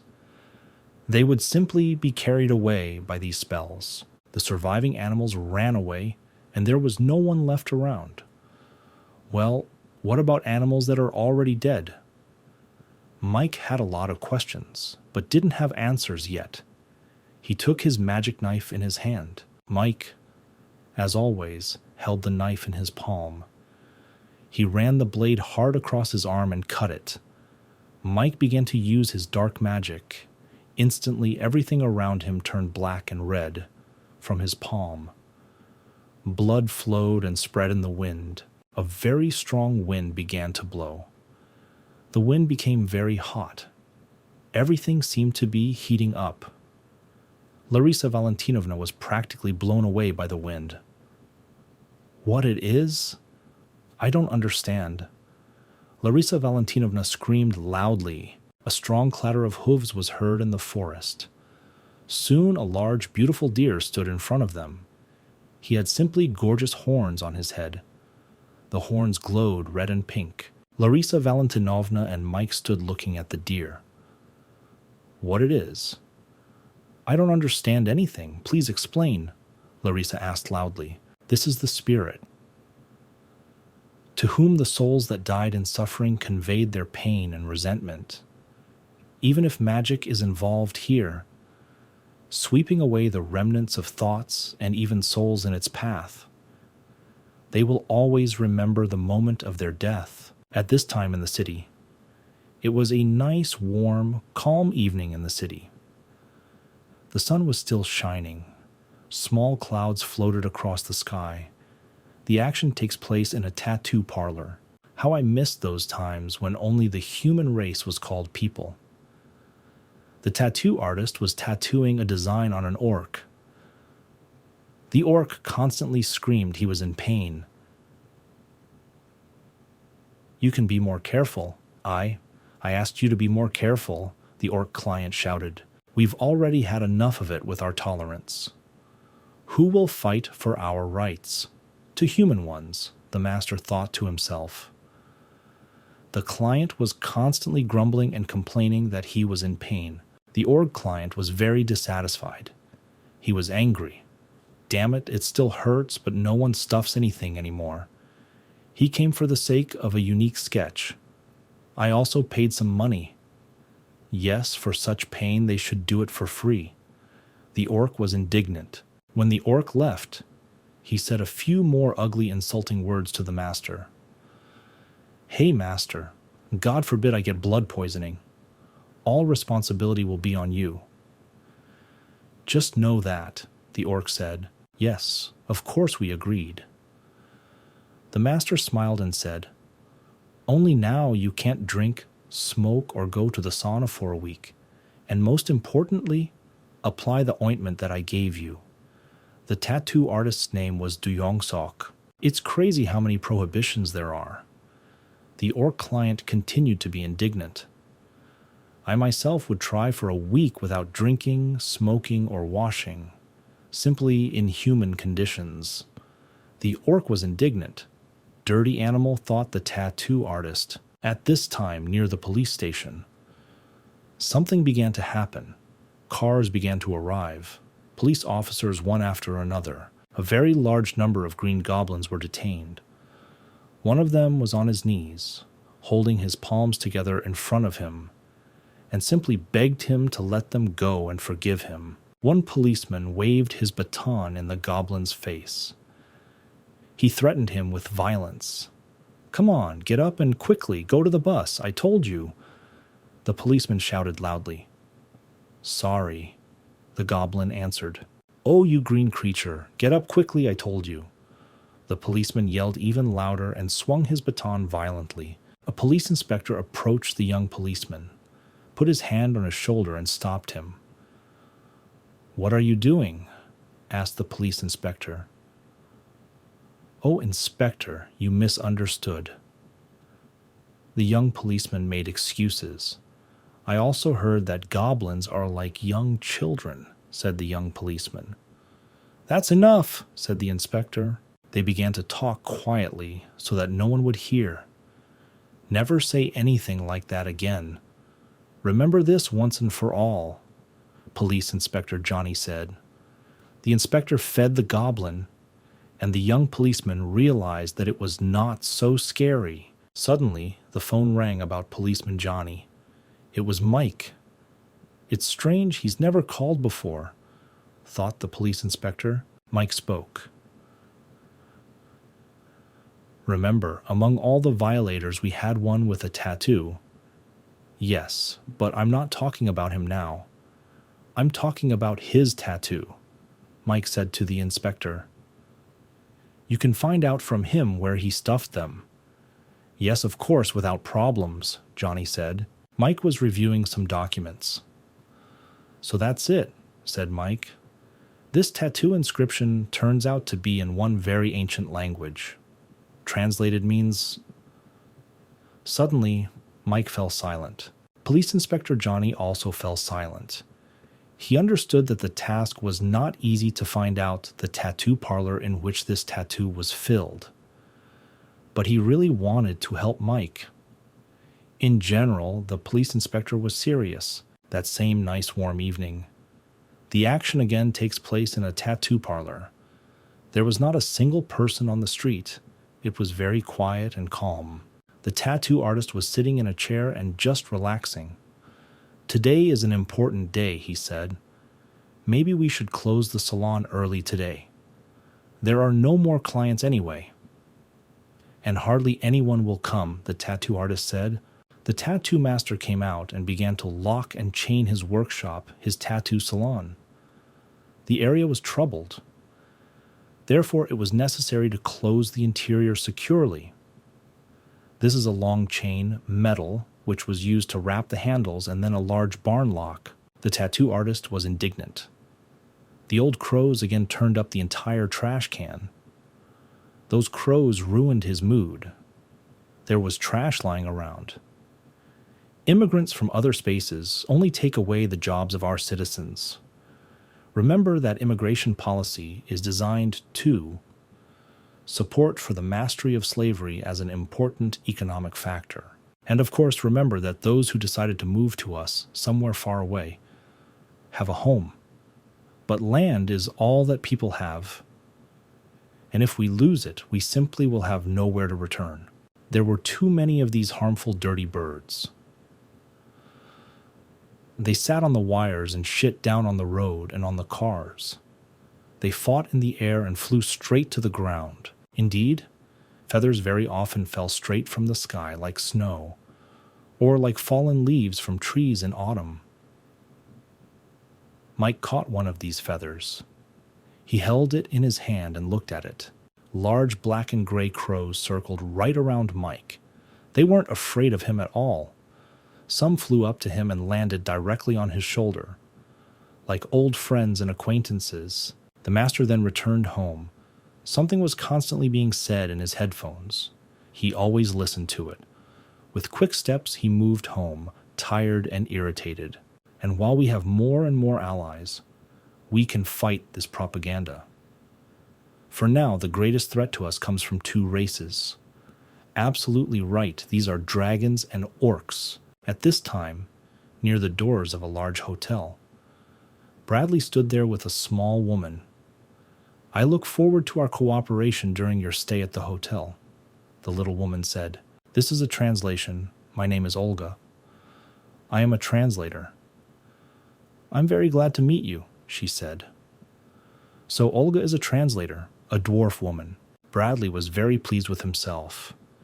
It had been a long time since he had seen or met gnomes on his way.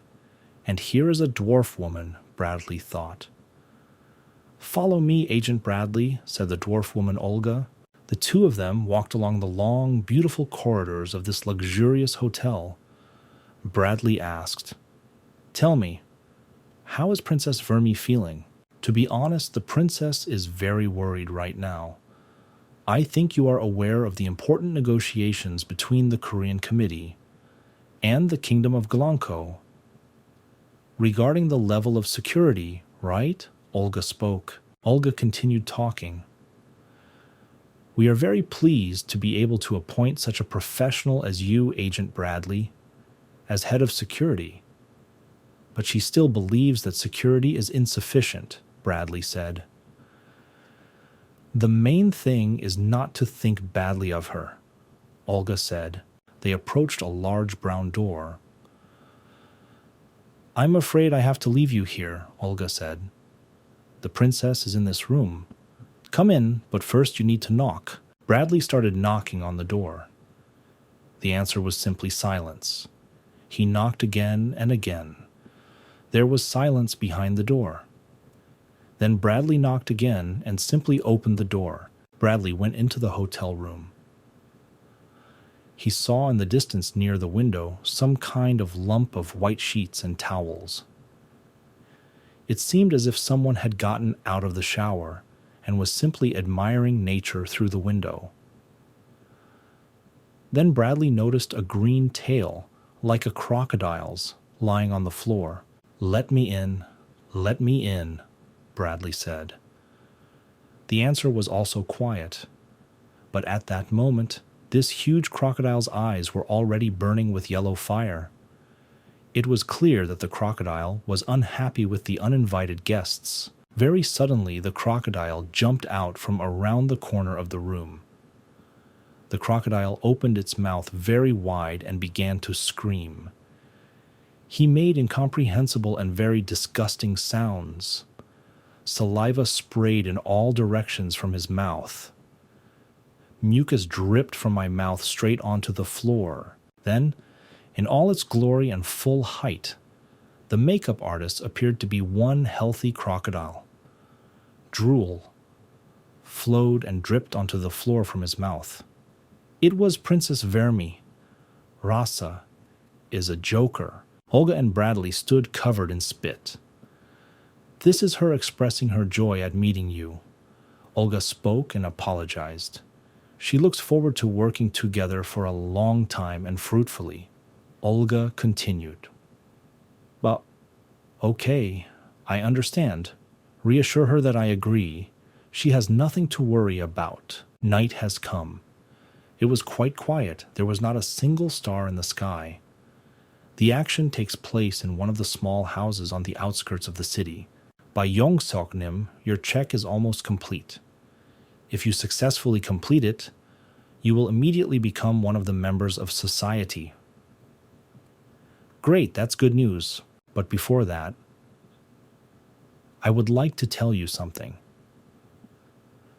This is important information and should be listened to carefully. The tattoo artist took the photo in his hands and began to examine it.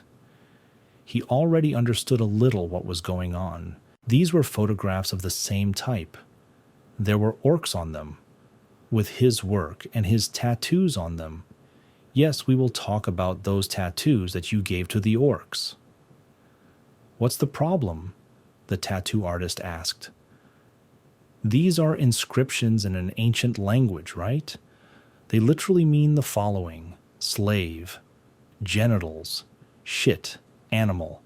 Yes, indeed it is. And as I understand it, the orcs don't even know about it. In the dimensional past, they were treated like slaves. And the level of illiteracy among them, it was equal to 99%. This may make it difficult for me to join a fraternity. The tattoo artist asked. I'll be honest with you. To be honest, I had suspicions that we might get caught. Or an even worse scenario. Or perhaps someone will find out about this as easily as I found out. However, everyone eventually agreed that it was quite funny. And now about the main thing. These are serious things that you have to do. There is simply no other way. Please don't leave any more evidence, and your salon will have to close. Don't worry, open it in another place after a while. This room looked like some kind of warehouse. There were 2 sofas and a table between them. They sat on them and talked. We will help you with all the necessary equipment. Trust us and don't worry. Okay, I understand, thank you. The man's face was not visible. He covered it with a dark cloth. He was dressed in a gray jacket with a hood. It was either the main man of the Brotherhood or one of them. "Then let's get started," he said. "It's time to go through the stage of joining the fraternity." The tattoo artist had been waiting for this for a long time. He was ready for anything that could happen to him. He was here, and therefore he was already happy. His face was completely beaming with happiness. "Yes, I'm ready. Let's go," the master said. First, a huge rat appeared.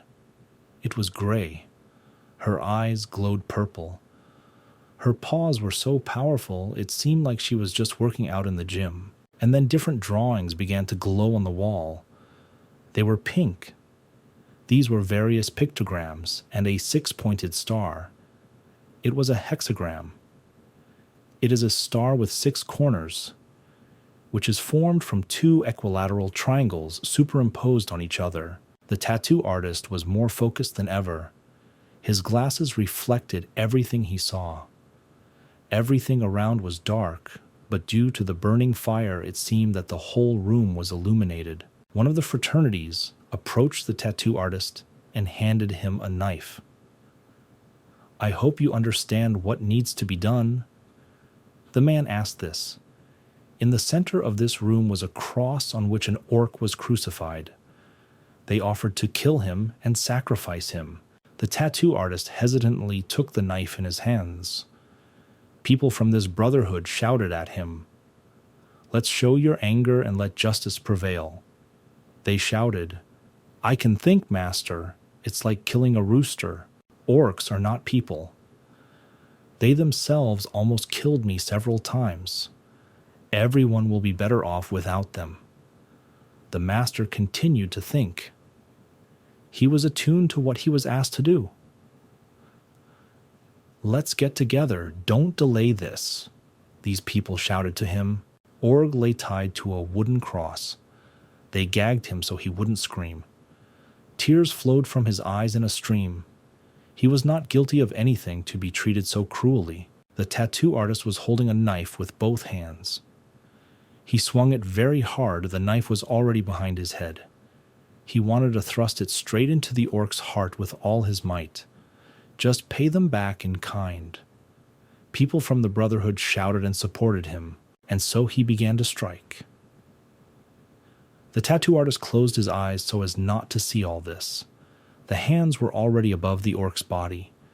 Suddenly, something hit his hands. The master opened his eyes and saw that he had no hands.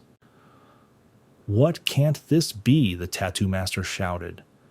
He looked at his hands. His hands had been cut off. Blood oozed from them. He immediately turned pale. It was the biggest pain shock in the world. Then the tattoo artist looked at the floor. It was on the floor that his severed hands lay. He screamed very loudly from shock and from the pain he was now feeling. Fraternity men who wore gray robes. They didn't understand what happened. They didn't understand who did it and how. Who did it? Did anyone see what happened? They asked each other. I didn't even notice a single crack in the protective field. I don't know who this is, but I can say for sure with complete confidence that these are definitely high-ranking wizards. Hey, since you were able to track us down and destroy our defenses, it seems like you know too much, said one of this fraternity. I think you understand perfectly well what can happen to you if you decide to joke with us. It was quite dark near the entrance doors to the room. The light from the fire did not reach there. A tall man appeared at the entrance. At the moment, his face was not yet visible. And what did the man say? So what will happen then? Continue. I'm interested in the whole list of what you can do with me. It was clear from his voice that he was not afraid at all. He's very confident, and his eyes glowed red. At this time, the action takes place with Mike and Larissa. They are still in the forest near the mountains where the warehouses are located. I'm only doing what a press secretary should do. I understand you perfectly, Agent. That's why I ask. Now you can't trust anyone. His subordinates are still alive. Mike thought, it seems Jackinson has lost his touch. Even dragons have no control over time. Don't you know what kind of people they are? Even the elders couldn't cope. Do you want me to take them on? Said Mike. No, I just wanted to ask you to find their traces. I hope you can do this before the chairman returns to Earth, Larissa answered. And when does he return? Mike asked. About a week later, Larissa responded. Agent Spatial Terminal may be closed for today, but we can't let them get rid of the evidence in the meantime. So very interesting. What happens when the terminal is blocked? Mike asked. But I haven't heard anything about it. Very strange. Mine continued to think and reflect. Maxime listened and began to agree. I understood you. But you must understand me that this will not be easy, Mike said to Larissa. Larissa was very happy. Her happiness knew no bounds. The little fairy flying nearby was also happy and smiling. They achieved their goal, Mike agreed. I'm sure you're aware, but I'm demanding compensation, said Mike. Of course, Larissa said. I'll prepare everything for you. She was holding a brown box in her hands. Larissa Valentinovna opened this box and showed what was inside. Inside was a blank check with a signature. This is a blank check. You can use it for both Earth currency and Delance. Moratontuar, it is already signed, Larissa said. Mike looked at Larissa Valentina in surprise. Then he looked at the box containing the signed check. It was a tempting offer, but in all his 800 years he had never received one like this. This is a blank check for me, and it's already signed. Mike asked, does Jenkinson really trust me that much? Thought and reflected Mike. At this time, Larissa and her little fairy assistant were very happy. Did it really work? They spoke to each other. They were very happy that everything was going according to their plan. I can't use this. I'll contact you as soon as I find something, Mike said and left. I don't know who's in charge, but this guy caught my attention. Well, I'll visit him and try to find out something. He must have some information, said Mike. All the people from the Brotherhood stood and watched carefully. They only asked one question. Who is this? They had never seen him before, and they didn't understand what was happening. The more I find out here, the more zeros I can write on my blank check, Mike thought. His eyes began to fill with red light. Mike stuck out his hand. Red smoke and fog began to fly out of it throughout the room. It was clear that Mike began to work and turned on his dark magic. He saw how one orc had already been sentenced to death. He lay practically exhausted, groaning. His arms and legs were tied. His mouth was tied with a rag so that he could not be heard yelling. There were burning candles around this green orc. Everything was prepared for the ritual of sacrifice. Mike clenched his fist very tightly and slashed his arm. As his blood flowed out, his power became stronger. After this, the blood turned into a red stream of smoke and scattered throughout the room. The poor, exhausted orc lay and looked at everything that was happening around him. This simple orc had never seen anything like this in his life. He ended up here purely by chance. He was simply caught on the street. Mike was his only hope for salvation. Mike approached this orc. He picked him up from the floor and sat him down. The entire fraternity stood and looked at Mike. They were very scared. The orc was very pleased that he was saved. He just didn't know the name of his savior and who he was. Mike looked at this green orc and said, "Now you are free. You can go. Do not be afraid of anything." The organization quickly gathered. I got dressed and ran away from this hell. What kind of spell was this? I don't understand how this is even possible. Someone from the crowd shouted, "T-shirt, brother." The man who stood in the middle shouted to everyone, calm down.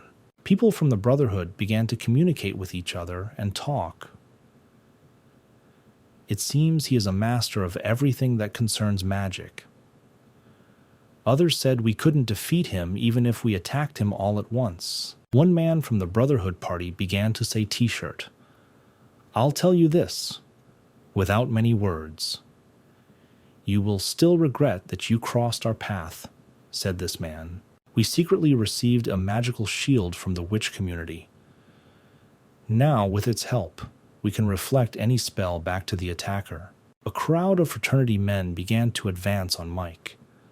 Now, no matter what spell he casts, he himself will suffer. The man from the Brotherhood said, and suddenly above his head disappeared, and blood began to flow upward in a powerful fountain. It was Mike's dark magic that began to work. The crowd of frat people stopped abruptly. One of them was missing a head. Everything was covered in blood. Those standing nearby were also splattered with blood. One of them said, "Brother, what happened?" Although it was already clear that the head was no longer there. Microsoft was casting his dark magic throughout the room. He radiated fire. Remember, one mouth will be enough to get the information you need, Mike said loudly. Mike began to destroy these people one by one. There was a lot of blood around. He simply used his magic to rip their heads off. Those who were still alive stood in one place and did not move. They were completely confused and terrified. Mike continued to take revenge on them for their bad deed. No one had the right to make sacrifices with orcs. This is punishable by law, said Mike. He was able to break the witch's defense. The men shouted at each other. If he's not a dragon, then we can definitely defeat him, right, guys? Friends, could it be that he is actually a dragon? They started asking if they were with each other. Everything around Mike was on fire. He stood confidently on his feet. His eyes glowed red. He was ready to take revenge. And at this time, interesting events also took place in the hotel where the princess was resting. The princess consumes 20 kilograms of raw meat at one time, 6 times a day, Olga said. Please, please, please let the security chief check that the food is not poisoned. Please do not forget that you will be staying at the hotel for a few days to rest from the trip. It was a very large living room. In the middle, she was sitting on the sofa. The princess had a table nearby. Fresh meat lay on the table, and Bradley and Olga stood near the door and looked at the whole thing. Princess and something else. Olga said, once a day, when the princess lays eggs, no one should be near her. There should not be a soul within at least a 10-meter radius. At this point, the princess is emotionally unstable. Keep that in mind. This usually happens around 8 o'clock in the morning. Yes, Bradley asked. And one more thing, due to the difference in time zones, this may all happen irregularly. In other words, it is a sacred ritual for the production of the precious metal gold. Did you understand? Olga asked. Yes, I understood everything. I'll be careful, Bradley said. Black magic is much more powerful. When the caster feeds it with his own pain, I'm going to get out no matter the cost. The most powerful black magic still remains the very offering in its original form. Brother, I'll buy you some time, transform myself, and do it like this. This demon's head looked like the head of a large lizard. Huge teeth in 2 rows closed in the paste, an elongated nose and deep eyes that burned with red fire. Tongues of flame appeared from its mouth. Years of life in exchange for salvation. A curse made of my flesh and blood. I understood you. Well, if that's the case, then it's your own fault, said Mike. Mike turned on his black magic to the fullest. In a split second, a volcano began to erupt from one of the men's heads. Flames of fire protruded from his severed head. "No, brother, that's not what one in the pillars cried out. It was already too late. We will avenge you. Don't worry, brother." Other people from the crowd were shouting, "I don't understand what's happening. It's simply impossible." One man spoke. "Damn it, how did you do it?" "This is beyond magic," he shouted. In fact, it was a terrible sight when the heads were torn off and fiery lava erupted from this place like a volcano. Max stood very calmly and confidently. Red smoke came from his hand. "But he was going to breathe fire anyway," Mike said, "and I just cursed it to make it more flammable. That's all. It's very simple, but I see you don't understand it," said Mike. One of this community was very indignant and shouted, "You're just crazy. You're a crazy maniac. You're a butcher," he shouted. But brother still bought me time."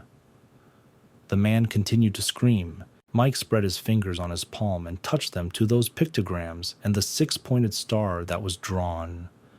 It still glowed pink and purple. "I completed my last spell. You must know about him, since you call yourself a magician." One of the community shouted loudly. He was too confident in himself. "This is a monster that absorbs everything material and spiritual." "How do you like that?" he asked. A large head of a monster with teeth and light eyes appeared throughout the room. It shimmered from black to light purple. It was a shadow monster. One of the people in this community looked at Mike. He looked very frightened. There was pure fear in the eyes. "Unless, of course, you are a real dragon," he said. "Eh?" "I hope so." There was red and white light all around. It was like a glow. The temperature was heating up, so it seemed that everything would actually burn and turn into real ashes. There were flames all around. We stood very confidently around him. The fire was blazing and sparks were flying near his body. "It went. I'm glad it finally dawned on you," Mike said. "Now it's time to talk." Everything calmed down and went out. He defeated everyone with his magic. It was all over quickly. He took this guy who screamed the most, and he sat him down opposite him. "Well, you finally woke up," Mike said. Mike sat on the couch opposite him. He had a lot of questions to ask this guy. "So, it's time to talk. I'm tired of waiting for you to wake up. Why is the Oslo School principal against the Human Rights Alliance?" Mike asked. "Oslo. This is the master of the Oslo School, and the Black Poppy is notorious. I think you've confused me with him," said Mike. "Well, everyone has the right to make mistakes." Mike put his finger forward and a happiness bug flew out of his fingers. The guy, of course, immediately inhaled it through his nose. The bug began to spread throughout his body, penetrating directly into the brain. This guy was shaking all over. Then he became very ticklish. Then he became very ill.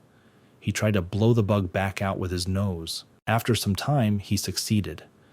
The bug actually flew out of his nose. "Heck, even the lucky bug doesn't work," said Mike.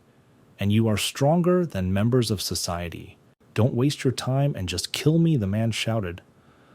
"I may not be as strong as you, but I am still a dark magician too. You must understand that even under torture, I will never speak." Mike was really angry now. He put his hands on his belt and spoke loudly. "So that's what you decided, right? Then I have only one thing left to do: torture you so that you finally speak," Mike said loudly, "although it would be easier to stick a worm in your brain and let him die in peace." "Told you, Mike. Can you bluff as much as you want?" The man answered him. Nock held his sharp magic knife in his hands. He looked at this man. "I recently met a dragon," Mike said. "Our 1,000-year-old gentleman was trying to escape to another dimension. Of course, he was followed, but he died because he was just one day late. That's why I considered him the most pitiful creature in the world, said Mike. Why are you telling me all this? I don't understand where the logic is, the man asked in fear. In fact, the logic here is very simple, said Mike. It seems to me that now you will take this title from him. This man's face became very frightened. Many wrinkles appeared on the face. Mike brought his purple knife right up to the man's face. Close, very close. What is this facial expression? Mike thought. The knife almost touched the bridge of the nose. The pupils became very large from fear. The eyes filled with tears. Tears immediately flowed down my cheeks. And you will regret that you were born. Then Mike caught a taxi, got into it, and went about his business. He took out his phone and started calling. These were business calls.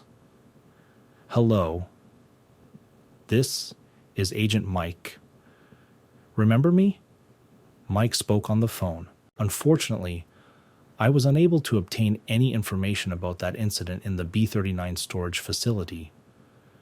Due to the specifics of the organization, I cannot know the details of operations in which I am not involved. May continued driving his yellow taxi along the large busy highway. However, today has brought its fruits. The Human Rights Society is going to throw something up today. I don't know if it will be a murder or a kidnapping, but their exact next target is the princess. She hired so many security guards for a reason. She feels danger and is afraid. And if it's worth something, it means it knows something. To prevent the 8th mass immigration? Their important people will also take part in this. Among them, there will clearly be a vault thief. Agent got you. Ask. But can I ask you? Can I ask you something else? What? Mike answered. Okay, no problem asking, said Mike. Mike continued to think and reason. It seems to me that their request is becoming more and more common.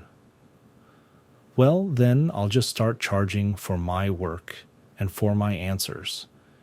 And if I don't have enough money, I'll just borrow it from someone. Mike arrived at a large, beautiful hotel. There he was already met by a mustachioed woman. This is Olga, dwarf. Hello, you are Agent Mike. My name is Olga. I am a translator. Operations. I was surprised that the Immigration Bureau suddenly cut down the security personnel. They say you are the highest paid agent in the Korean Immigration Office. The princess is also completely satisfied. There was a knock on the room. Princess, this is Olga. A new member of the security team has arrived. Olga opened the door. They entered the room. The princess and Bradley were sitting on the sofas. Bradley was very surprised to see him. He was a little confused. There was panic in the eyes. He stopped from his chair and asked loudly, Mike, what are you doing here? Mike stood with his hands in his pockets. He slowly looked from left to right and assessed the situation. Then he simply said, hello slowly, quietly, monotonously. Hello, my name is Agent Mike. Nice to meet you. The princess raised her head and looked at Mike. Saliva dripped from her large green crocodile jaw. The princess looked at Mike very carefully. There was a short pause, and no one understood what was happening. It seemed that the princess had stopped breathing.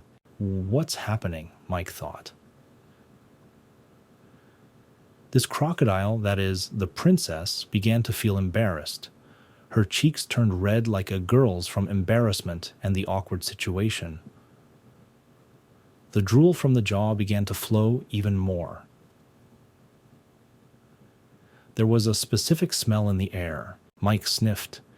He began to recognize this smell. He discreetly covered his nose with one finger. What is this pheromone? Mike thought. The princess stood in the middle of the room near the table. She was very excited. She looked like a girl who had been asked out for the first time. She actually had a strange smell coming from her. Mike felt that he could even hear the sound of his rapid heartbeat.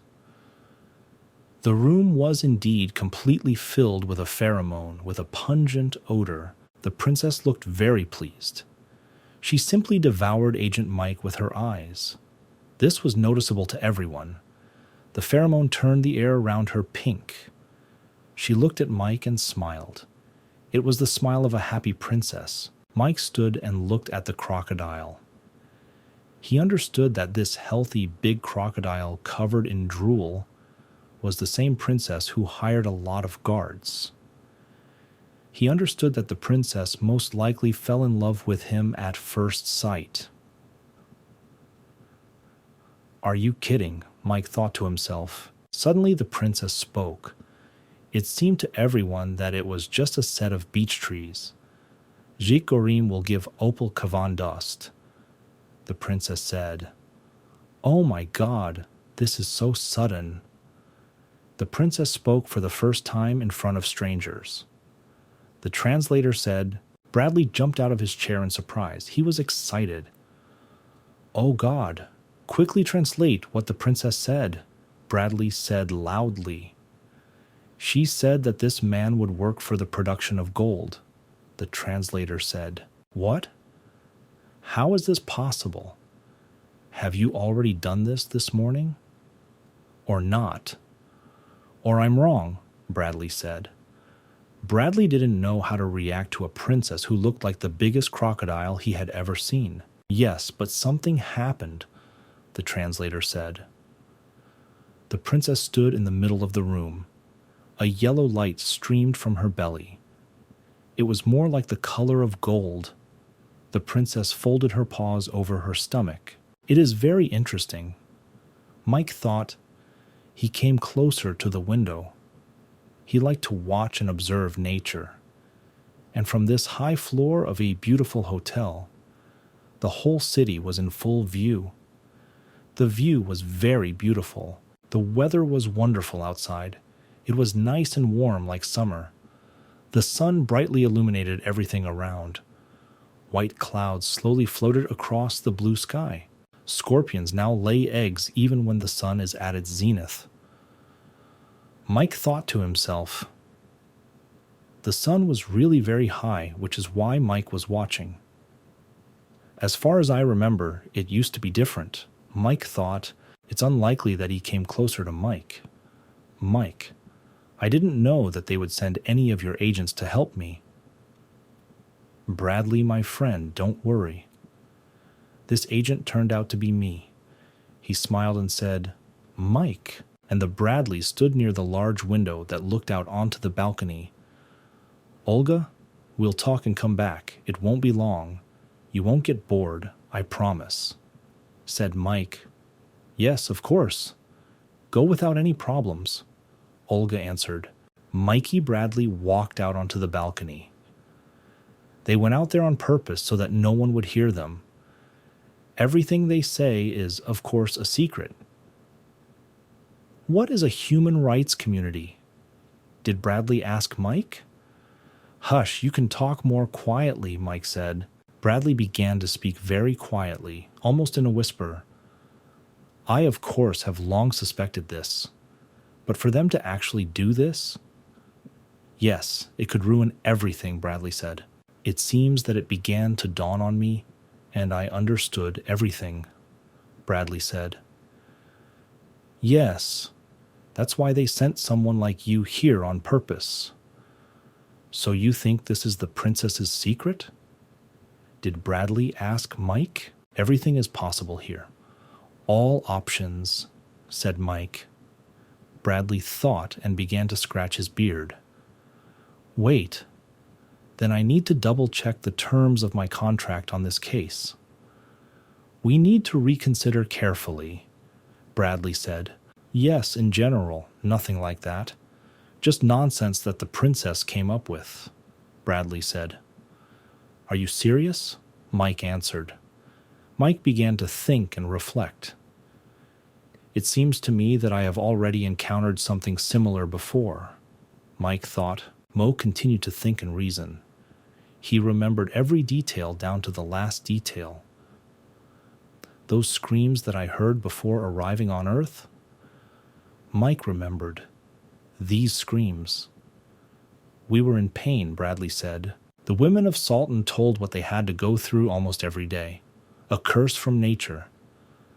Every day was this how Mike always thought. For some reason, I don't think so. Talk to himself, Mike. He continued to think about them. Where does this knowledge come from? Whose is it? Why do I know all this? Mike has been asking these questions for a long time, until he found the answers to them. Mike constantly sounded in his head. He very often heard his name called, but Mike didn't understand where these voices came from and who was calling. Mike stood, thought, and admired nature. Mike, friend, what are you thinking? Did you even hear what I said? Where do you fly? Bradley spoke. Sorry, I got distracted, said Mike. Bradley and Mike remained standing on the balcony and talking. The conversation took a little longer. The translator Olga sat down on the sofa and simply waited for the security service to talk. Threw everything they needed and returned. In general, if we are talking about work again, the next day, a lot of people gathered near the hotel. Large luxury cars and limousines stood outside the hotel. There are a lot of people from the security service. I was confused. There was a long red carpet. Bradley and Mike stood on the street and watched the entire security service. Suddenly, like a flash of bright light, Bradley was blinded. What the hell is this? Bradley shouted. He saw practically nothing. Bradley's eyes itched from the bright light and flash. He was still standing and could see practically nothing. Mike was simply shocked by this outfit. This is a very bright and pathetic appearance on the red carpet. Mike, as always, stood very calmly and watched everything that was happening. Bradley stood and still scratched his eyes. They still hurt from this outbreak. Translator Olga ran out to Bradley and Mike. Agents, wait, she said. I need to tell you something important. Mike and Bradley stopped to listen to Olga. A huge armored military truck appeared behind the agents. Suddenly chose transport instead of teleportation. Bradley smiled. I prepared a good car for the Sultans, Mike said. Bradley presented a finger to Box's beard. Well, he sits and thinks. Maybe the princess will change her mind. Maybe she would like to take a walk around the city, Bradley thought. Is it true that the princess came for a mass immigration? Seriously? Isn't she trying to be the first to see what a suitable dimension for immigration looks like? A cortege of armored vehicles gathered along the street where the hotel is located. Look, we split the diplomatic delegation, and the security personnel were also divided. I have also completed the deployment of your crew. Fully report to the agent on the work done. Bradley, as he became older, the order. He found it. Bradley began to give orders to everyone. He indicated who should do what, where, and when. So the translator, me and my friend Mike will go in the princess's car. Bradley said, Boldy Rev Horde Villas, Smith, Balzac. Translator Olga began to translate for the princess. It was clear from her that she was a little worried, and worried about how everything would go. The princess raised her head high. It was clear that she was happy and smiling. Zelandos! The princess said loudly and nodded her head. It will be done, Olga said. Translator Olga approached the two agents. The princess told her something in her language that only a translator could understand. So, agents pay attention to the question. Only I want to know the truth. Not me, of course, but the princess. So, I won't delay. The princess is interested. Of course, I apologize 1,000 times. The question is this. Please tell me which of you two is stronger? Olga asked.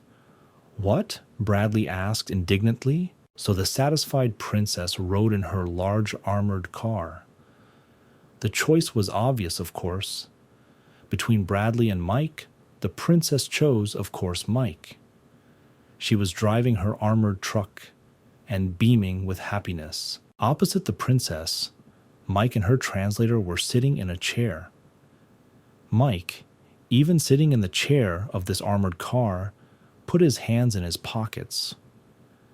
The princess was very embarrassed, but sometimes she turned away to the side so as not to look into the t-shirt's eyes. Her cheeks were pink again. Mike looked at the princess and reasoned. The princess doesn't like to be upset. She wishes to minimize the number of people accompanying her. And suddenly they sat down, so Bradley was transferred to another car. All positive vibes. All pheromone. All this was directed towards, of course, Mike. He was fragrant with all the smell that was directed at him. Suddenly, the princess suddenly opened her mouth, extended her tongue, and began to cough loudly. She seemed to be really suffocating. Perhaps she choked on something. The princess folded her arms across her chest, coughed, and groaned loudly. Princess. What's wrong with you, princess? Translator Olga shouted excitedly. Olga began to speak a foreign language. Odilunba Dralik Algaz Quantum? Princess, tell me, is something bothering you? The translator Olga asked. Agent Mike. Listen to me. I already told this to the princess, now I will tell you. I always adhere to the ethical standards of working as a translator. I always translate the truth, and also tell only one truth. I never add anything on my own. I always only convey the words of the princess, translator Olga said. But she looked confused, slightly frightened. At the moment, Mike didn't know what to expect from this situation. He had never experienced such situations before. The main armored vehicle, a truck, was driving from the middle of the motorcade. Other light armored vehicles were driving from all directions, accompanying the princess. It was for the sake of the princess that even traffic in the entire city was blocked. Let's agree this way, said the translator Olga. I will tell you everything verbatim, and then you will forget it all. And then I will forget these words too. So, Mike, please rest assured that nothing will spread. Not a single word should come out of this car. I think you understand the seriousness of the situation and the situation, translator Olga said. Money, of course, is the root of all problems. But what should I do in this situation? Okay, just try to play along with the princess. Mike thought, but I'll interrupt if she suddenly starts to cross the line. Your name is Mike. Yes, princess. My name is Mike. Have you ever been to the Galanko dimension? Asked the princess. The princess was very embarrassed. Her cheeks were still pink from embarrassment. Unfortunately, no. Princess, I wasn't there. Tell me about Galanko, then I will know too. Mike answered the princess. The princess liked this conversation. She smiled very widely. Mike, it's very beautiful there. I will try to tell and describe to you everything that I saw there, the princess said. It's always a silver blue night there. Just imagine the sky is decorated with two moons. One is big and the other is small. There it is relaxed, amphibians and plants stretch out, and her four-winged bird, enjoying the scent of flowers, begins to sing its magnificent songs as soon as spring comes. Trust me, this place is simply amazing. And I'm very lucky to call it home, the princess said. Mike and the princess sat opposite each other. I heard that you are a quarter elf and that you were born and raised here on Earth. What about your age? Which? Asked the princess. I was born not so long ago. I was born in 1945. Yes, this is exactly the biography the committee came up with for me, Mike thought to himself. The princess laughed very hard. My God, Mike, you seem so young. Your age is not even half of my age. The princess laughed very loudly again. The conversation took on a friendly atmosphere. Mike, please tell me, how long do quarter elves live? Asked the princess. To tell the truth, I don't know myself, Mike answered. The princess continued to ask questions. Mike, have you ever thought to live in some other dimension someday? Asked the princess. Mike didn't know what to answer. He understood only one thing. This performance needed to be stopped. Mike was looking for words to say. Grow up, of course, but I'm sorry, princess. Told you, Mike.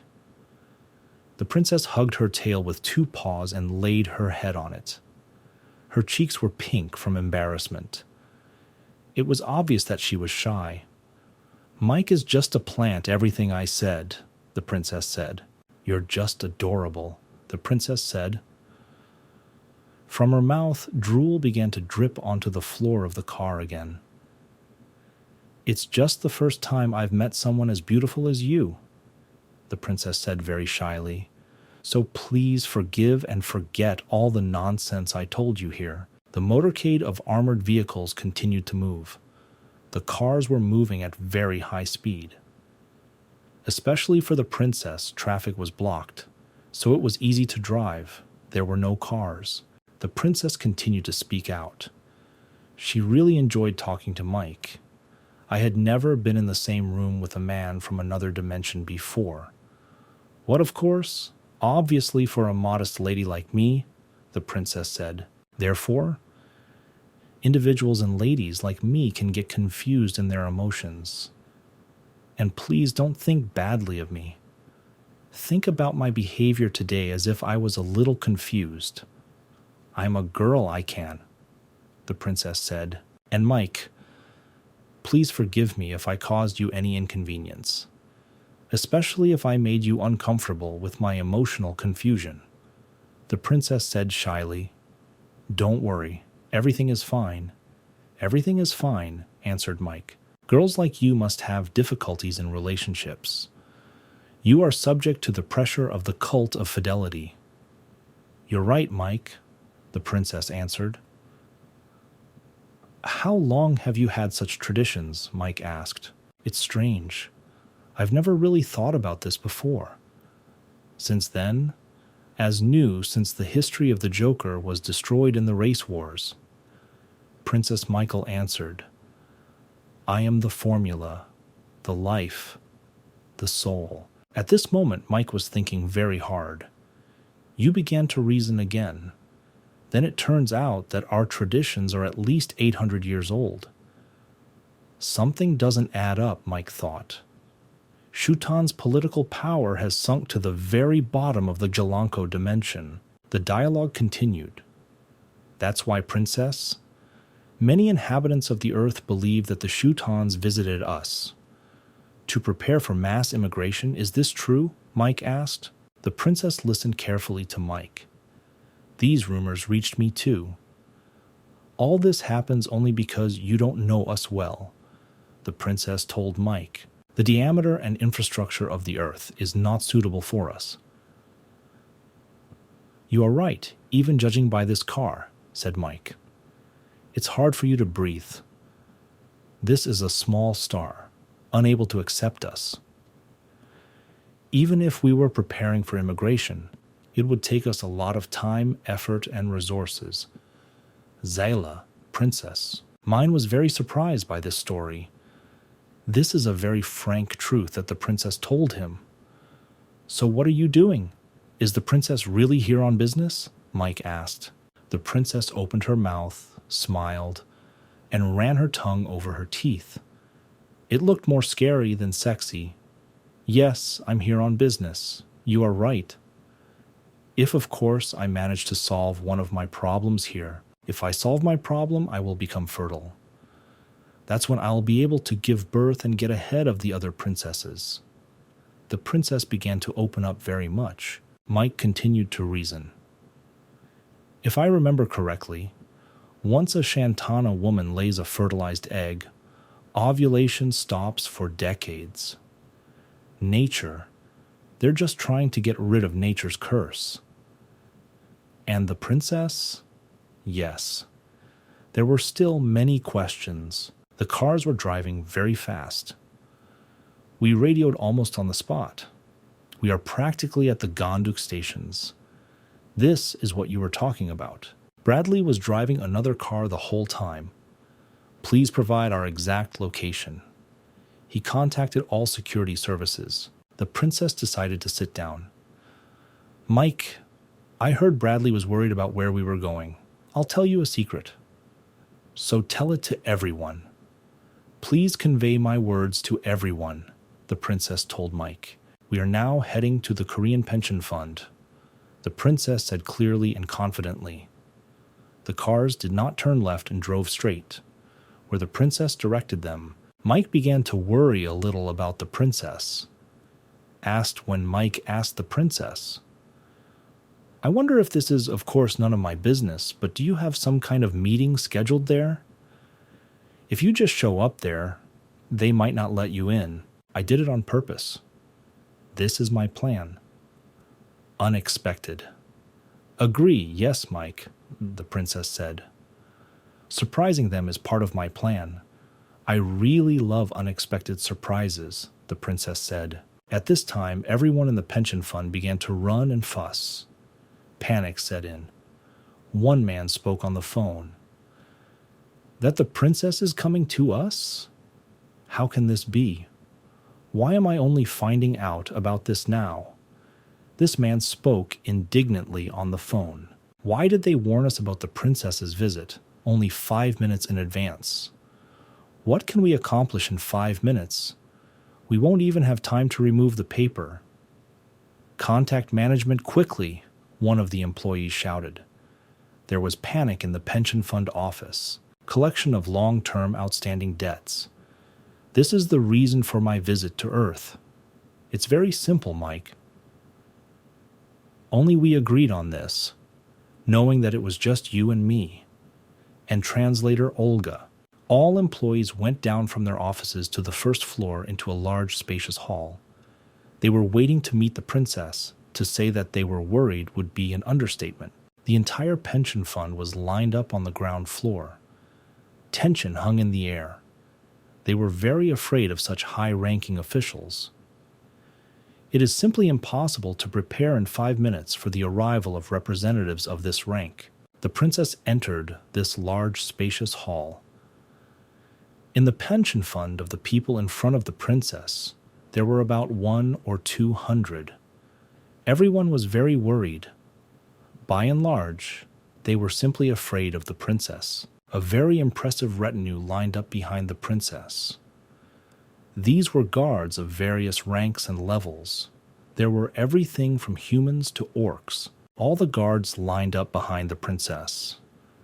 They blocked all entrances and exits. Most importantly, they monitored the safety of the princess. Mike began to reason, and the princess really took them all by surprise. Initially, the Gondok station was not even close to the government route along which the princess was supposed to travel. These people don't even suspect that the princess is here to repay her debts. The princess was so tall that the people below seemed like just ants. They were already short in stature, but here there was such an elevation above them. They stood with their heads raised and looked at the princess. Just by the looks and eyes, it was clear that the princess was not in a very good mood. To put it simply, she was very angry at this pension fund. At one point, the princess could not stand it, and simply opened her big mouth. She screamed loudly, "Bring your boss here.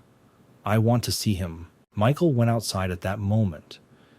He wanted to see what kind of tall glass building this company, simply called the Korean Pension Fund, had built for itself. For what money? This was incomprehensible to him. It was obvious to him that this fund was not easy. It was some kind of company. Otherwise, where did they get so much money to build such a skyscraper?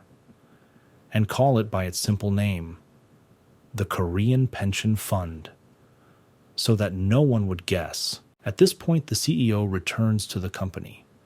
So far, everything is quiet and calm. There are no signs of trouble. Yes, you looked at your watch. He was a little surprised. It's already too much time. They should have arrived long ago, Bradley thought. Bradley was so focused that his eyes barely moved. He tried to hear everything and not miss it. It seemed to him that he could even hear the hand on his watch ticking. The princess was waiting in the boss's office. Bradley stood opposite her. Footsteps were heard through the office doors in the corridor. There was a knock on the office. It must be them, Bradley said. The doors opened and people entered. I'm sorry to keep you waiting, Princess Vermi, the old man said. Out of fear, he lowered his eyes down. Hello, Princess. I am the director of this company, the old man said and looked at the floor with his eyes. Then the old man plucked up courage and raised his eyes upward and looked forward at the princess. He was surprised by what he saw. So the director of the Korean Pension Fund is Mansik. Teacher Mike, the old man said. The director of the pension fund recognized Mike. He didn't expect to see him here. Translator Olga did not understand what was happening. She wondered how they knew each other. I checked security so the agents can wait for us outside. Understood. Will be done. Do you allow me to do it? Do it. Bradley and Mike left the office. They were waiting in the corridor, although most likely it was a spacious large hall. Bradley sat down on the couch to rest. Mike leaned his back against the wall and stood waiting. Mike thought and began to reason. I knew it was alchemical. The company found itself in a difficult situation due to biosynthetic gold. It turns out that Monsik was one of Princessa's debtors, but the princess leads the market for the biosynthesis of ethical gold. Mike continued his reasoning. Monsik most likely took on a very large debt from the princess. How did he decide? Why did he decide to borrow from competitors? Monsik may, of course, be old, but not so much as to make such stupid and childish mistakes. Mike continued to think.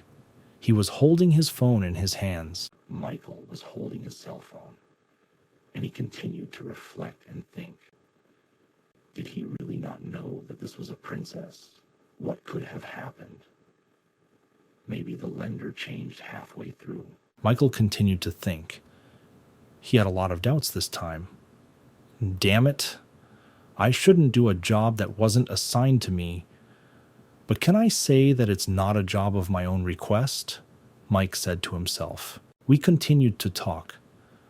Hello, Monsik. We have known each other for a long time. We are friends.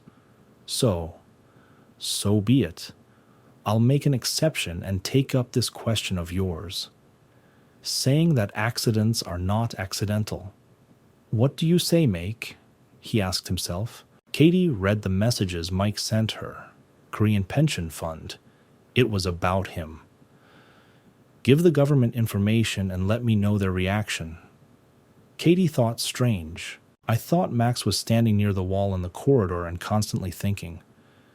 Katie is a very smart girl. She should understand what I mean. Katie needs to know what to do about this. Mike thought, the government knows that it is better to help than to watch aliens take over a Korean company. In essence, we are simply defeating the purpose of escorting. But the offer was too attractive to refuse. Princess contacted us and told us that our debt had been sold to another party, said the director of the Korean Pension Fund. Then tell me the name of the creditor? Princess asked harshly. Shutanskaya, Princess of Vermi. She was a very tough business lady. She was pulled and relaxed only by emotions next to Mike, because as a woman, she fell in love with him. She had never seen anyone more beautiful than him. And as for business and doing business, it's better not to joke with her. The director of the pension fund stood and looked at the princess with frightened eyes. It is obvious that he was completely afraid. I think you're telling me some kind of nonsense. I'm not a girl who can be fooled. I have been in business and in the office for many years. I did business not only in this dimension, the princess said. The princess became very angry once again. She opened her mouth and screamed. Drool flew in all directions. In my entire life, I have never heard more nonsense than from you now. The princess spoke. So many unprepared lies. Of course, you only had 5 minutes before I arrived. You didn't have time to think of anything or prepare. You don't have answers to my questions. I don't believe a single word you say, the princess said. We did our best, the old man said. I don't believe it, answered the princess. In general, you either pay off the debt on the spot, or you simply accept our terms. The princess said to the director. Is this your condition? He asked Olga, the translator. The director of the Korean pension fund took the tablet and began to reread all the conditions that were written on it. Every line he read, his eyes widened more and more. He was shocked. In an instant, the director of the pension fund became furious. He started screaming loudly. Doesn't that just mean giving you the company and that's it? What are these conditions? Why would a joker need a company that produces gold? Said the director of the pension fund. I'll tell you only one thing. Gritting her teeth, the princess began to speak. Basically, this doesn't concern you at all, she said. The company to which the shares will be transferred is officially and legally established on the land, the princess said. The old man stood and read the documents. The princess began to get a little nervous. She began to walk back and forth in the office. I've already discussed this with lawyers on both sides, so there can be no legal problems. I can assure you of this completely, the princess said. Completely upset and heartbroken, the director of his company stood and looked up at the tall princess. You thought? What do you choose? Bankruptcy or transfer of shares? She asked loudly. Princess, if you choose the latter, I guarantee your jobs will be saved. The princess continued talking. I will retain the jobs of current employees. The princess continued, so that you understand. In any case, you will not be able to get away. She continued. The director of the pension fund did not know what to do. He stood and looked at the documents. Princess, please give us time to think about this, said the director of the Korean pension fund. Okay, I'll be back tomorrow at the same time. Be ready, the princess said. She left the building and got into her armored car. She was sitting in her favorite chair. Olga, I'm hungry for something, the princess said. I understand you. I'll organize everything now, translator Olga answered. Olga opened the container with food. There was fresh meat there. Don't worry, princess. I brought some snacks with me, translator Olga said. The princess greedily began to eat this raw meat. Was this her favorite food? At one time, she consumed about 10 kilograms of fresh meat. She ate it and chewed it with great desire. The whole car heard a crash. Drool flew all over the car. It didn't look aesthetic at all. The princess placed the container of meat directly on her lap. I ate as if I hadn't eaten for 3 days before.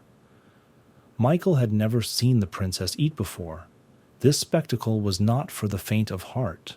The whole car smelled like raw meat. The stench was terrible. Mike had no way to open the window or get out of the car, so he simply put his finger in his nose so as not to hear this terrible smell. Satisfied, the princess sat and ate everything that the translator Olga had prepared for her. Then another stinking smell was added to the smell of raw meat. It became completely impossible to breathe. This second smell definitely did not come from meat. The princess, of course, did not smell this smell. It was very tasty for her. She ate the food and was very pleased with herself. More than anything in the world, she loved to eat deliciously and a lot. Max sat in the armored car and simply covered his nose as best he could so as not to hear this stinking smell. He understood only one thing. This is not a jokey pheromone smell. And then Mike remembered. Exactly, it's similar to the pheromone that beetles secrete when communicating. Mike thought to himself, but why is this smell suddenly coming from the princess? This was not clear to Mike. It was almost impossible to breathe in the car. Mike just held on with all his might. He tried to breathe every once in a while. These smells may be similar, but they are definitely something different. Could it be a specially manufactured chemical? And upon contact with air, it oxidizes to this pheromone. No noble metals are present in the elemental composition of the pheromone. It was as if something had seeped into the princess's body. Mike thought, and in the course of simple chemical reactions, it changes inside it. Markin could not stop thinking about this terrible smell. Something was definitely wrong. The princess has a piece of large meat stuck in her mouth. Of course, she could live to swallow it. But looking at her, the mother understood that her strength was leaving her too, and she could not cope with it. Something is wrong with her, Mike thought.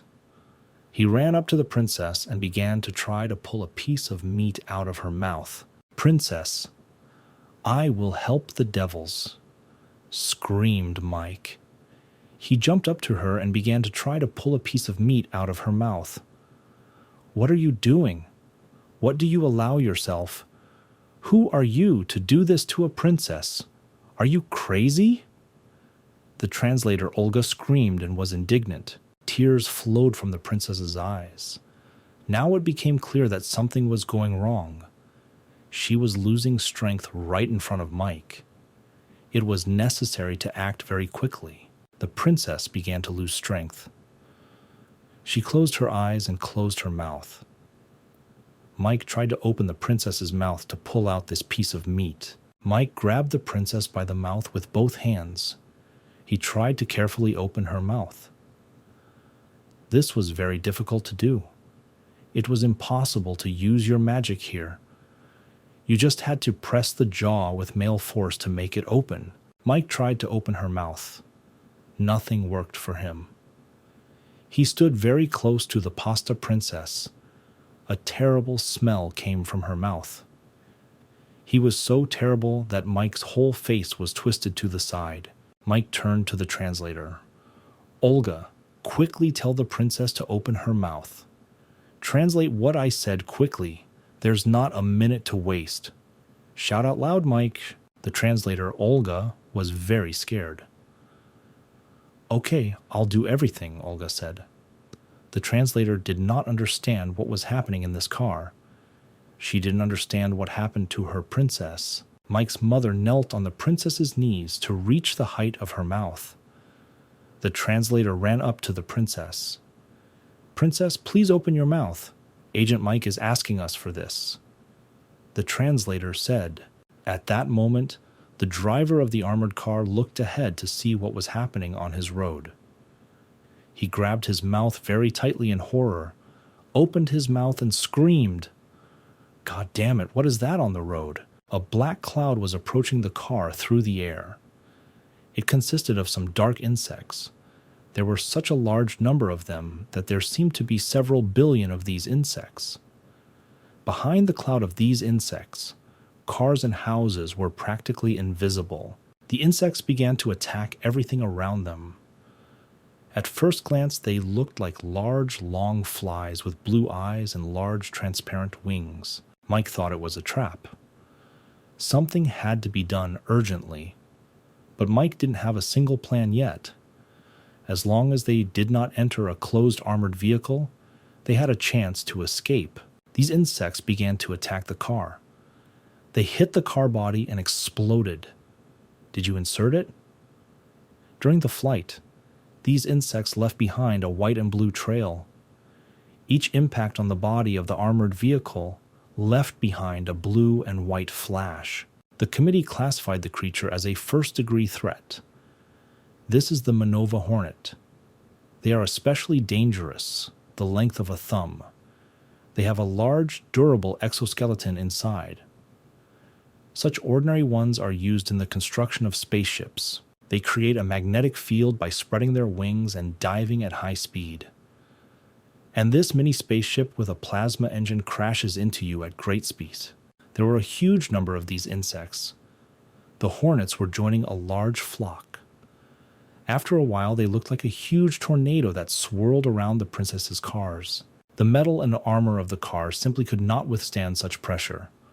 All the cars stopped, of course. They couldn't move. The wheels were broken. The car suffered a lot of damage. Metal and armor flew off the car in pieces. Mike understood what to include in his black magic. He cast a spell, cut his palm, and magic. She began to act. A purple liquid began to spread throughout the car. The princess lay in the car, exhausted. She no longer had any signs of life. Mike had no choice but to crawl under the princess, grab her in his arms, and lift her up as far as he could. Mike began to turn purple all over. There was a confined space which bothered him a little. It was possible to escape upward from the armored vehicle. Well, Mike, you can do it. Mike shouted at himself and encouraged him. Mike gritted his teeth and pulled upward with all his might. It turned out that the princess was not such an easy girl. She's quite fun. Mike held the princess in his arms and flew up into the sky, as high as possible. He wanted to fly so high with the princess that he would be higher than all this cloud of insects. Mike had to circle in a spiral to keep the insects from keeping up with them. This prevented them from attacking the princess and Mike. At that moment, this was the only plan that Mike had in his head. Agent Mike flew very high. It took time to look around. He understood that there was no point in attacking them one by one. There was simply no time to deal with them one by one. At that moment, a new plan matured in Mike's head. He had time because insects could not reach the height he was at. Mex looked down and saw that the entire sky was strewn with these insects. It was just some kind of hornet insect infestation. Mike thought, what if I took a big breath and then blew my magic out on them? It was necessary to act very quickly. Mike took a deep breath. He let it all out with all his might. It was a stream of wind mixed with fire. He was flying to the ground at crazy speed. The fire knocked down and burned all its way. These insects may have a hard shell, but their insides are definitely not. Mike thought, this plan should have worked. He had never used magic like this before. Mike directed so much fire at these insects that nothing alive should have remained after this. He wanted to douse them with fire so that their insides would boil and burn. That was his plan. Fire on the verse of these insects. Right in flight, their wings burned out. Most of them immediately fell to the ground. Many burned in the air. Then Mike took a closer look and was shocked. What? Mike shouted. How is this possible? How? I don't understand. Mike was very indignant and looked at how the insects were coping with his fire. We continued to spread our purple magic across the sky. He tried to fly even higher so that the insects would not reach him and the princess. At the moment, he was a little vulnerable because he was responsible not only for himself but also for the princess. Mike began to notice that. Insects began to fly through his fiery barrage. Some more time passed, and these insects just flew through his fire and didn't care. This is what's happening. What's happening? What the heck? Do they care about my fire? This simply cannot happen. I was outraged very loudly, Mike, because his power stopped working on insects. These insects have acquired a gray-blue color. As I knew, they are filled with mana, not life force. They are probably filled with mana from the one who controls them. Mike thought, these creatures are very tenacious. Mike thought, the insects constantly changed their color. They adjusted to the magic that Mike used against them. His magic hasn't helped yet. Ordinary people on the street stopped and began to look at the sky. They were shocked by what they saw. There were at least 5 or 10 tornadoes circling the sky that were made entirely of insects. The security that remained on the ground shouted loudly into the sky for Mike. Mike, you can hear us. Fill them in. The main goal is the princess. Be careful. I understand that they came only for her, said Mike. Exactly, why didn't I think of this right away? Said Mike. This fresh meat, this pheromone, it was all for a reason. It was only necessary to compare the facts. And think carefully, Mike said to himself. Mike held the princess very tightly, so that she would not fall down to the ground. It would be too expensive a gift for those who ordered this insect crime. It was necessary to find the customer. The princess opened her mouth slightly. She cried in pain, tears flowing from her eyes. Mike supported her with all her might, although he understood that she weighed too much. But he had no choice. He was now responsible for her. He's a security guard. I can't fight these creatures and protect the princess at the same time, said Mike. First, I need to find a protective barrier for me. Agent Mike thought. Mike saw his home area from above. This was his home and bookstore, where his elf friend was. There, Mike said, looking at this place. The boss turned on the shield and shouted loudly, Agent Mike! At this time, the elf was sitting in his room and reading a book. He heard this voice. Whose voice was it that he heard? Mike landed on the ground and with a strong clap of his hand, hit the asphalt. Energy waves scattered in different directions. It seemed that a crater was forming at the site of the impact of his hand, like after an aerial bomb. The elf already understood who was asking him for help. Mike, the roof needs to be protected, the elf shouted loudly. The elf looked at the ceiling and began to turn on his magic. He began to cast his spells. All that he knew, Mike flew up to the roof and began waving his arms. His violet and fire magic worked. He placed a protective barrier on the roof of this house, such that no creature could break through it. He pointed his palm towards the roof. There was continuous fire around his hand. There was also a large, powerful energy field. Mike shouted to activate the strongest barrier in the building. Suddenly, the whole sky sparkled. It seemed as if the sky was simply on fire. She was all on fire. There were fiery flashes and energy waves fanning sparks throughout the sky. There was a continuous fire around the house. The temperature rose simply catastrophically. Mike stood on the roof and observed that these insect creatures could not break through this energy fiery field. The defense worked. The hornet insects fought against the fiery dome and could not fly inside. Mike was pleased. Now you could exhale slightly. He succeeded in this main thing. A fiery dome formed over the house and bookstore. The next layer was energy waves. This is double protection against all insects that exist in this world, and in different galaxies and changes. Finally, Mike entered the house. He went to the window to see what was happening on the street. He opened the blinds and carefully watched how his defense behaved, and the sub-gallant Schmargang Jungi. She said loudly, "Princess," she came to her senses. "Hey, I don't understand a word. What is she even saying?" Outraged, the elf asked. I do not understand too, Mike said and continued to look out the window.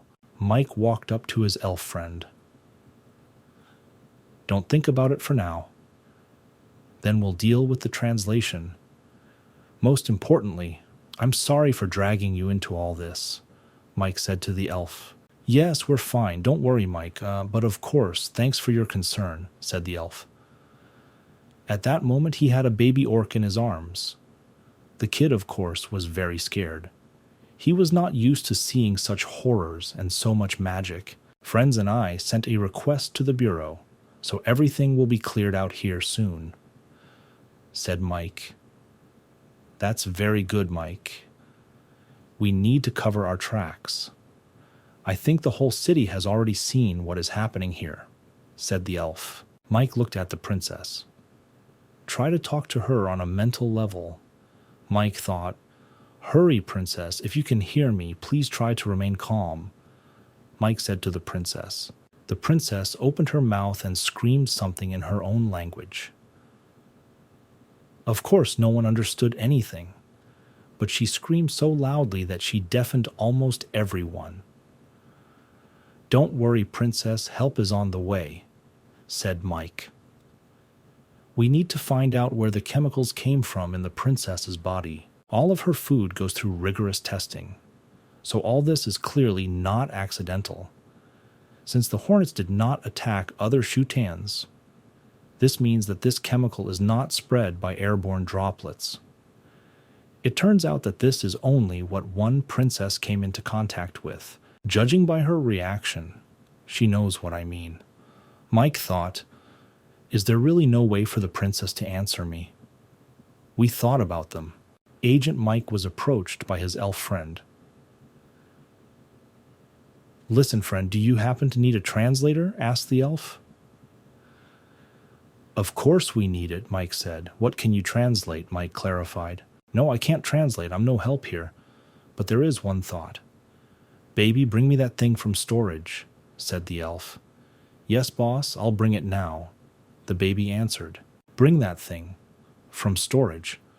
Why are they even talking? Today there are only questions all day. Why are there so few answers? Mike thought again and began to reason. The baby orc returned to the room.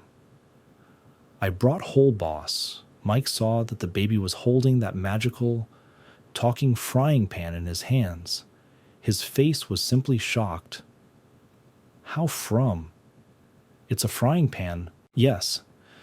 If we just knock her out with a frying pan, she'll definitely shut up, said Mike. But still, I would like to hear something more from her, so we'll turn it off later. No. What are you even talking about, elf? Mike, have you forgotten what that frying pan was always talking about? This thing has a mental communication function. Have you forgotten? Said the elf. Mike immediately remembered their first encounter with the frying pan. Then Police Inspector Johnny was still next to him. She definitely had a recording function, and she knew all the languages of the world. Forget about misunderstandings. After all, I understand you on a mental level. The frying pan spoke. Long time no see, handsome. You missed me. Tell me quickly. Ask for a frying pan. Mike will be rude again today. The frying pan woke up. Bad boy, I love those. I'm really on fire. A frying pan that has been kept for all nonsense. Oh, how I missed you, my handsome man. I thought we would never see each other again. I wanted us to be always together, and you just left me and forgot. The frying pan continued to talk. On the street around the house, there was still a dome of fire. This was a strong defense against these insects. There was no way they could break through this defense. Therefore, for the moment, our heroes were completely safe. Matthias took this magic frying pan in her hands. She waved it like a real mistress. Okay, princess, get ready. Now we will try to establish contact with you. Here we can understand each other, said Mike. Princess, Remember, you came into contact with someone. Perhaps you simply touched something. If you pick something up, remember it. It is very important. Told you, Mike. Hey, Frying Pan. Are you my friend or what? Why are you silent? I promised to help. Let's help. Frying Pan, let's translate everything I said. Mike spoke to the frying pan. The princess brought this frying pan to her head. The frying pan actually began to make some sounds. The princess listened carefully. All this took some time. It was clear from the princess's appearance that she was very angry. She was angry, but no one understood what was happening. What could make her angry? The princess opened her mouth and screamed very loudly in an inhuman voice. It was such a loud scream that it just went off scale. She screamed louder and louder and uttered some incomprehensible words. Mike didn't have the strength to listen to this, so he urgently quickly plugged his ears with his fingers so that his eardrums would not burst from this scream. It was simply unbearable to listen to. After a while, the princess calmed down and fell silent. She continued to hold this frying pan in her hands. Mike moved closer to her again.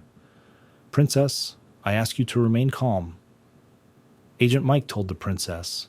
To reassure the princess, Mike extended his hand and placed it on the princess's hand.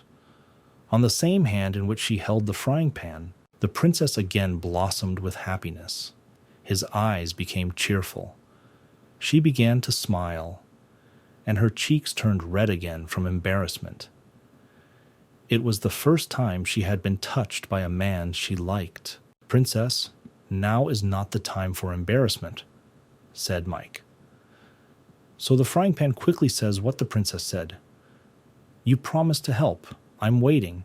You can't waste time, frying pan. Let's talk, Agent Mike asked. Mike continued to stand near the princess holding her hand. He understood only one thing. It made her feel safer. In this case, she does not scream or open her mouth. This was already a small victory. But he was waiting for the frying pan to start talking. Finally, the frying pan spoke. Oh, forgive me, please, I was daydreaming a little. This lady is so interesting and lively, the frying pan said. My heart is about to jump out of my chest. I have already begun to forget these wonderful feelings. Frying pan, please answer quickly. We don't have that much time to wait, said Mike. The princess is very expressive. But I liked her. So frying pan, stop talking nonsense. Let's get down to business. What did she say? Please translate. I'm waiting, said Mike. So I'll give you a few minutes. And you begin to tell me everything that you said to you, princess. Otherwise, you have no idea what I will do to you. I am very glad that you understand me well, said Mike. That the frying pan was scared. You are threatening me? Do you want me to lie in the dirtiest corner of the dark closet? The frying pan said, offended, and the cheerful princess continued to wave this frying pan. It seemed that they had already become friends. It was immediately clear that they found a common language. Mike took out his phone and began to look at what messages he had received. It turns out there are quite a few. She sent me messages here. Well done, girl did a good job. You can immediately see that he is a professional in his field. At this moment, Katya said, It would be great if it let me know you're alive. This would be the best letter from you to date. Offended, said Katie. Katie? Sorry, I haven't had time yet. Totally agree with you. There's just a lot of things to do. Forgive me, please. I know this is smart. You will understand everything, said Mike. Korean Pension Fund. Government assistance and loans. I have already studied everything. Yes, the pension fund and government assistance does not look like a simple task. The government doesn't seem to like them. Annual payment of fines for the same thing. Failure to complete assigned tasks on time. That's why the government doesn't want to help them. In short, the same problems every year. Mike, do you know about the racial quota system in employment? It's very interesting there about the limit in companies.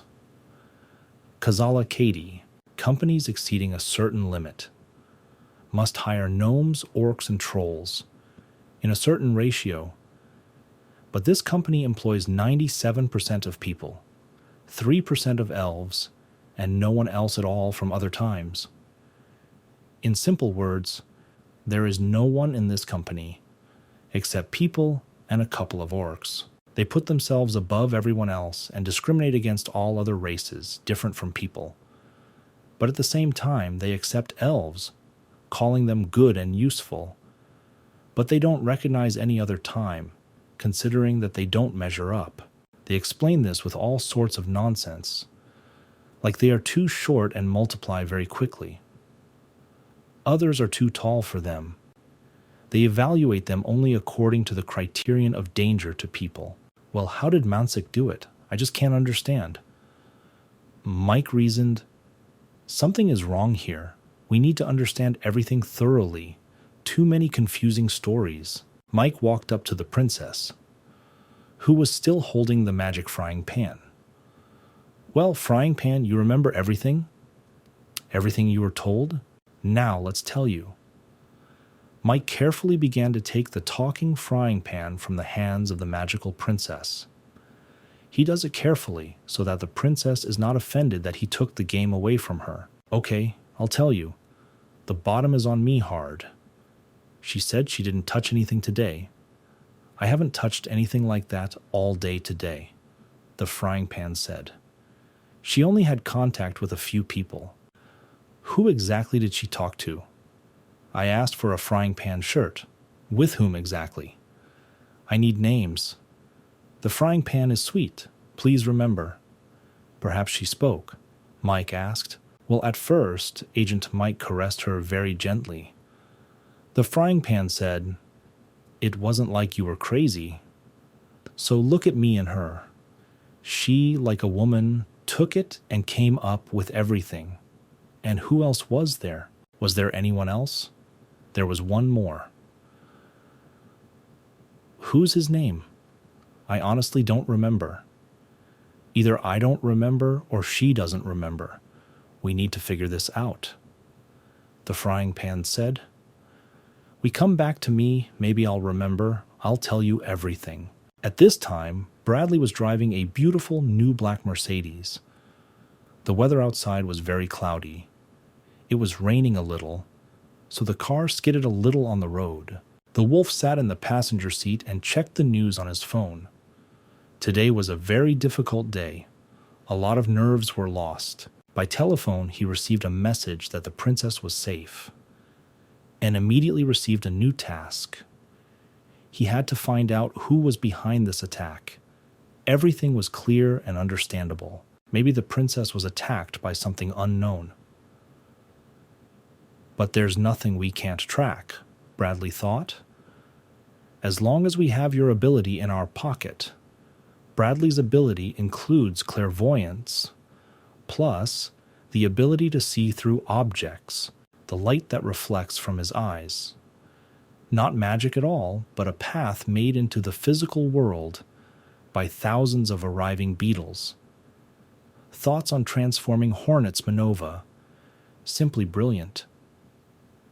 That they probably thought they were safe, because the caster has no reason to show himself, but they just didn't know about my secret. I will 100% catch these scoundrels. Bradley thought and reasoned.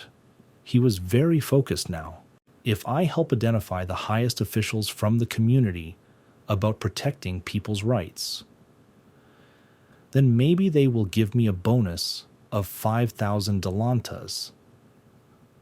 I only have 10,000 left to pay, and I can pay half. My total ransom amount is 70,000 Delanta, which, compared to others, is just small pennies. Therefore, I have a little freedom left. That's when I'll get my memory back. Here I definitely won't turn out to be such an unthinkable criminal as Talisha, who killed herself out of guilt after the time when she took and remembered everything. Let's go through the tunnel. Offered to you. The limit sign stood at 110 kilometers per hour. I just have a very good feeling. Finally, I began to feel it. God, what a pleasant feeling this is. This is freedom, he said. How expensive this freedom is, after all. They drove him into the underground parking lot. They raced through the tunnel at high speed. There was not a single car at the meeting. The road was just great. All the black cars stopped in the underground parking lot. A lot of security came out. Bradley was ahead of everyone. He was always a brave guy. Ahead of him, he saw a man. Bradley stopped, and his entire security retinue also stopped. There was a pause. Everyone was silent. They were waiting to see who would start first. In front of them stood a man. He was wearing a long brown cloak with a hood. He kept his hands in his pockets. His face was not visible. Therefore, from afar, it was impossible to understand who he was. "It is he," asked one of the young guards. But the answer was silence. No one knew. Moreover, no one was 100% sure that everyone would remain alive and nothing bad would happen. Why is he standing there alone? Most likely he was just scared. He was afraid that we arrived a little earlier than he expected. But these are the realities of life. No, it's not that simple. Unfortunately, he was waiting for us, Bradley said. Now I understand for sure that it simply won't happen here, he said loudly. The real man opposite him extended his hand from under his cloak. Then he extended his hand forward, and red smoke started coming out of his index finger. It was immediately clear that magic was working. The policeman couldn't see him. "Lord, where are you from?" where Bradley screamed. "Is this Mr. Agent?" asked a young guard standing nearby. The situation was gaining momentum. It was clear to everyone that now it simply wouldn't happen. Bradley screamed very loudly. "Belit, get out of here quickly. Run as fast as you can. I'll try to stop him." Panic and fear were in his eyes, and immediately fiery rays began to scatter throughout the underground parking lot. It was like lightning that penetrated everything in the world on its way. Everything they touched immediately burned to the ground, whose underground parking began to be covered in red light. It was difficult to see anything. Panic set in and everyone began to run away in different directions. Someone tried to leave in a car, but lightning struck them and the cars played. The young guards stood rooted to the ground. They couldn't move. They couldn't move. They looked at what was happening with wide eyes of fear. Finally, they saw his face. He appears to be a young man with white hair. He has a thin face, bright white eyes. I Can Help took it. Most likely he was taking revenge for something. Charles' cars drive through the city at breakneck speed. Please, the speed was so great that they could even outrun the wind. Houses on the left and right flew by quickly like movie slides. Mike was driving the car. The speed was very high. So for safety reasons, Mike decided to fasten his seatbelt. He was holding some kind of card in his hands. The day I stopped at the Witches' Society, he remembered. He reviewed recent fragments of his life, everything that happened to him. He rewinded it all back like a film reel. A moment about a lawyer came to mind. I asked for a business card for the stock company. Can he take up a special case? The business card said Jung Nam Gyu Law Office. Lawyer Jung Nam Gyu. On this day, Mansik hired a troll lawyer. That's why I never considered him a chauvinist. Well, was he really the only one pretending to be like that for his own reputation? The reason he ignored the law to employ other races. He hid his past, and he even kissed the Joker's hands. All this was just to preserve his tolerance in the eyes of everyone. The car stopped very abruptly. Mike arrived at his destination. It was necessary to go out. He arrived at the Korean Pension Bureau. The chairman of this fund stood in the pension fund and read his documents. I believed. He said, I believe that I will stop the encroachment of foreign companies on our market. He spoke. I believed that I could protect our market. I always believed, even when other companies closed, I continued to push my alchemy even when it was difficult. Even when others said it was simply impossible, I still believed and continued to work. Because if jobs disappear, then our alchemist will simply up and go abroad. There will be a so-called brain drain. What if all our talent continues to leave? This will be bad for the economy and politics. What will happen to our Korean gold market then? It will simply be crushed by the foreign market. I did everything for the sake of our country, our people, our workers. That's why I'm still afloat. The director of the pension fund became very nervous and worried. He sharply crushed this document in his palm. The only trouble is that all efforts can be ruined by just one document, just one piece of paper, if you take it and think carefully. Those freaks who proposed MPFIASTOHOM, they simply don't understand what they are doing, that everything is highly dependent on foreign imports at such a low price. The chairman of the foundation spoke. Simply put, these freaks were in cahoots with the princess. It was just a trap on their part to swallow my company, destroy me, and just crush him as a person. They don't care about people or jobs. The main thing is that they have this profit and money in their heads. Just at this time, the Community for the Defense of Human Rights came to visit us. For some time now, we have been quite interested in Mr. Chairman, and in particular in the Korean Pension Fund. Said Human Rights Defender, how do we do this, you ask? However, it's simple. We will do this as ordinary people who fight for human rights. Chairman, I have a proposal for you. I propose to show Princess Vermi all our anger towards her. The representative for the fight for human rights spoke. The chairman sat listening to him very carefully. I think that's one of the reasons for Princess Vermi's trip to Korea. This must be his personal duty, which includes the duty of Mr. Chairman. Then why, of all the countries on earth, does she come to Korea? This is not clear to me at all. Why did you choose us? After all, we are not the only ones with debts. What is the point of coming to Korea now? We only need a little bit from you, Mr. Chairman. Believe me, and don't worry, there won't be any evidence left. You don't even have to think about it, said the representative for the struggle for human rights. Don't worry, everything is under control by professionals. We'll take care of the rest. They shook hands. Thus, the oral agreement and the deal were formalized. The chairman sat in his chair and thought. If this happens, everything will go according to plan. The human rights community promised to take care of the rest of the debt. I think this is a good offer. Even in financing, I can continue to practice alchemy. In this case, the gold market will be preserved in this country. Mr. Chairman's phone rang in his office. The chairman was very scared.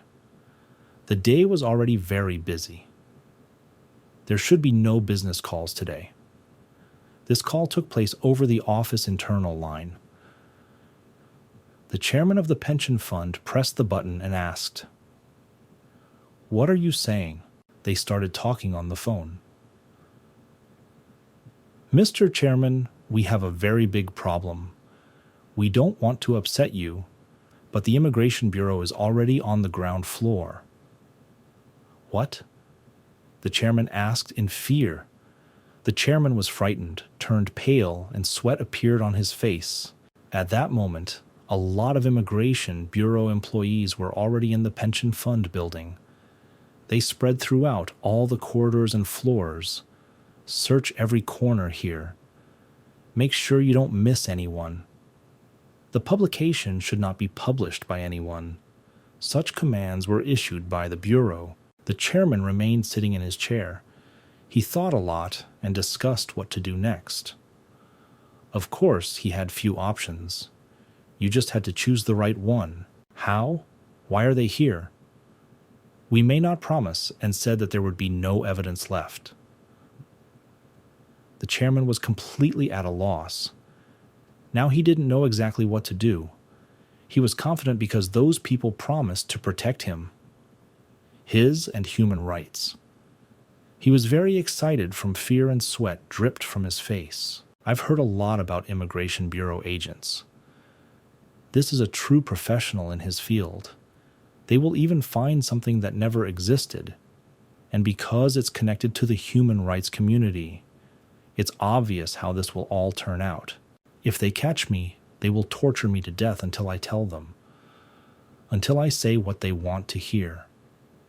And they succeeded in these matters. They are the best at these things. And if I suddenly survive, I will beg for death.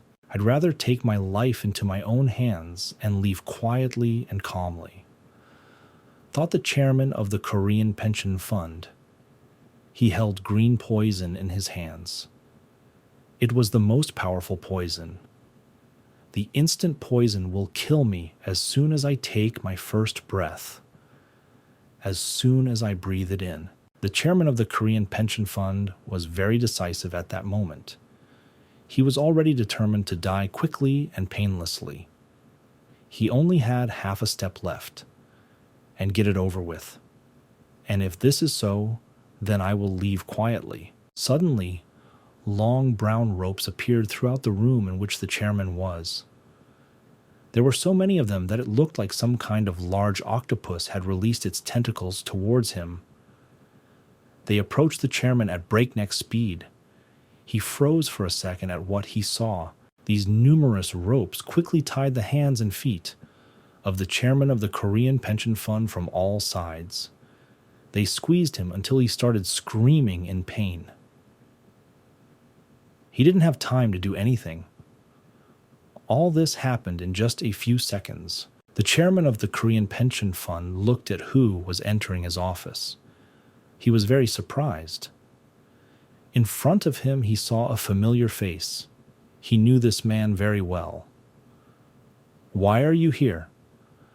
"What about the Hornets?" the chairman asked. Opposite the chairman stood Agent Mike. He held in his hands the ends of these brown ropes that tied the chairman's hands and feet. "Chairman, if you are talking about exchange Hornets, then don't worry. The Immigration Bureau has successfully eliminated them all," Mike said confidently. Mike leaned over the chairman and began to look him straight in the eyes. Agent Mike was very serious. "Mr. Mansick, right now, you will tell everything you know about the human rights community. I'm not a stupid person. I know very well that you were in contact with them. Teacher or Agent Mike are... I don't know what to call you now," the chairman said. "Excuse me, of course, but I have the right to remain silent. But I say don't have it," Mike said loudly. "You should have expected this when you made your plans." Mike continued talking, in accordance with the Fourth Amendment of the Korean Constitution. "Your rights as a citizen of this country will be partially limited." "And why is that?" asked the chairman of the foundation. "Are you studying towards aliens?" The chairman of the pension fund continued speaking. The chairman was very angry. "Of all the 7 mass immigrations, we the people at least accepted you elves. No one else has done this anywhere. But you. Although it's already possible for you, why do you choose the side of these monsters?" The sign thought and began to reason. "We accepted the elves. What does it mean? Accepted? Why accepted? If publicly, then my race is a quarter elf. I'm human and only a quarter elf. Even when I'm literally 75 people. He still calls me elf. The chairman of the Korean pension fund was simply out of his mind. His face literally changed with anger. He clenched his teeth tightly against his eyes. His eyes glowed white. Not accepting even the slightest fusion of blood from other races, human suprematist. The assessor remained seated, completely bound in his chair. Mike stood near the table and talked to him. I think I have begun to understand you. This is why you work with the human rights community, Mike said to the chairman. The chairman could not give him an answer to this question. Because their ultimate plan, get rid of every race on Earth except humans, drive them away or kill them. Do you know, Chairman, how they treated other races on Earth? And what? Who cares whether these creatures on Earth die or not? Why should I care? I don't even care about people. The chairman spoke. I have no desire to arrange an interrogation, Mike said. However, I think it's better for the dragon to do it. He will do it very simply for me, said Mike. Dragons can use some pretty weird and very nasty magic. There is such a magic that can bring the work of the brain to its maximum. And everything that you cannot even remember will be fully revealed. The place where you met with representatives of the human rights community, their voice and what they were wearing. You will tell me everything absolutely verbatim. A group of people entered the office. It was the security service of the Migration Bureau. They took the chairman by the arms and began to lead him out of the office. Of course, it will be a very painful process, Mike said. And most importantly, you will not die until you tell us everything. Besides dragons, there are agents with strong holy power. They will take care of saving your life. At that moment, Mike's phone rang. He picked it up and looked who was calling. I'm hearing you, said Mike. Agent Mike received a call from Blair. She told him something for a very long time. Mike listened carefully to the conclusions. Agent Mike stood in front of the window. He admired nature as always and talked on the phone. Blair asked him to come urgently. She will send him the geolocation addresses by message. Mike went to the meeting. It was already late evening outside. It was raining very heavily. This was Mike's least favorite weather. He didn't want to work in this weather at all. After some time, Mike arrived at the meeting place. Blair met him there. It was an underground garage or an underground parking lot. The main thing that Mike noticed was that everything around was simply covered in blood. There was blood on the walls, the ceiling, the trash can, the curbs, the road. I hope you called me on business, Mike asked. Is this about what I asked you to check? Yes, of course, Blair replied. A report from the agent whose agent was sent for verification. This soul of Agent Bradley. The soul had already left this place and was no longer visible anywhere.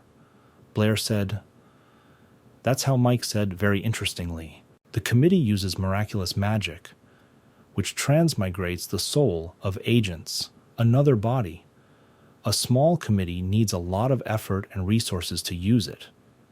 Therefore, even they cannot find the soul that has left the body. It's simply not in their power. Mike's agent looked everywhere. He understood that he could no longer find anything good in this place.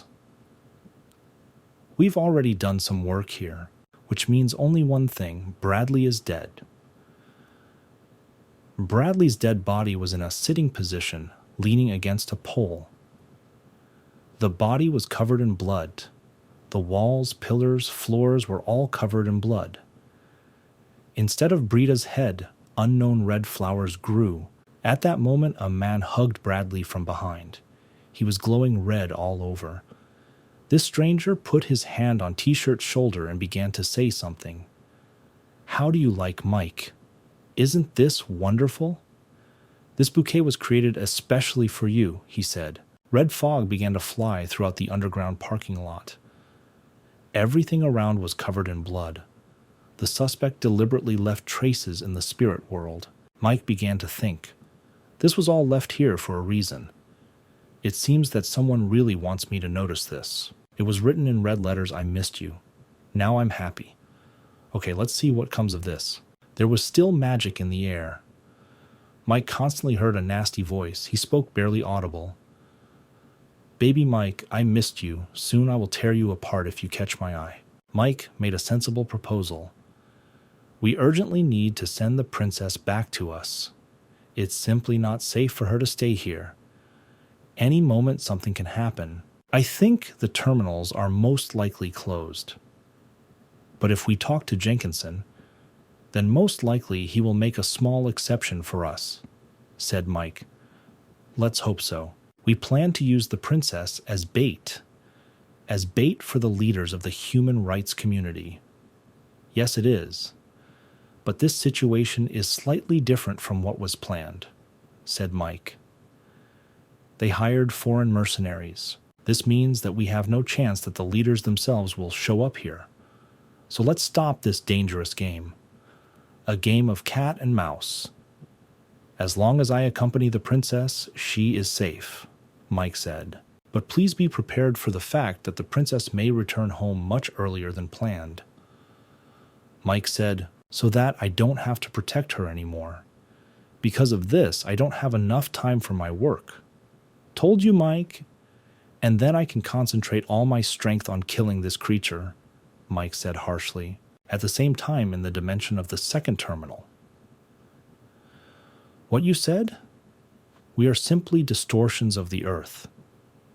What are you trying to tell me with this? So, to put it simply, I'll tell it like it is. We have a problem that needs to be fixed urgently. So our distortions remained intact after 5 jumps into the dimension, but one still broke.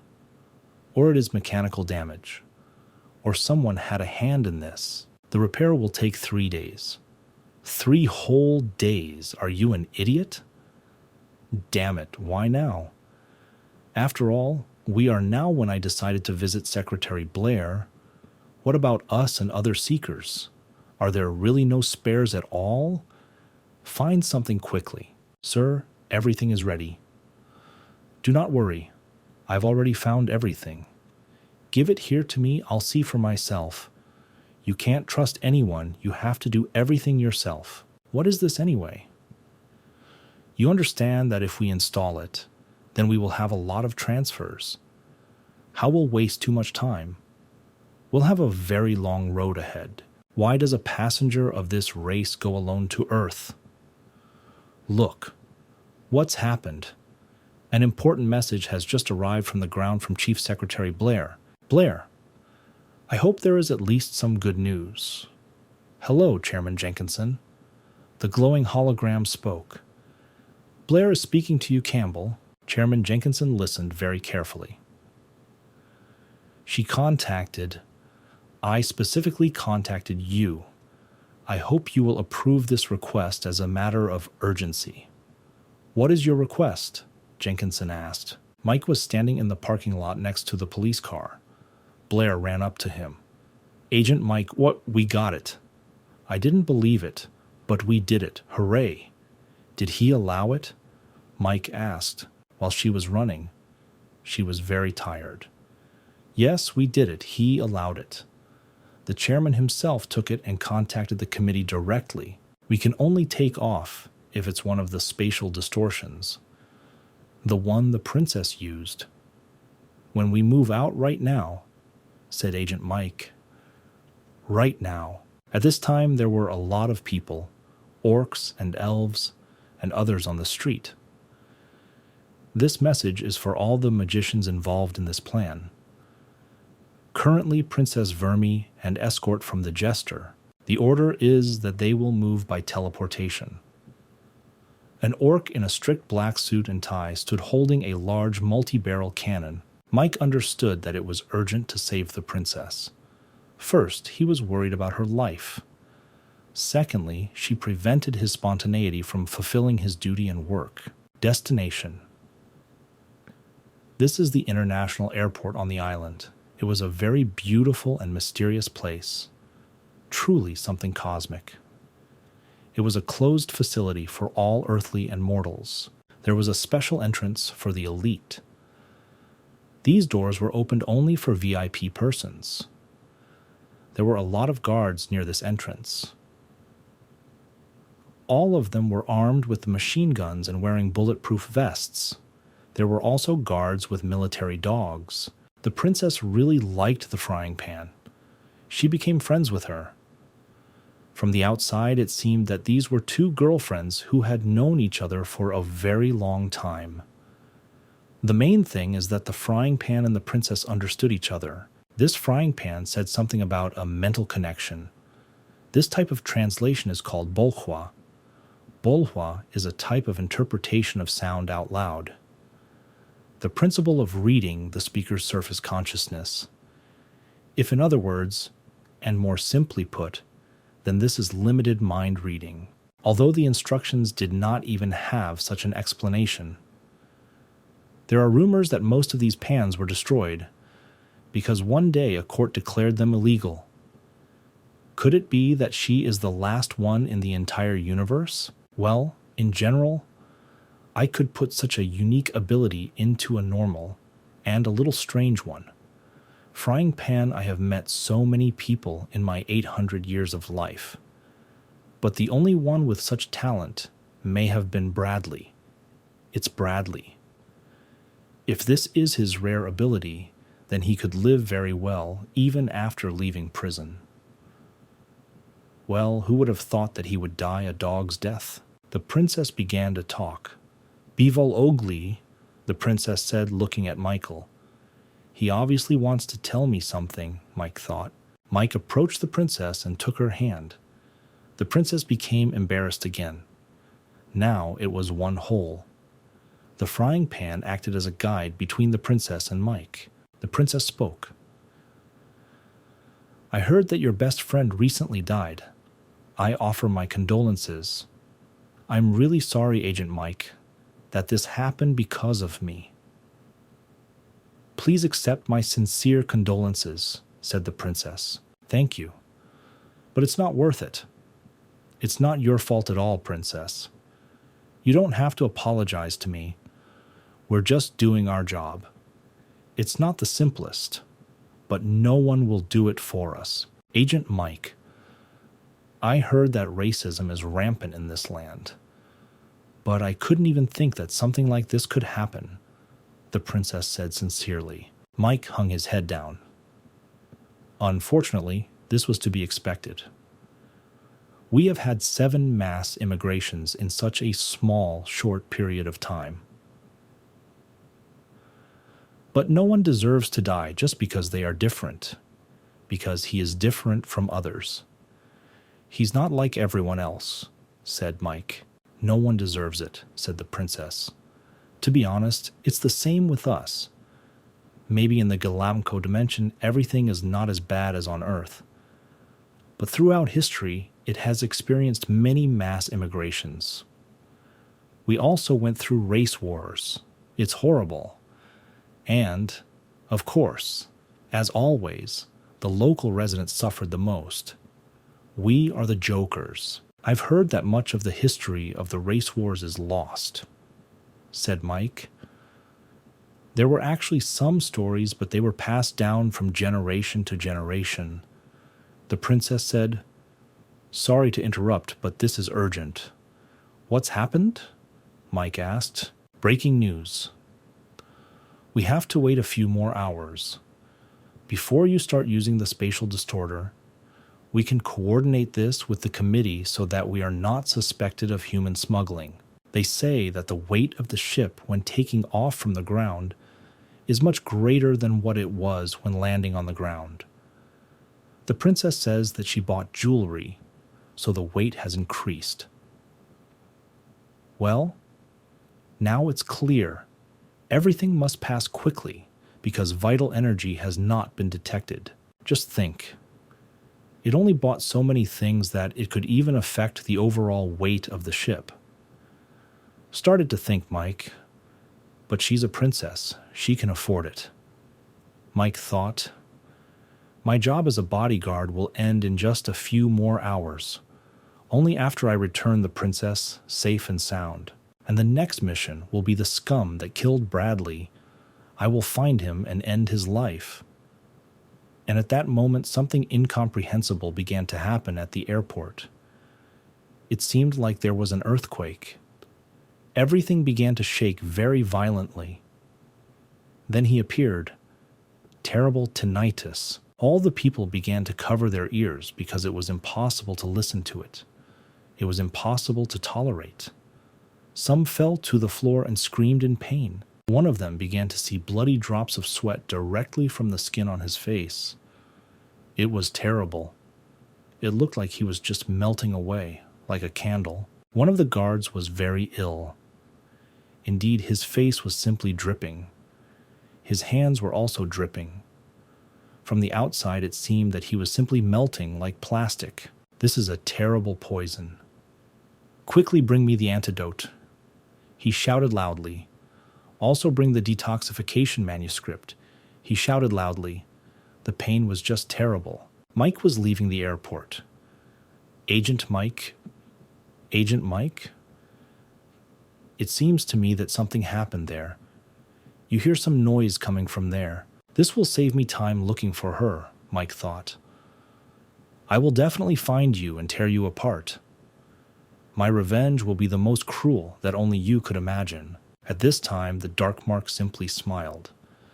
Now he was out of reach. Mike had no idea where he was. For him, it was the ultimate dream to cause damage and not be punished for it.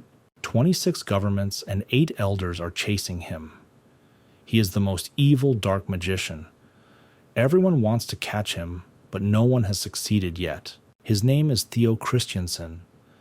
This is the most evil and merciless black poppy. For him, there is no framework of decency or law. This poison and zombies are only needed for one species. After all, I really wouldn't want our meeting to be interrupted, Agent Mike. Wild sounds and screams came straight from this airport. It was just terrible. Energy waves permeated everything around. 1453. He's feeling really bad. Let's hurry up. We need to act faster. Let's not stand still. Open the antidote immediately and urgently move the patient. Damn, what's going on? The chief orc was angry. He was holding a large machine gun. A belt with cartridges hung over his shoulder on his chest. His white teeth stuck out in all directions. The eyes were simply crazy. This is all so damn creepy. So you still don't see anything at all. That's just terrible. This is the worst state to protect. He was sitting on the floor. He held his chin with his hand. This is Carl Hood, Republic of South Africa. Joined Agent Mage. His main weapon is a zoom gun. Tell me, have you seen a photograph of this place? The elf asked. No, why? Carl answered. I've been an agent for a long time, but I've never seen anything like this. This is enough to understand. Bradley, who died, was simply lucky. All the rest were brutally tortured to death. She continued, Damn it, this culprit must be a black poppy, right? She asked. Heck, there are rumors that if you contact them, then your next 3 generations will have a very difficult life, Carl said sadly. What if they hold a grudge? Then believe me, they will get it out of the ground. You won't even be able to destroy them because they are like cockroaches. Carl crawled out and said, But we should be fine, right? Certainly, it simply cannot be any other way. Today with us is the one called Legends. A true legend. It was he who completed many grandiose and difficult missions with the Elder Dragon. This is what legends are about. Many people are afraid of him. He is respected even more. Zombies began to appear around. There were a very large number of them. Firecrackers and Molotov cocktails flew in different directions. Rockets and fire grenades were exploding everywhere. Many fiery rockets were fired towards the airport. The security did not have time to fight back. A little panic was sown. The effect of surprise worked. The military fired back and fought back as best they could. There were simply a very large number of zombies. One of the soldiers shouted loudly, "Zombies are advancing from the shore. Quickly rank and contact agents." "Yes, sir," the radio operator answered. He immediately set about contacting agents. "Attention, attention, can you hear me?" The radio operator spoke. "This security unit is attacking us right now. We are being attacked by zombies right now. Can you hear me?" The radio operator kept talking. Suddenly his hand was simply cut off by something, and blood began to flow. Everything around was just in smoke. Visibility was practically zero. The enemy was visible only within a radius of 5 or 6 meters. "Ah! My hand, what's wrong with it?" The radio operator shouted loudly. Carl saw everything and heard how the soldier was suffering. He took his machine gun and started shooting as hard as he could. "There is only one bridge leading to this island," said the Carl. The idea that everything would be fine if we protected this place was a mistake, because mass teleportation is simply impossible. And he made the zombies think so much while crossing at low tide. Damn, we're in real trouble here. Zombies are attacking. We don't have enough soldiers. We do not have enough manpower and weapons. Also, black magic works everywhere. I repeat, black magic all around. This concludes my briefing on the current situation, Mike said. "What should we do, Mr. Agent Mike?" "You must take the Shootans onto the ship and fly away immediately," said Mike.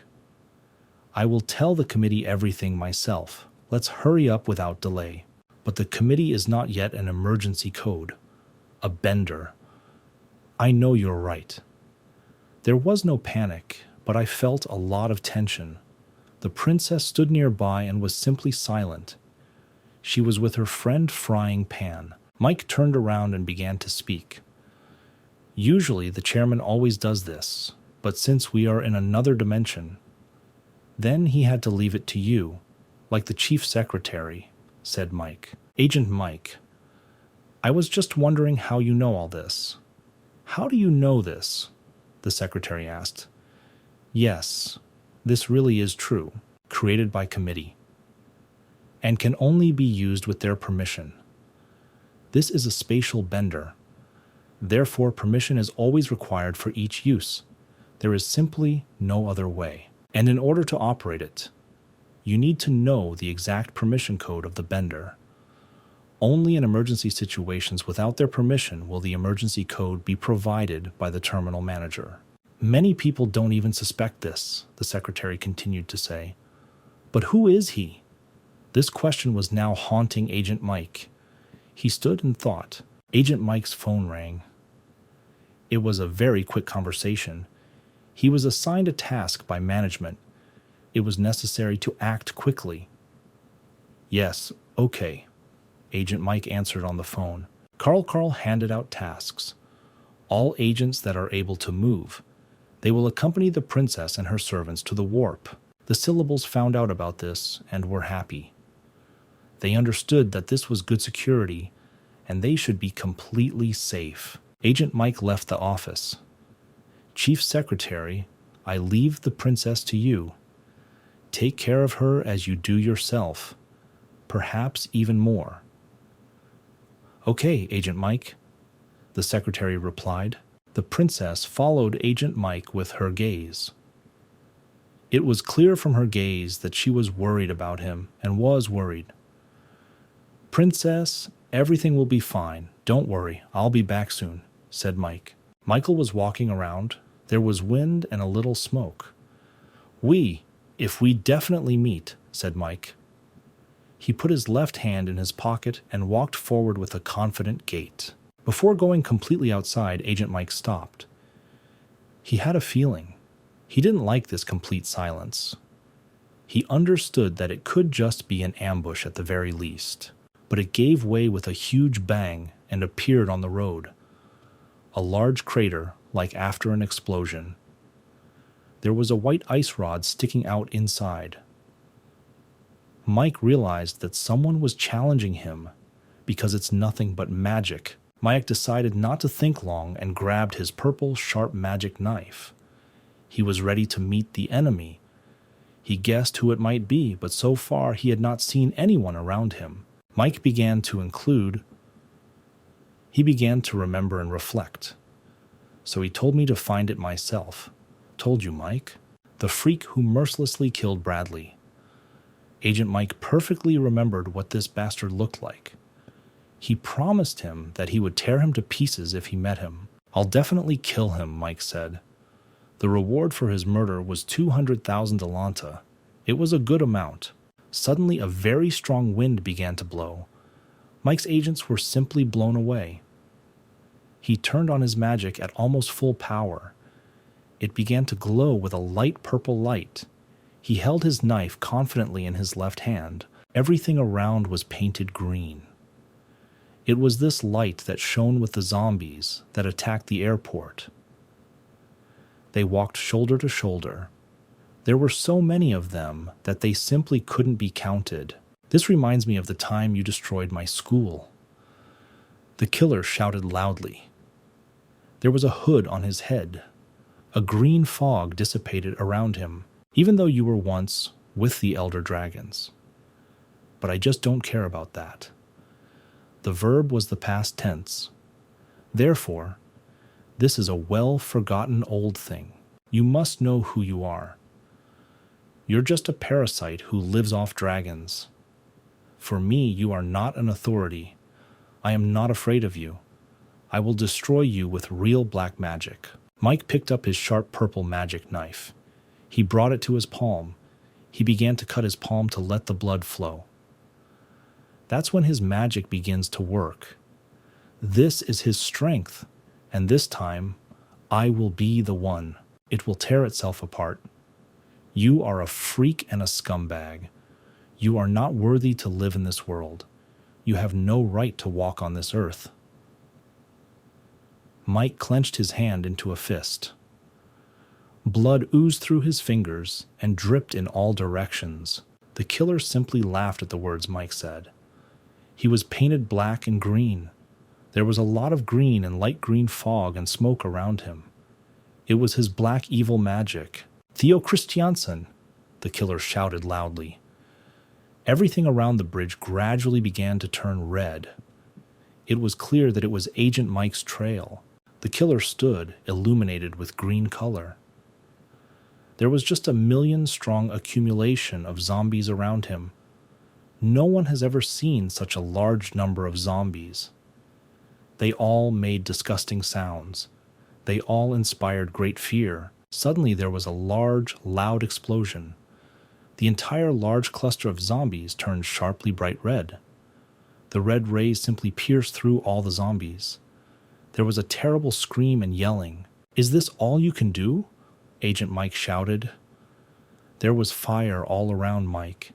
His eyes glowed red, rich, bright.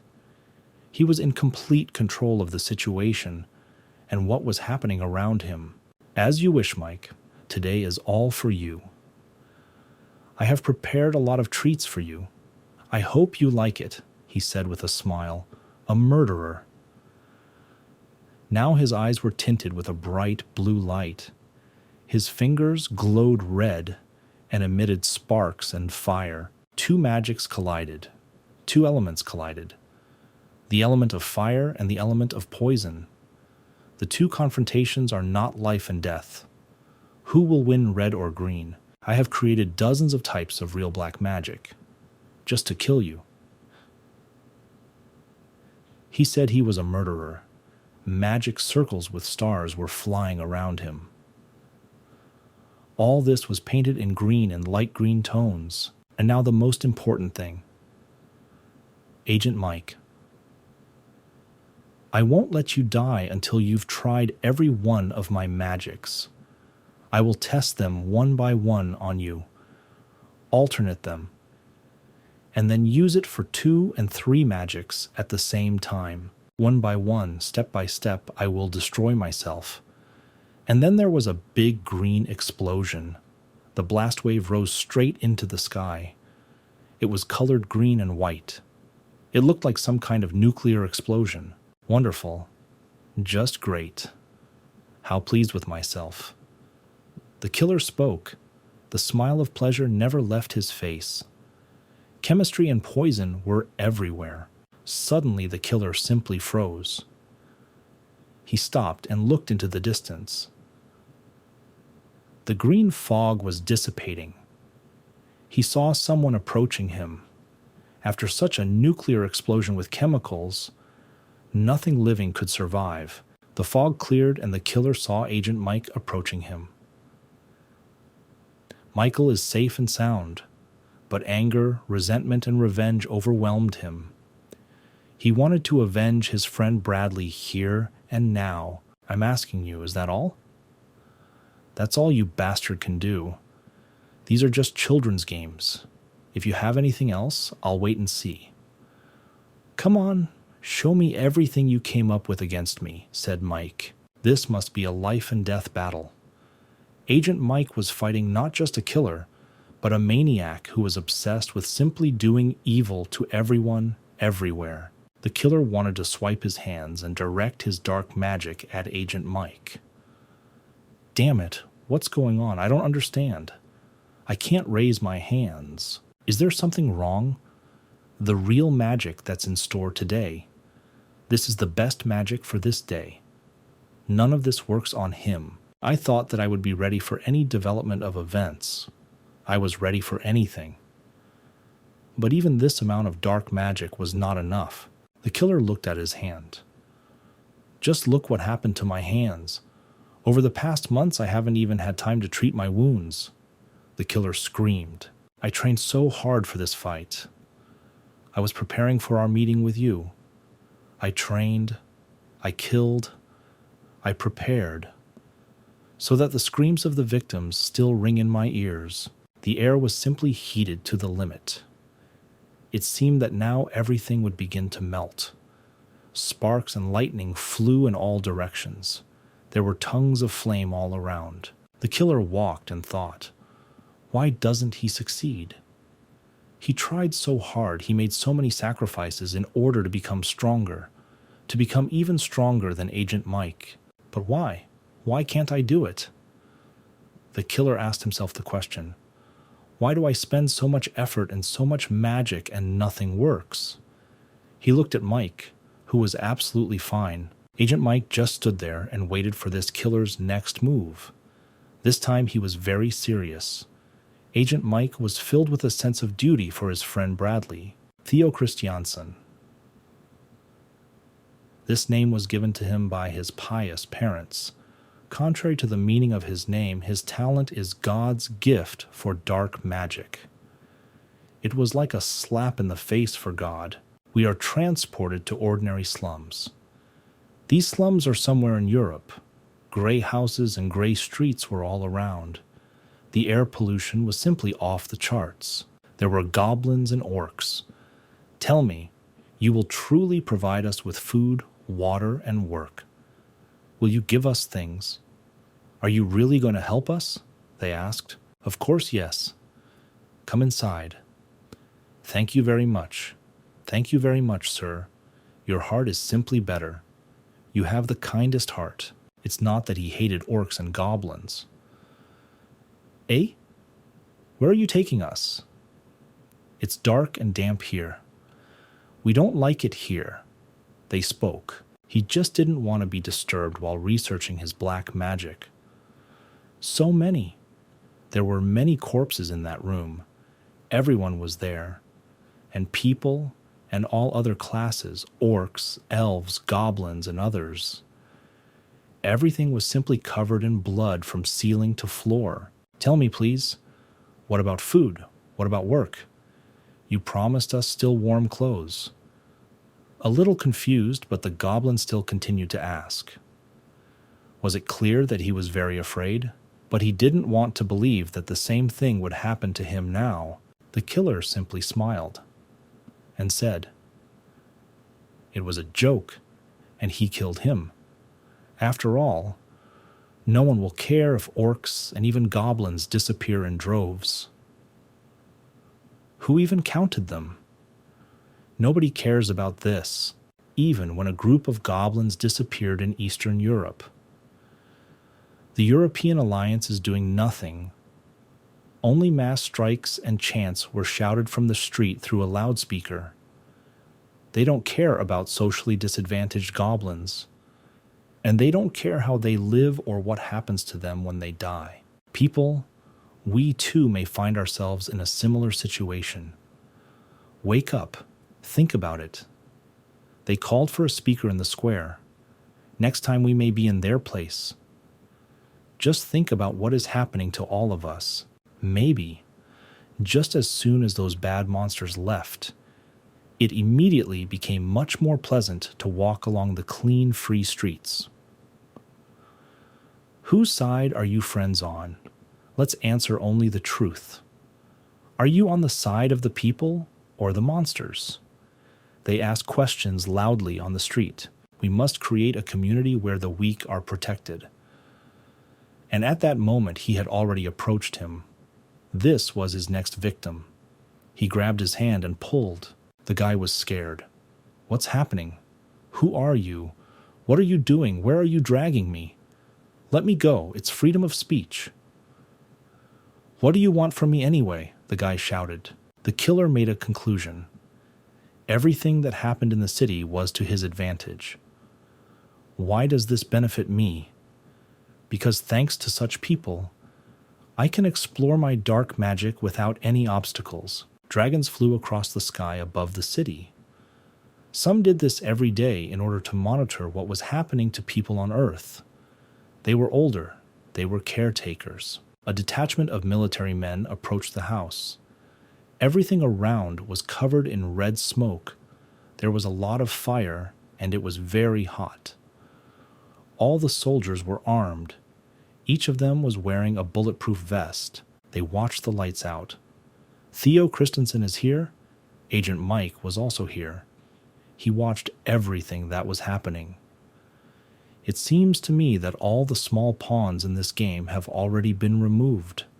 Agent Mike said, the fire dragons stood and waited for orders. These were some of the most powerful warriors in this army. What about Christensen's theory? One of the fire dragons asked. We're looking for him, but haven't found him yet, Agent Mike replied. They went inside his house. It was the most terrible picture anyone had ever seen. There was blood all around. There were corpses lying around. It was just terrible. Considering that many of the corpses are still fresh, we must conclude that he escaped. They said soldiers. He sacrificed himself a lot just to get out of our trap. He knew we would come, so he killed everyone. We'll have to be content with getting rid of his school. We urgently put him on the wanted list. Wanted on all our channels. We will offer a large reward. And we'll offer to pursue Theo. The killer walked and thought. I couldn't even imagine that they would be worried about some orcs and goblins. It was too much of a mistake to kill too many goblins. Have you heard that the school was destroyed? Have you heard such news? I heard that the Immigration Bureau and Elder Dragon were working together this time, but even they failed to capture the leader, Theo.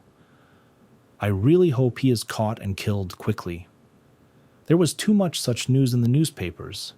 Photos were posted everywhere.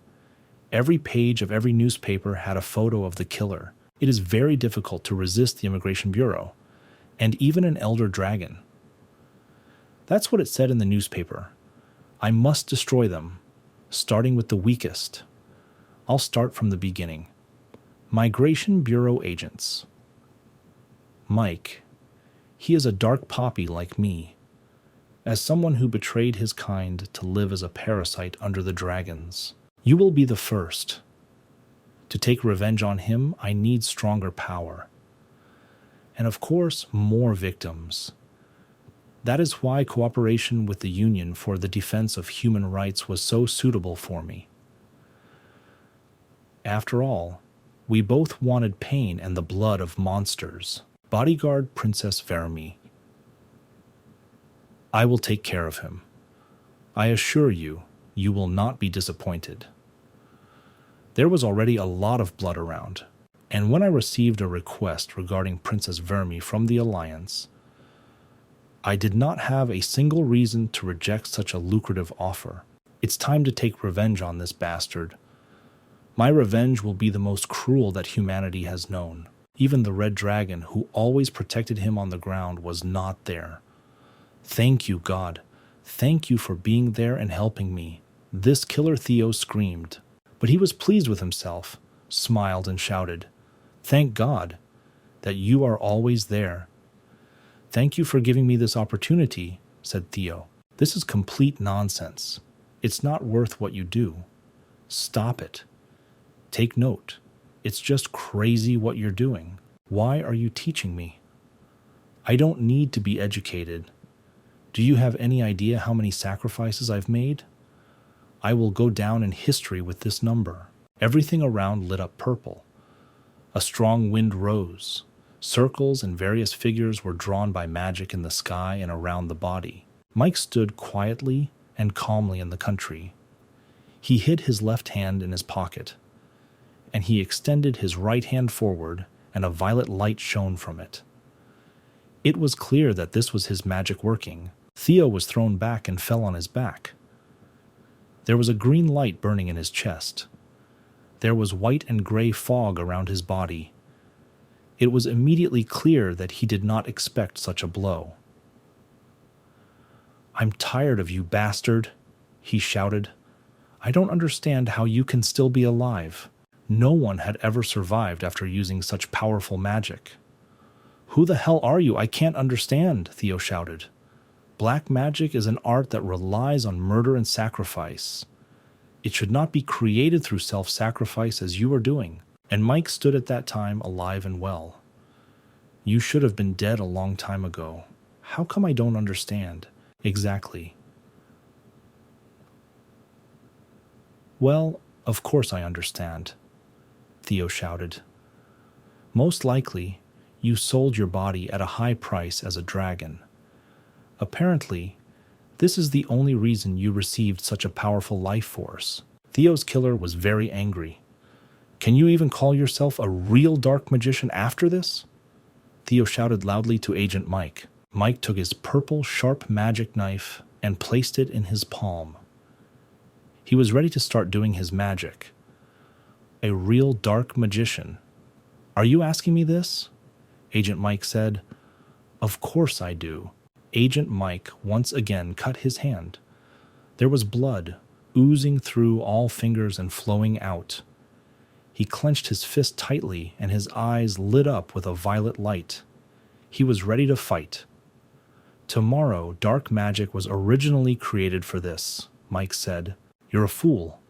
All this time you haven't understood anything. What kind of dark poppy are you after this? You're just a stupid fool. Who doesn't know how to use his power? Said Theo Killer. If you seriously asked Theo, exposing his hand with claws? Do you think it should be used like that? Once again, everything has already turned out this way for us. Then I'll try too. What did you say, Mike? Real dark magic. Let's try. For me, this is real dark magic just over the edge. Theo began to separate his chest with his hands and claws. The zombies have woken up again. They are reincarnated. They rested and went into battle again. It seemed that they had twice as much strength as before. Their eyes glowed green. Attention everyone, they start to break through. Let's try faster, curve already ahead. Even if the mana is greatly depleted, we still have no other way out. They said, we need to act right here and now. Let's be bolder, and don't hesitate. So, the wars are mine. I order everyone. We listen to everything carefully. I won't repeat it twice. I order everyone to add fire and charge the bullets with magical elements. Go to hell. You get bastards. Here's to you all. They started shooting magic bullets from fire at everyone. It seemed that everything around was exploding and burning. The 6-barreled machine gun simply became red hot from the shots. There was a lot of smoke coming out of it. But he was quickly reloaded and he started shooting at the zombies again. You are such a cool Carl. You are a real general. Thanks to you, almost all of mine were destroyed. There is very little left. Let's shoot, guys. People were screaming. We didn't expect anything else from you, sir, said one of the security guards. They were finished off. Everyone? He asked. Of course, friend May, just don't raise any flags in honor of victory, he said. Wait, I think there's still something moving ahead of us, one of the soldiers said. Damn, these zombies are filled with magic. That's why they didn't rise up again and attack us. How many of these zombies did they bring here? And they are simply impossible to count. There really were so many zombies that they didn't understand where they ended. She tore the piece of paper and everything around began to glow with golden light. We need to get out of here quickly. Let's get moving, she said. She asked Sveta, who was surrounding the princess.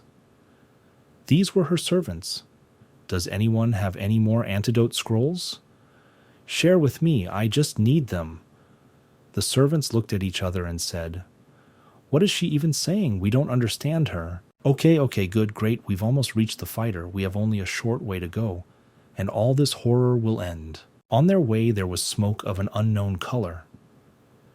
At first it was white, then it turned into purple light. But it was chemistry. It was poison. When the servant said, But we can't just run through the toxic smoke. What should we do now? A rolled-up roll of paper fell in front of their feet. A loud question came from afar. This? This is my personal emergency sweater. I shouted very loudly. Carl! A fierce battle was going on around him.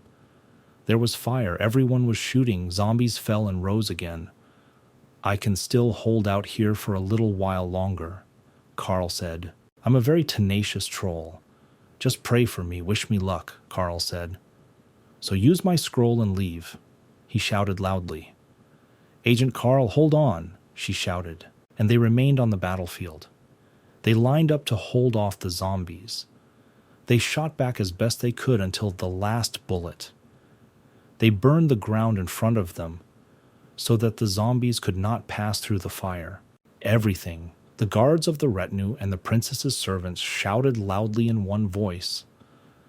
Thank you. They quickly ran to the spark generator. They all ran up to the large gray doors of the distorter.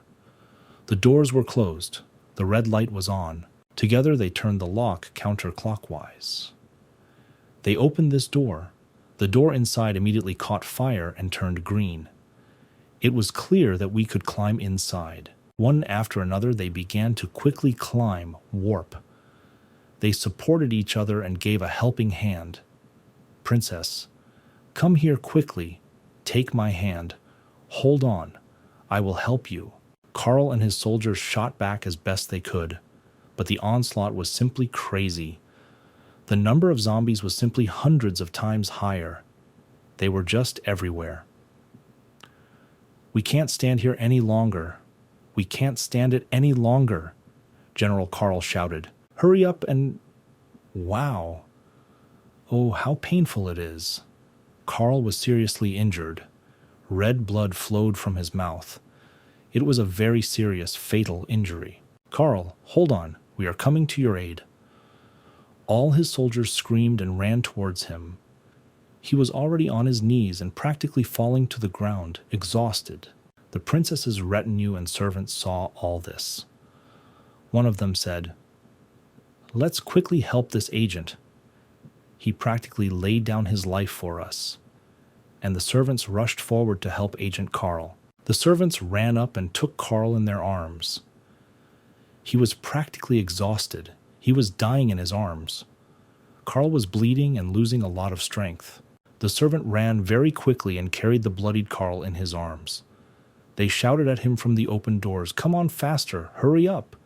There is very little left. Bring him inside quickly." Carl was laid on the floor. He was wounded and was practically without strength and consciousness. "We are too poison," someone said, "even if he is a troll. Being in this toxic smoke for so long is very dangerous. But with his innate troll tendencies, putting others first and giving us his scroll, something doesn't feel very good to me. I'll go to the cockpit for now, so please keep an eye on him," she said. "If we continue to hesitate, we'll all just die here, that's all," the secretary said.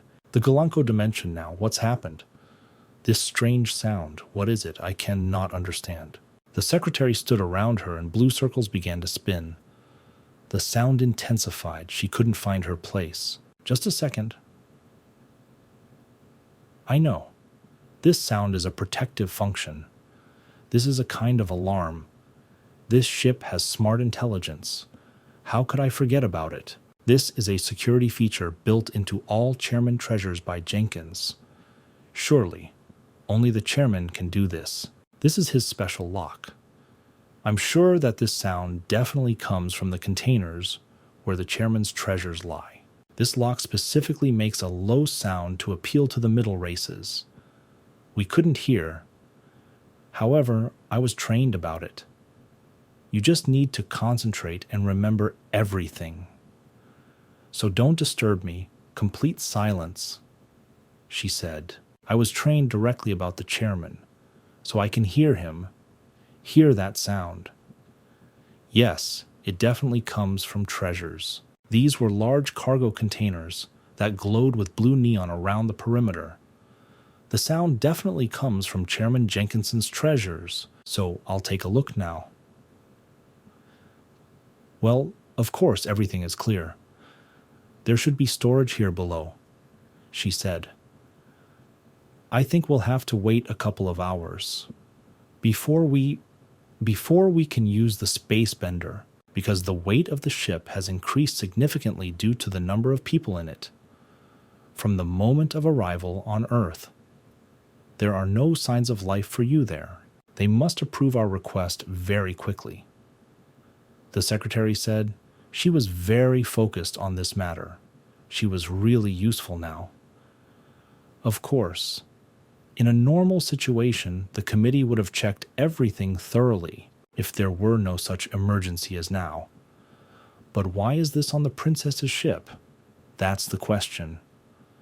"No, that's not important right now. Why are you hanging around here doing nothing?"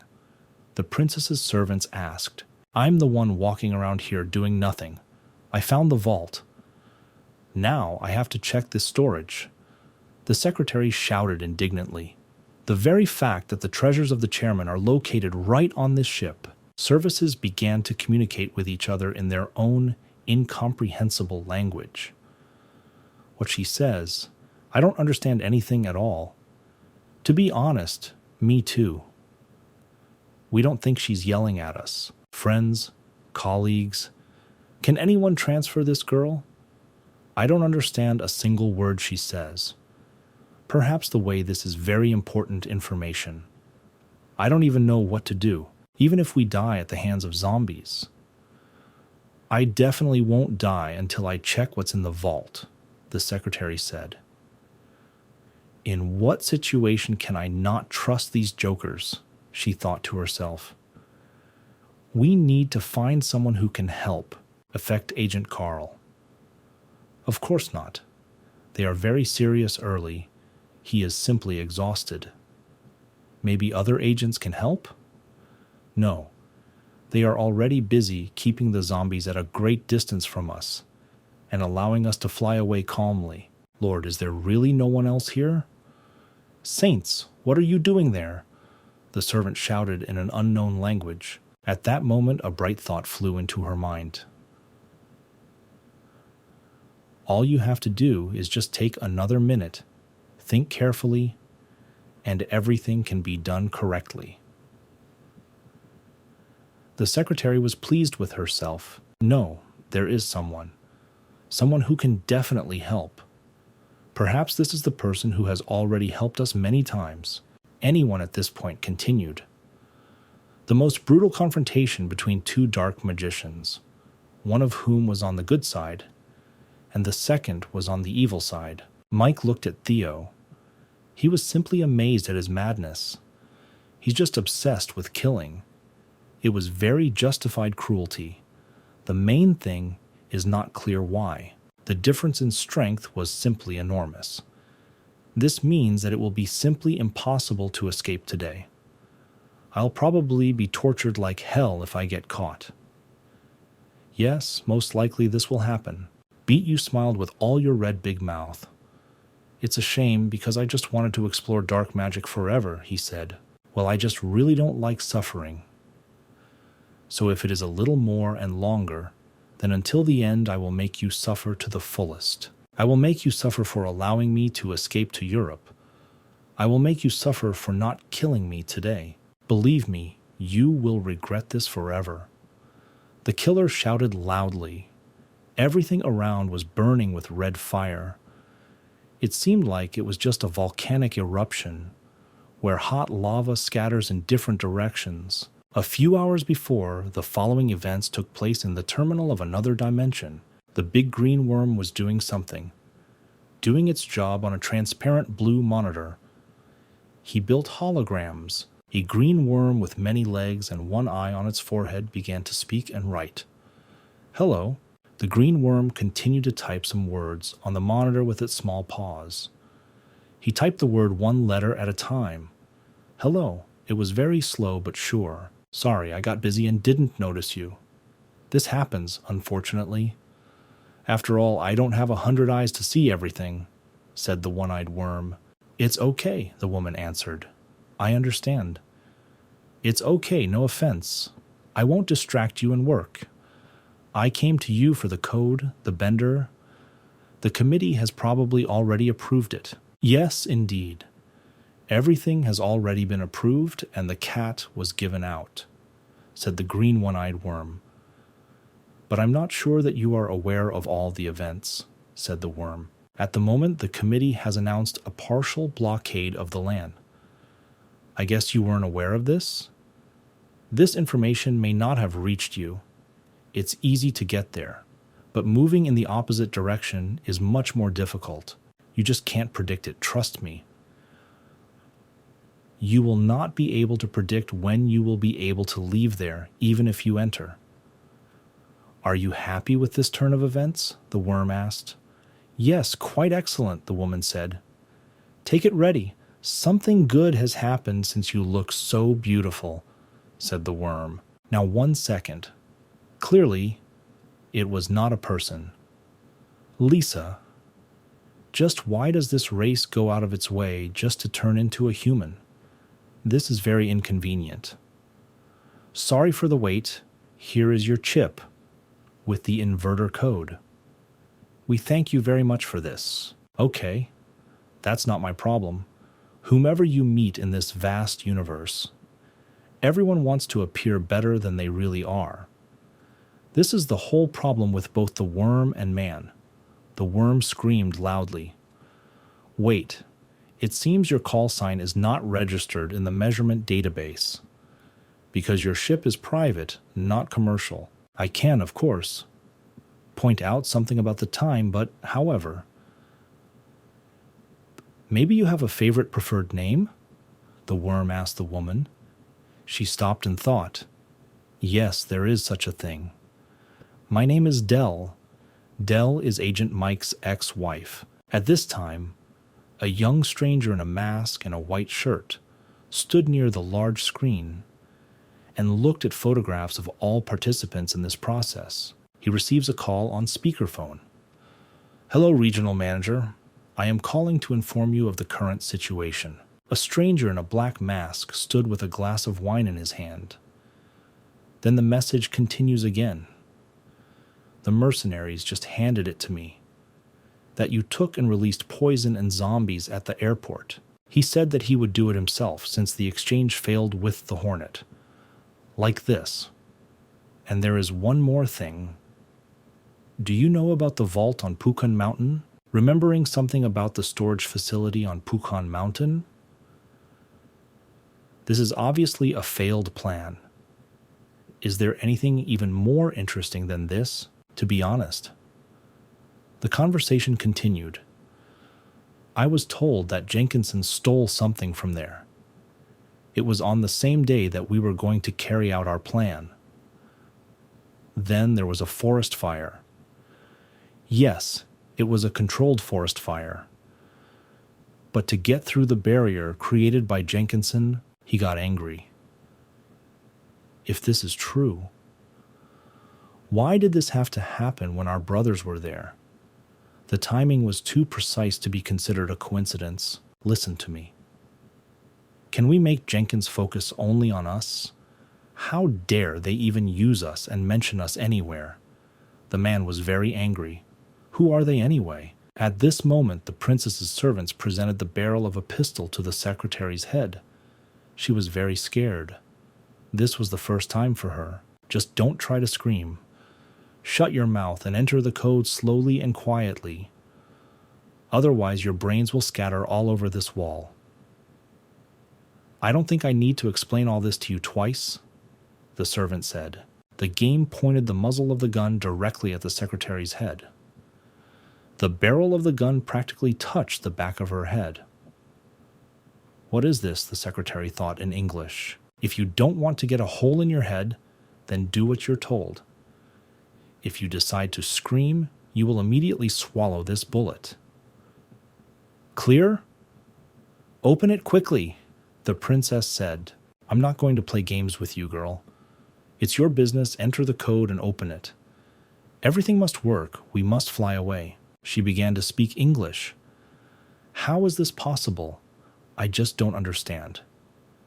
Typically, nobles use a translator to maintain their image. That's right. Why teach you a completely unnecessary language? The secretary began to press different buttons. She needed consistency. You better hurry up if you don't want me to shoot you in the head. Speaks very fluently. I thought it was a secretary. Korea of all, and what they said was a lie, is that they are not considering mass immigration. And the use of debt to get into the alchemical workshop was necessary not only to increase one's fortune. The real goal was to diversify the gold mining process. Vills. Creating a beachhead on the ground where they can safely settle. But the committee and the land will not be very happy about their immigration either, especially if it is a Galanko measurement. That they are treated like animals. They own 15% of the gross domestic product, but have rather weak power. An alligator stalking a golden egg. So the dimension is Dutch, and they won't let them go so easily. They won't give up the gold. Wait, why did they steal the chairman's treasure then? Their secret immigration plans will be easily exposed if caught. I have too many questions, but I am sure of one thing. We're screwed if we just go to the Galanko dimension like that. I really didn't want to use it, but now is not the time to think too much. Help. And the secretary formed a golden cloud near her. It was a small ball of fire that illuminated everything around. It looked like a small ball lightning. Let's fly quickly. She spoke. Find and quickly notify Agent Mike about our situation on the ship. He will definitely understand everything and quickly help us. A ball of fire rushed into the distance. Agent Mike continued his battle with the evil spirits.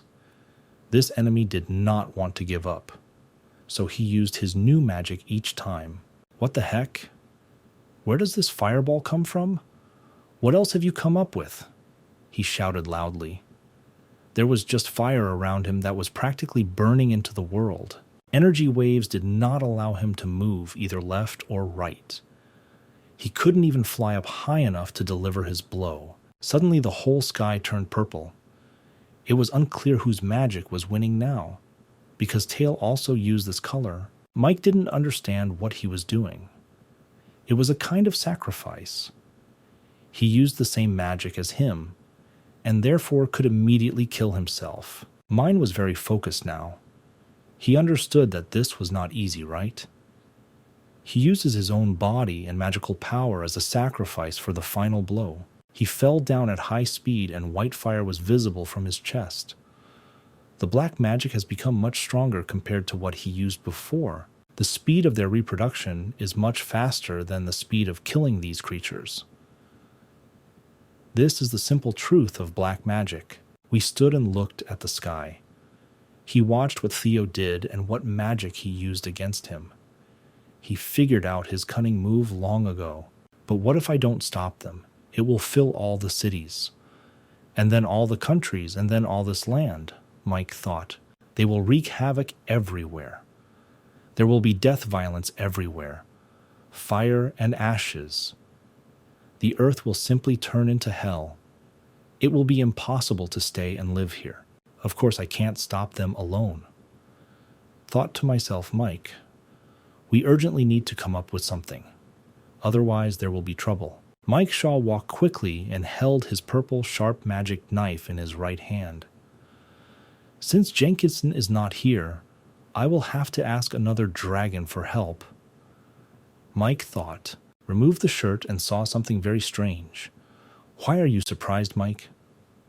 What kind of stupid race would use a spatial bender, especially at a time like this? Okay, that's their business. I don't have any time to think about it. I just need to focus on blocking these things. Agent Mike said, if I want to do this, it seems to me that at a minimum you will have to sacrifice one of your hands, said Mike. He raised his head, looked and assessed the situation. Mike already wanted to cut off his hand with a purple sharp magic knife and continue. Using your magic. Well, suddenly the sky became an incomprehensible color. We raised our head up and just looked at him. Heaven! I don't understand what's going on there. Many began to look at the sky. The sky began to turn purple. Light purple and pink spots appeared all over the sky. It was felt that the electrical voltage was coming directly from the stars. What it is? People spoke while looking at the sky. What the hell is going on there? Mike said loudly. Then he began to reason again. When I first became a prisoner, then for me, having lost all memories. They were the ones who explained the whole situation and told me where to move next. Those who monitor the endless dimensions, races, and prisoners. They are the committee, said Mike.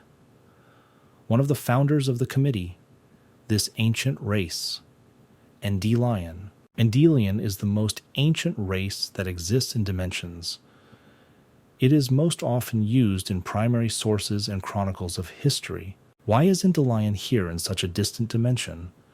For Mike, it was still a mystery, or maybe he flew through that distorter. Mike asked himself the question. He looked at the sky. He had not seen the sky like this for 500 years. He didn't see purple and pink spots just falling into the sky like ordinary flakes of snow. Another question is, why did he use such a small ship? Mike thought. Why a ship and not a race distorter? These insect creatures burst through the purple sky. Mike saw them flying towards him. Mike stood with his head up and looked at the sky. He saw something in the distance. Wait, maybe inside that black hole? There may be an abyss inside that black hole, said Mike. He stood with his head raised up. I looked at the sky and tried to understand what was wrong with it. He tried to understand what was happening, a place where even the committee refused to explore. A place where once you enter, you can never leave. This is the hell in which prisoners are thrown, whom even strong labor cannot correct. That's just terrible. But this is the truth of life.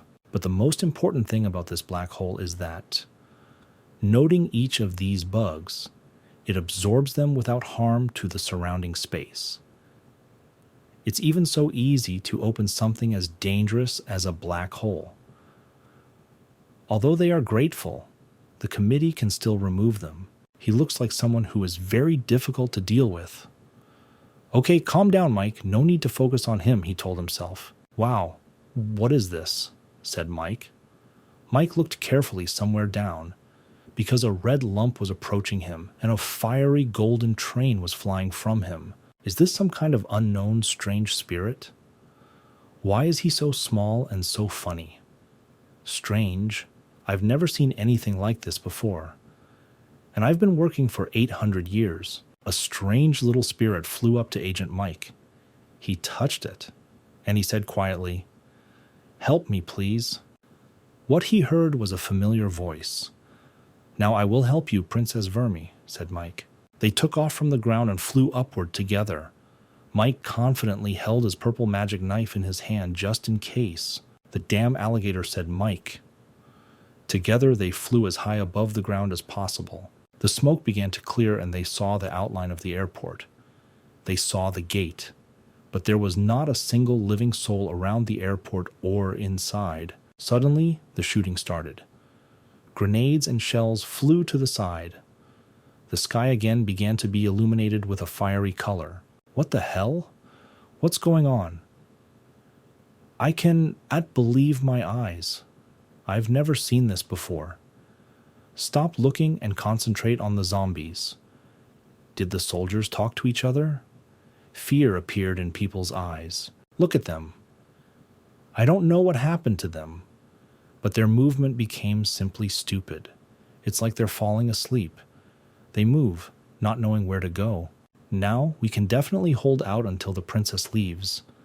Everything will be ready for them soon. Friends, we only have to hold out for a little while longer. We will succeed and we will win. Together we are force. The soldiers shouted. All the guards saw that something was happening in the distance. Something white and purple is moving towards them. This movement became faster and faster every minute. Then the man simply landed on the ground.